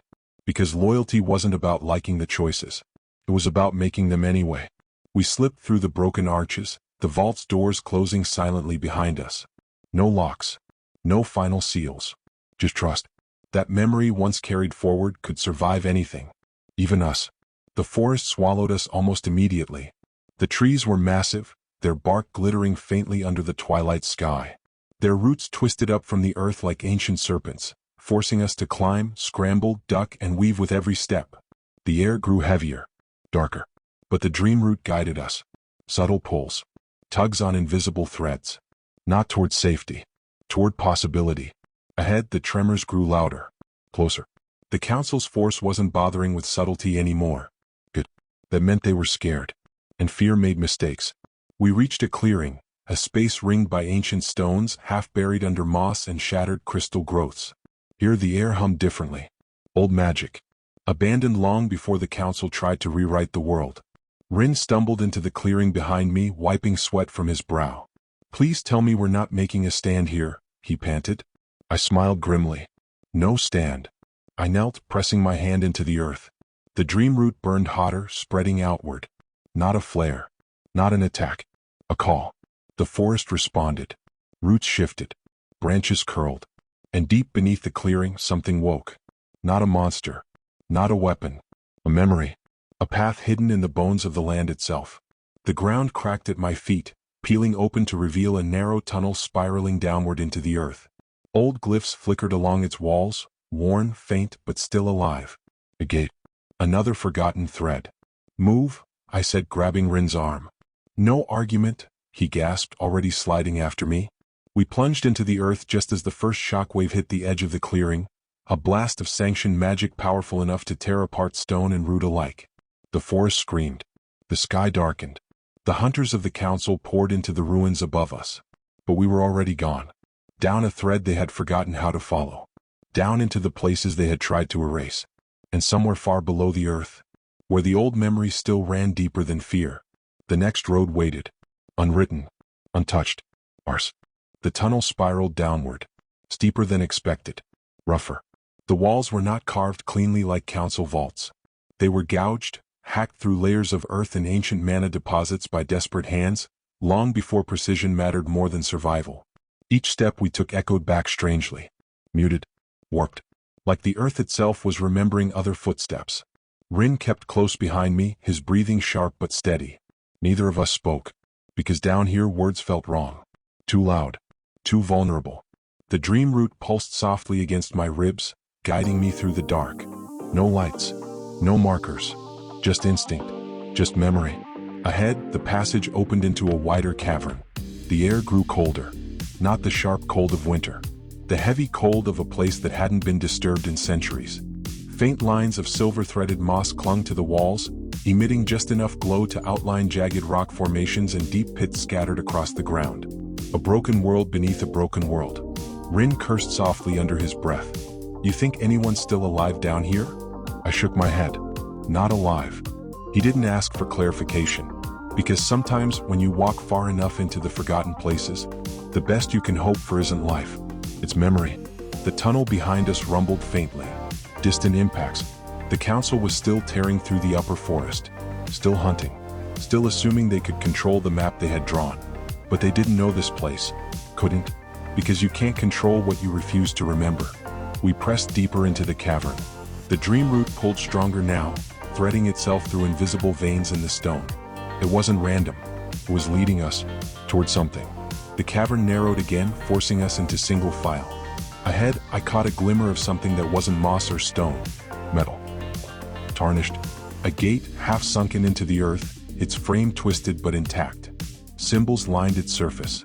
Not system glyphs. Thread-weaving marks. The old language. The one used by the threadwalkers before the council rose from their ashes. I knelt, brushing my fingers lightly over the nearest sigil. The dream root vibrated harder, not in warning, in recognition. This gate was not a prison. It was a barrier, built to hold something in, or protect something beyond. I stood slowly. Rin glanced at me, uneasy.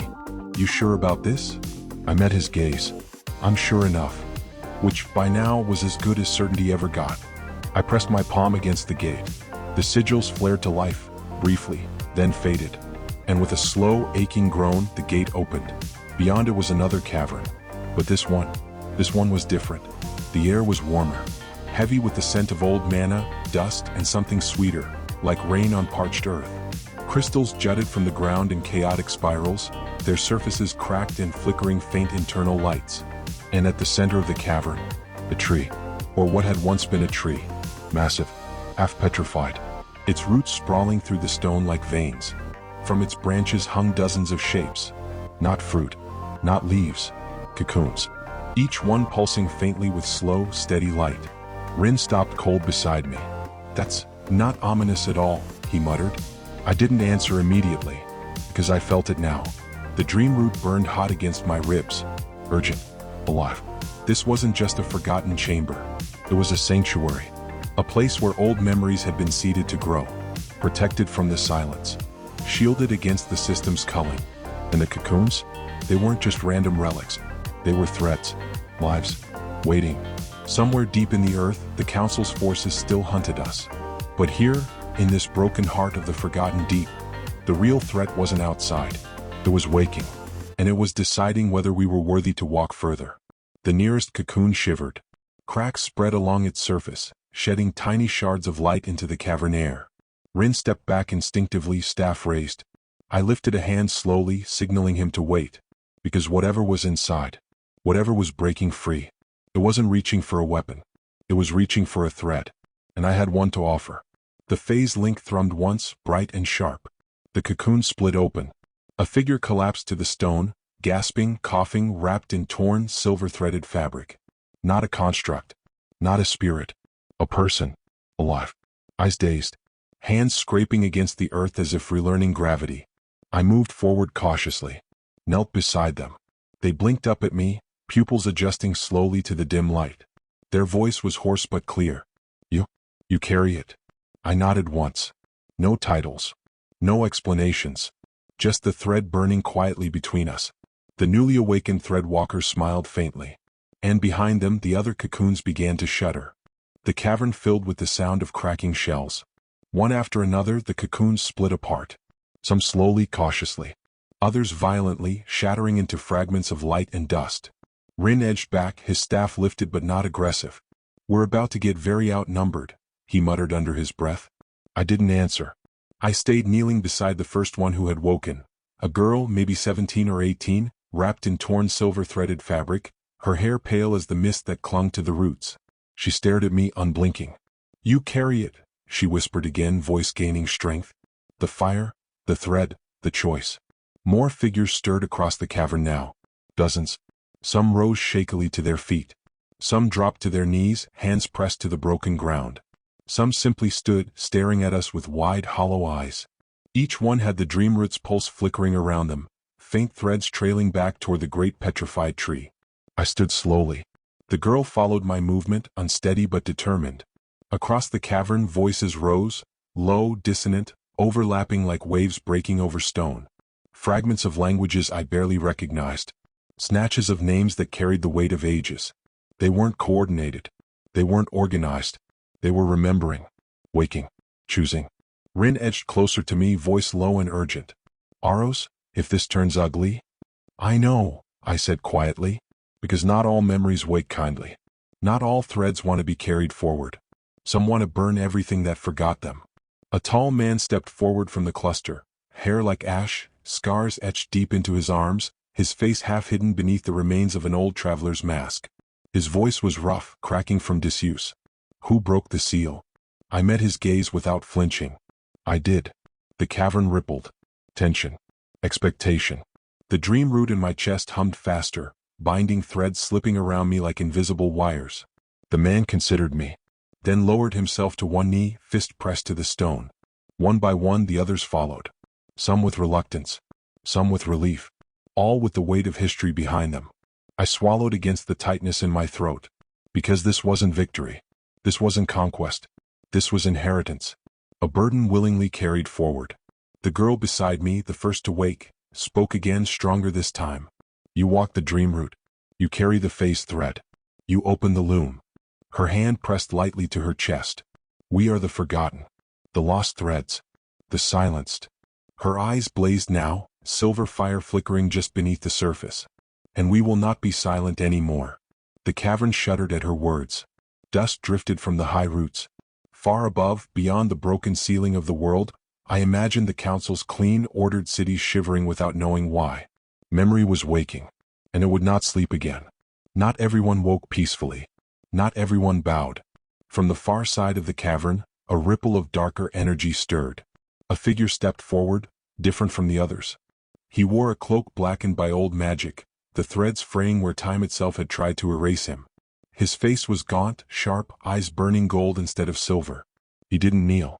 He didn't bow. He smiled. Sure. Cruel. You, he said, voice slicing through the gathering like a blade. You woke us. I nodded once. He tilted his head bird-like. And do you know what you woke? The dream root inside me pulsed harder, warning. Because not every forgotten thread was a savior. Some were left behind because they chose to burn. The man stepped closer. You woke the broken, he said, voice low and dangerous. You woke the ones who remembered what it felt like to be abandoned. To be betrayed. He spread his arms wide.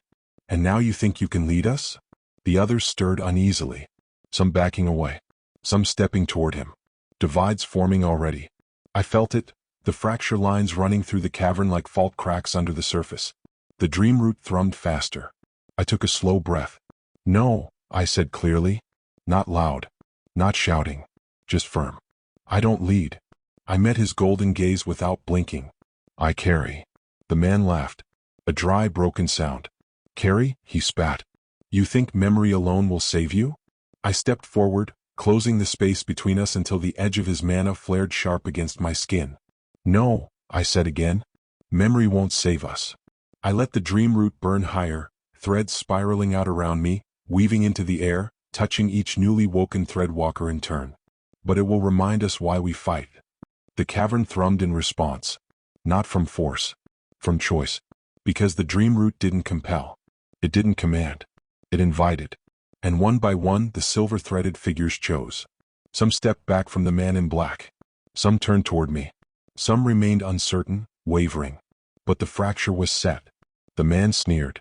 You are a fool, he said. I smiled faintly. Maybe. And fools, he hissed, burn first. He turned, cloak whipping around him, and disappeared into the deeper tunnels without another word. Some followed him, silent, grim-faced. But most stayed. Rin exhaled heavily beside me. Well, he said dryly, that went better than expected. I didn't laugh. Because we had won nothing yet. We had simply survived the waking. Ahead of us lay the harder road. Gathering the memories. Weaving the broken threads. Carrying the fire across a world still desperate to pretend we had never existed. The newly woken threadwalkers turned toward me. Not bowing now. Not kneeling. Waiting. Not for orders. For purpose. I adjusted the pendant at my chest. Felt the dream root steady inside me. And with Rin at my side. And memory burning in my blood. I took the first step forward. into the new, unwritten world we would forge together. The cavern settled into a strange, heavy quiet. No more breaking cocoons. No more splintering choices. Just the faint hum of the dream root weaving unseen between the newly woken. I stood at the heart of it all. The memory bearer. The thread walker. And for the first time, the center of a rebellion that hadn't even found its shape yet. Rin shifted beside me, his fingers drumming lightly against his staff. "You're going to have to say something," he muttered out of the side of his mouth. I grimaced slightly. Public speaking hadn't exactly been on the list of lessons the system taught, especially not for those they had trained to stay silent. But he was right. These people, these fragments of forgotten time, they weren't soldiers. They weren't conscripts. They were willing. And willing didn't wait forever. I stepped up onto a broken root rising from the cavern floor, the rough surface slick beneath my boots. The threadwalkers turned toward me. Dozens of faces, illuminated by the flickering light of ancient crystals embedded in the walls. Old warriors, healers, mages, architects of a world that had never been allowed to finish its story. I cleared my throat. No grand speeches. No declarations. Just the truth. "Memory brought you here," I said. The words echoed off the stone, soft but steady. "You were left behind. Forgotten. Buried." I let the silence stretch for a moment. Let them feel it. "But you are still here. Still breathing. Still burning." A ripple moved through the crowd. Not applause. Not cheers. Something quieter. Something stronger. I reached for the dream root, not summoning, not forcing, just letting it thread my words. "We don't rebuild the old world," I said. "We remember it. We carry it. And we build forward." A girl near the front, her hair threaded with silver braids, pressed her hand to her chest, over the place where the dream root mark would settle eventually. A silent vow. I saw others echo her gesture. Some shaky. Some strong. All real. I let out a slow breath, the knot of tension in my chest easing slightly. "You don't follow me," I said. "You walk with me." I stepped down from the root, shouldered my pack, met Rin's waiting gaze. "First," I said, "we need to move." He nodded grimly. Because we both felt it. Even here, deep underground, under forgotten roots and sleeping vaults, the council's reach was stretching toward us. And it wouldn't be subtle this time. It would be war. Far above, across the twisted forests and shattered plains, the council gathered. A different kind of council now. Not the old one, cautious, political. No, these were the executors. The ones summoned when mistakes needed to be burned from history before they spread. They stood in a ring inside a gleaming white hall suspended above the Capitol. No shadows. No dust. Only the cold gleam of sanctioned power. The leading executor, a woman robed in violet and black, her hands marked with binding seals, lifted her gaze toward the central projection. A map of the Dead Plains. The Mist Lands. The Rupture Zones. And in the center, a pulsing dot of unsanctioned activity. Thread signature confirmed. Unauthorized phase link activation. Unregulated dream root pattern detected.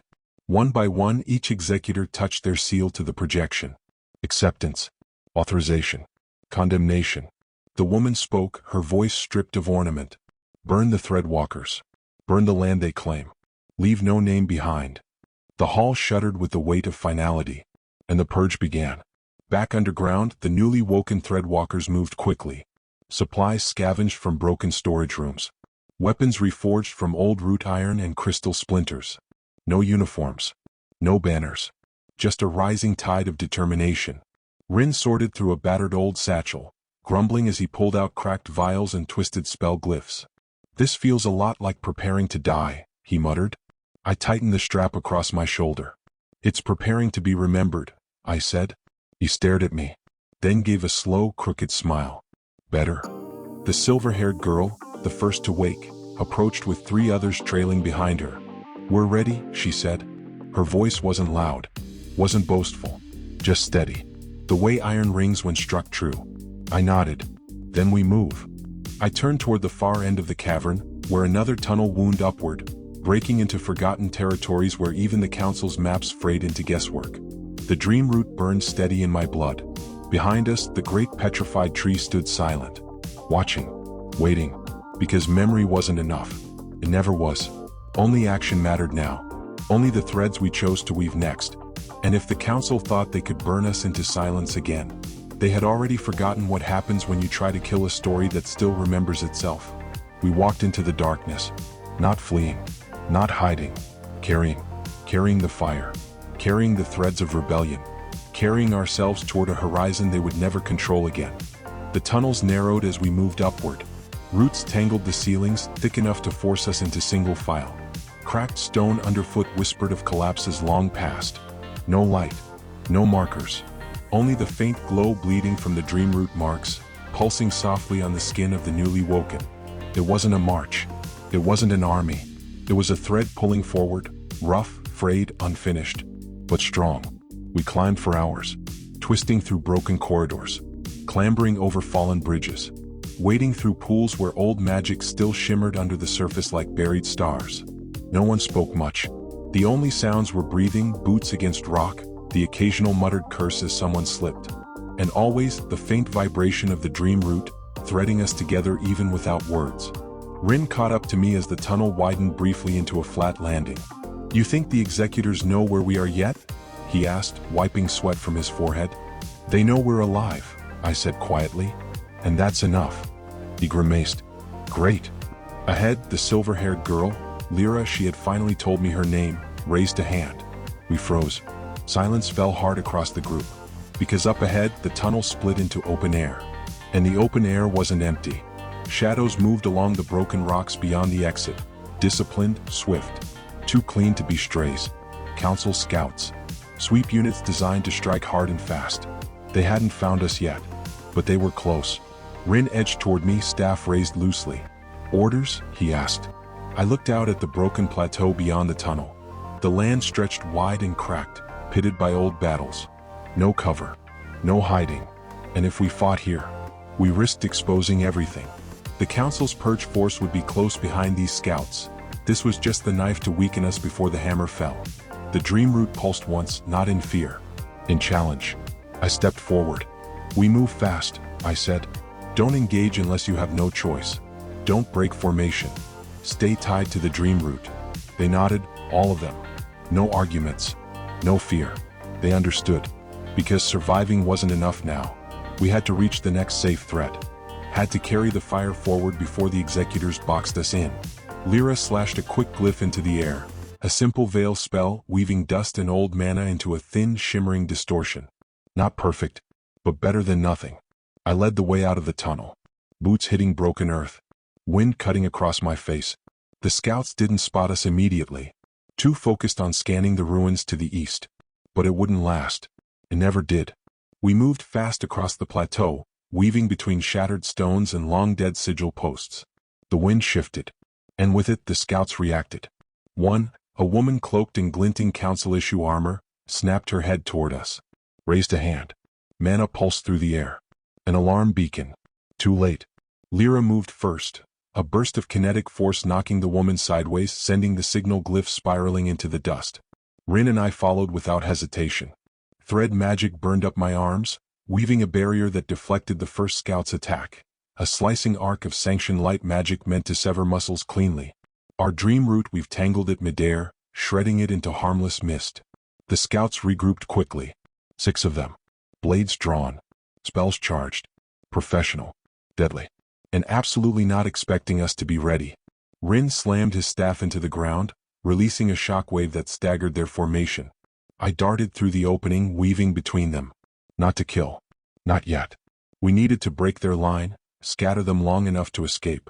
I caught one scout across the ribs with a thread-forged strike, not lethal but enough to knock him gasping to his knees.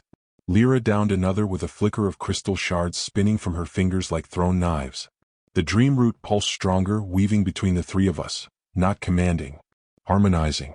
We fought like a single thread, frayed but unbroken. The last 3 scouts hesitated, sensed it, realized too late that this wasn't a broken remnant they were facing. This was a spark, a beginning. They retreated, scattering back toward the far ridge. Not routed, not yet, but blooded. I knelt briefly, pressing my hand to the cracked earth.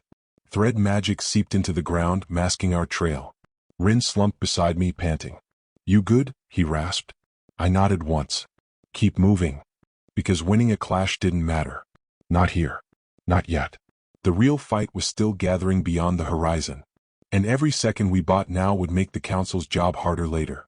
We regrouped, fast, efficient, and plunged into the western ravines, slipping out of sight before the scouts could rally. Behind us, the plateau smoked faintly under the weight of tangled, broken magic. Ahead, only deeper roads, wilder lands, and the fire we carried burned a little hotter with every step. The ravines narrowed the farther we ran. Stone walls, blackened and pitted from old battles, loomed over us. The ground beneath our boots was cracked and brittle, seeping faint, sour-smelling mana from the wounds of forgotten spells. Lyra led us at a hard pace, weaving through the twisting gullies like she had memorized every turn. Behind her, the other threadwalkers, still new to the waking world, moved with grim focus. No one spoke. We didn't need to. The dream route threaded between us, weaving tension, urgency, and stubborn hope into something that kept us upright. After an hour of hard climbing, the ravine opened into a wide basin. A dead zone. Ashfall Crossing. I remembered the name from the oldest fragments Arden had passed through the phase link. A place where the sky itself once burned. Where the ground still trembled with the memory of storms too wild to control. The land stretched ahead in jagged sweeps of broken black glass, scattered with twisted remnants of trees turned to ash statues. Crimson mist floated low over the ground, swirling in slow, poisonous currents. Beyond it, faint, almost lost in the haze, a line of standing stones marked the far ridge. The old border. If we crossed that, we'd be beyond the council's immediate reach. Into lands they had officially abandoned. Unclaimed. Uncontrolled. Forgotten. Rin caught up to me, hands on his knees, breathing hard. "You planning to actually walk across that?" he asked hoarsely, gesturing toward the basin. I nodded. He stared at me for a long second, then shrugged. "Figures." Lyra surveyed the terrain with sharp eyes. "Movement patterns?" she asked. I closed my eyes briefly, reaching inward. The dream route brushed against the ash-stained memories of the land. Threads twined through the basin, old battle remnants, collapsed wards, shattered life weaves. Dangerous. Unstable. But not all hostile. The dead ground was sleeping. Mostly. I opened my eyes. "Stay close," I said. "Step where I step. Don't reach for external magic. Don't think about casting unless you absolutely have to." The others nodded, grim-faced. They understood. Sometimes magic didn't save you. Sometimes it just made you louder. We moved. The ash crunched underfoot with every step. The mist clung to our legs, sluggish and heavy, dragging at our movements like half-forgotten hands. Each breath tasted like iron and smoke. The dream route helped, filtering some of the worst effects. But it couldn't erase them completely. We picked our way across the basin carefully, weaving between the blackened skeletons of trees, avoiding places where the ash crust cracked too easily. Listening. Always listening. Because not everything that slept here wanted to stay asleep. Ahead, a ripple stirred the mist. A low tremor rolled through the ground, barely felt under our boots. Rin tightened his grip on his staff. "Tell me that was just the wind," he muttered. I shook my head slowly. The ripple moved again. Closer. Bigger. Not a scout. Not a patrol. Something native. Something that had been born from the storm that scarred this land. A guardian. Or a remnant. Maybe both. The mist split. And the thing rose. It wasn't shaped like anything human. Tall, 3 times my height, with a body like fused black glass and molten stone, threaded through with veins of flickering red mana. No face. No voice. Just a heavy, burning presence that pressed down on the air like a falling mountain. It turned, if such a creature could be said to turn, toward us. And in the dream root's vibration I felt it. Recognition. We weren't supposed to be here. We weren't allowed to be here. The creature lifted one massive arm. And the ash around us shivered. Rin cursed low under his breath. Negotiations off the table, I guess. Lyra braced herself beside me. I took a slow breath. We couldn't fight this thing head-on. Not here. Not now. But maybe we didn't have to. Because the dream route wasn't only about burning and breaking. It was about threading. Connecting. Remembering. I closed my eyes briefly. Reached. Not for power. For memory. For the thread buried beneath the ash and broken stone. The creature roared, a soundless pulse that shook the ground, and charged. I moved. Not away. Toward. The dream route pulsed once, bright, fierce. And in that instant I understood. The guardian wasn't here to kill anything that crossed the basin. It was here to test. I skidded to a halt just short of its reach. Dropped to one knee. pressed my palm flat against the cracked earth. No attack. No defense. Just offering. The creature's strike halted inches above me. The heat from its body seared the air, close enough to burn if it chose. For a breathless moment, the world froze. Then, the guardian shifted. Slowly. Cautiously. Its arm lowered. Its form settled. And the burning veins across its body dimmed to a low, steady pulse. It bowed. A low, jagged movement like a mountain acknowledging a storm. Behind me, the others exhaled almost in unison. The guardian turned, stepped aside, and sank back into the mist without another sound. The basin stilled. The path forward opened. Rin staggered up beside me, staring. "You," he said hoarsely, "are absolutely insane." I smiled faintly. "Worked, didn't it?" Lyra touched the dream root mark over her heart, her expression unreadable. Respect. Or something close to it. We moved again, faster now, across the basin, toward the standing stones, toward the unknown lands beyond. And behind us, the ash whispered and settled. For now, because we had been recognized, not as enemies, not as prey, but as carriers of memory, and the fire we carried burned a little brighter. With every step across the forgotten earth, the standing stones rose higher the closer we came. Monoliths, each carved with worn symbols that seemed to shift when you weren't looking directly at them. Pale in the eternal twilight, wrapped in trailing mist like veils around old statues. Beyond them, the land changed. The sky deepened from violet to near black, lit only by scattered veins of light running like rivers across the distant ground. The air shimmered faintly with latent magic, wild, unclaimed. A boundary, not physical. Something older, something deeper. The threshold between the broken world the council tried to control, and the forgotten lands no one dared to map. The others slowed as we approached the stones. Even Lyra hesitated, her hand drifting unconsciously toward the dream root mark over her heart. I felt it too. The pull. The question. Because the stones weren't just a landmark. They were a gate. Not built to keep enemies out. Built to ask one thing of those who crossed. What were you walking for? And not everyone answered easily. Rin muttered something under his breath, too low to catch, and gripped his staff tighter. I stepped forward. The dream root pulsed steady under my skin, binding me not just to the earth, but to the long, frayed thread of history we carried. The closest stone towered above me. Its surface shimmered faintly, revealing hidden carvings beneath the surface. Woven threads, knotted and broken and rejoined across endless patterns. I reached out, pressed my palm flat against the cold surface. For a moment, the world held its breath. Then, thread verification, initiated. The voice wasn't a system prompt. It was older. It resonated from the stones themselves, humming through my bones. A memory test, a loyalty test. Not to a nation, not to a faction, to the truth. A single thread of silver light unwound from the stone and wrapped around my wrist. Soft, cool, weightless. But I knew better than to underestimate it. The thread pulled once, not dragging but questioning. "What do you carry?" I closed my eyes, spoke not aloud, but through the dream root. Memory, fire, refusal, hope.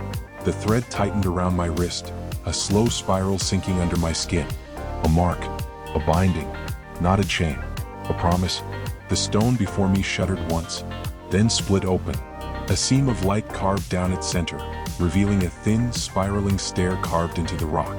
A passage, a crossing. Behind me, Lyra stepped forward. Then the others, one by one, each reaching, each answering. Some were slower, some staggered. Not everyone crossed easily. Some threads resisted, some hesitated. One man, an older thread walker whose hair had faded to pure white, placed his hand against the stone and gasped sharply. The mist thickened around him, swallowed him whole.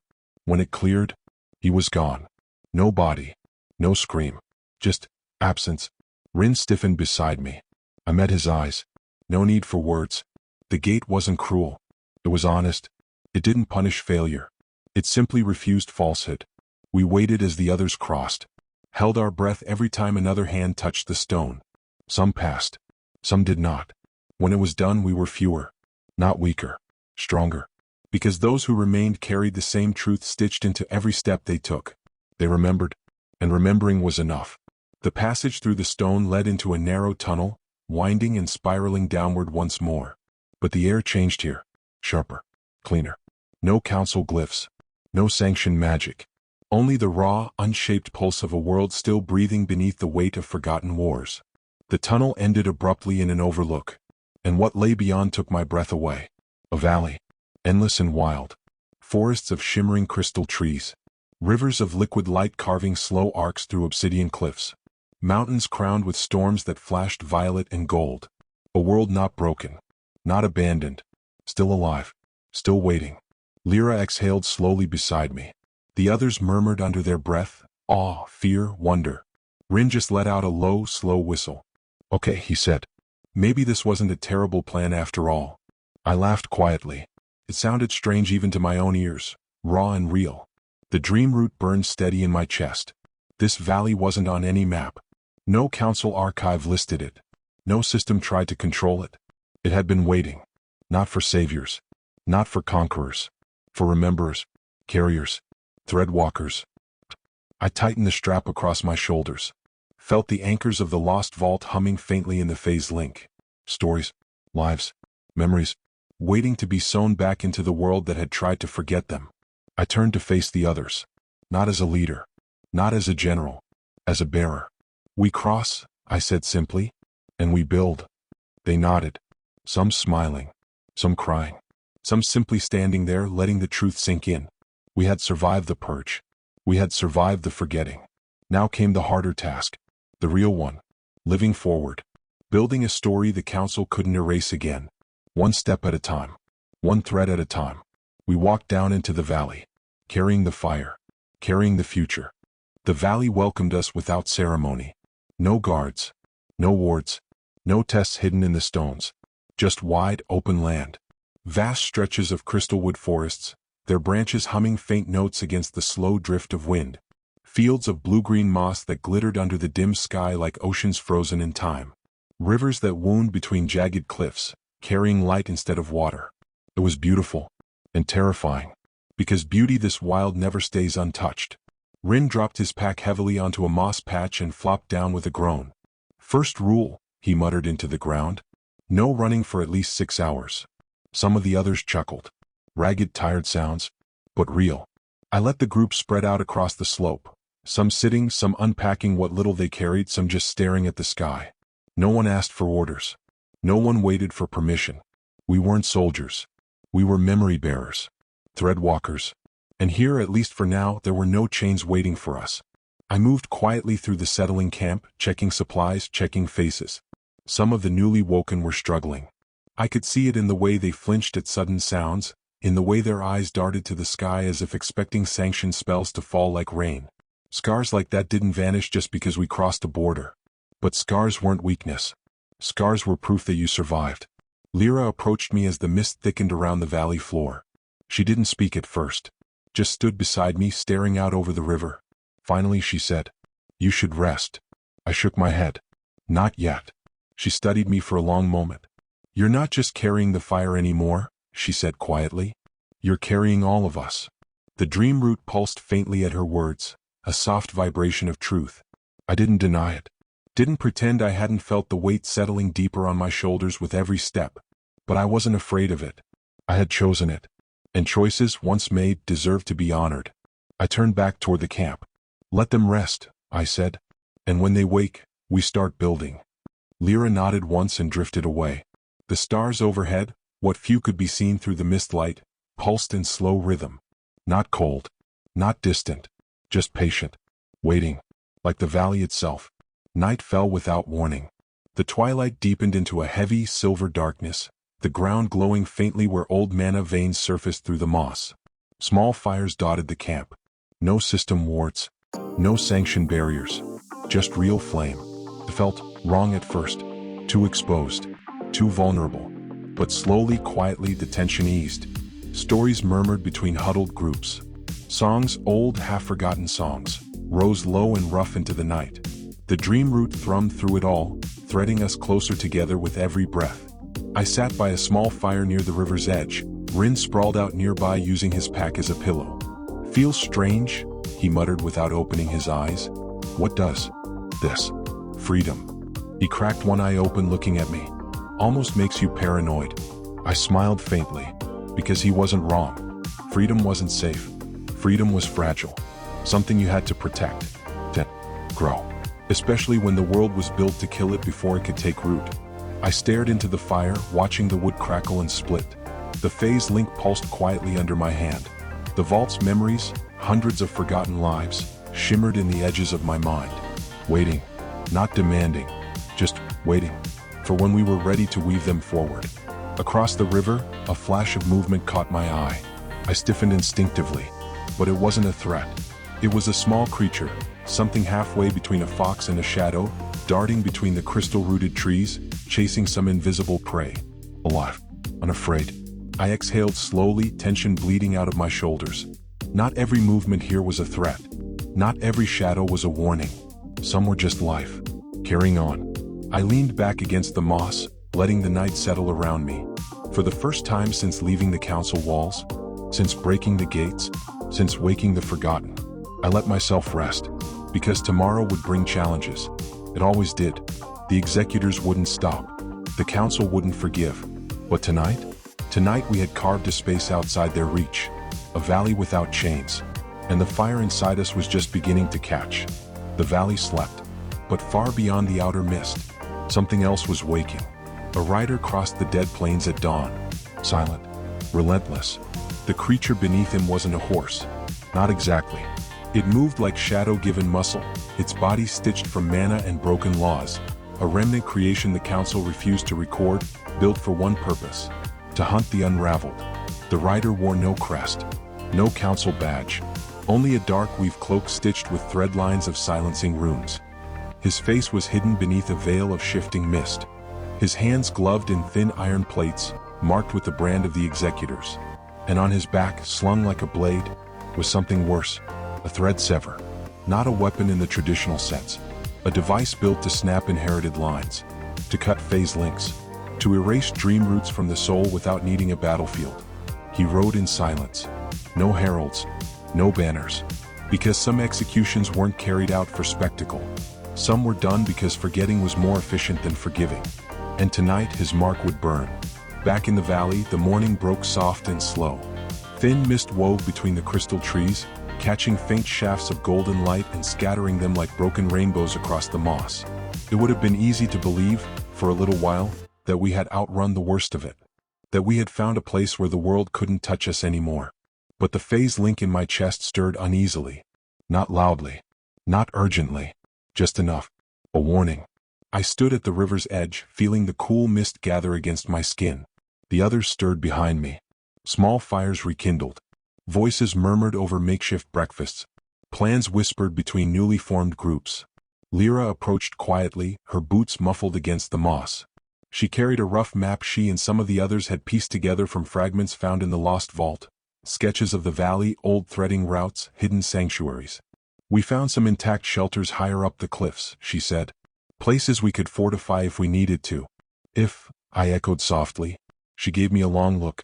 Better to prepare, she said, than pretend we're safe. I nodded. Because pretending never saved anyone. I turned toward the deeper valley, where the crystal trees thickened into near impenetrable walls. Somewhere out there, past the mist, the council was moving. Maybe not today. Maybe not tomorrow. But they would come. Not with armies. Not with loud declarations. They would send something quieter. Something designed to kill the dream root before it grew too deep. The phase link burned warmer now, not in panic. In readiness. A reminder. The threadwalkers behind me weren't an army yet. They were seeds. Memory, hope, refusal, barely beginning to sprout. We couldn't meet force with force yet. We had to survive. Grow. And to do that, we needed time. Time the executors would do anything to steal from us. At the farthest edge of the valley, in a place where the crystal woods gave way to shattered stone cliffs, the mist thickened unnaturally. The hunter stopped there. Dismounted. His creature faded into the mist without a sound, dissolved back into whatever nightmare spell had birthed it. He unslung the thread sever from his back. It looked almost delicate. A staff of thin silver bands twisted around a blackened shard core, light leaking from it seams like thin ribbons. He pressed one gloved hand against the stone cliff. Mana flared. Old spells cracked. New ones bled outward. And across the valley, unseen, a mark sank into the dream root weave. A lock. A chain. Not to pull. Not to contain. To find. To cut. The hunter smiled beneath his mask. It was not a kind smile. It was the cold satisfaction of inevitability. And somewhere at the center of the valley, the phase link at my chest pulsed sharply. I staggered for a breath, catching myself against the low stone. Rin rushed to my side, eyes wide. "You okay?" I nodded slowly, but the warning inside me screamed otherwise. Something had entered the valley. Something hunting not my life, but my thread. Lyra felt it too. She stiffened nearby, her hand dropping instinctively to the worn dagger at her belt. The others paused in their morning routines, sensing, listening. The dream root shivered through all of us. Thin, frayed, a thread drawn taut before the blade falls. I straightened slowly, brushed the dust from my hands, and looked west toward the hidden cliffs, toward the severed dreams rising from the mist. "They're here," I said quietly. Ring grimaced. "Friends?" I smiled humorlessly. "No." "Good," he said, lifting his staff. "I hate friends." Around us the camp shifted. Not panicked, not fleeing, gathering. Because the council thought they had sent a hunter to erase us quietly. But they had forgotten. We carried the memory of every thread they tried to sever. And some threads, even when cut, find ways to weave themselves back together again.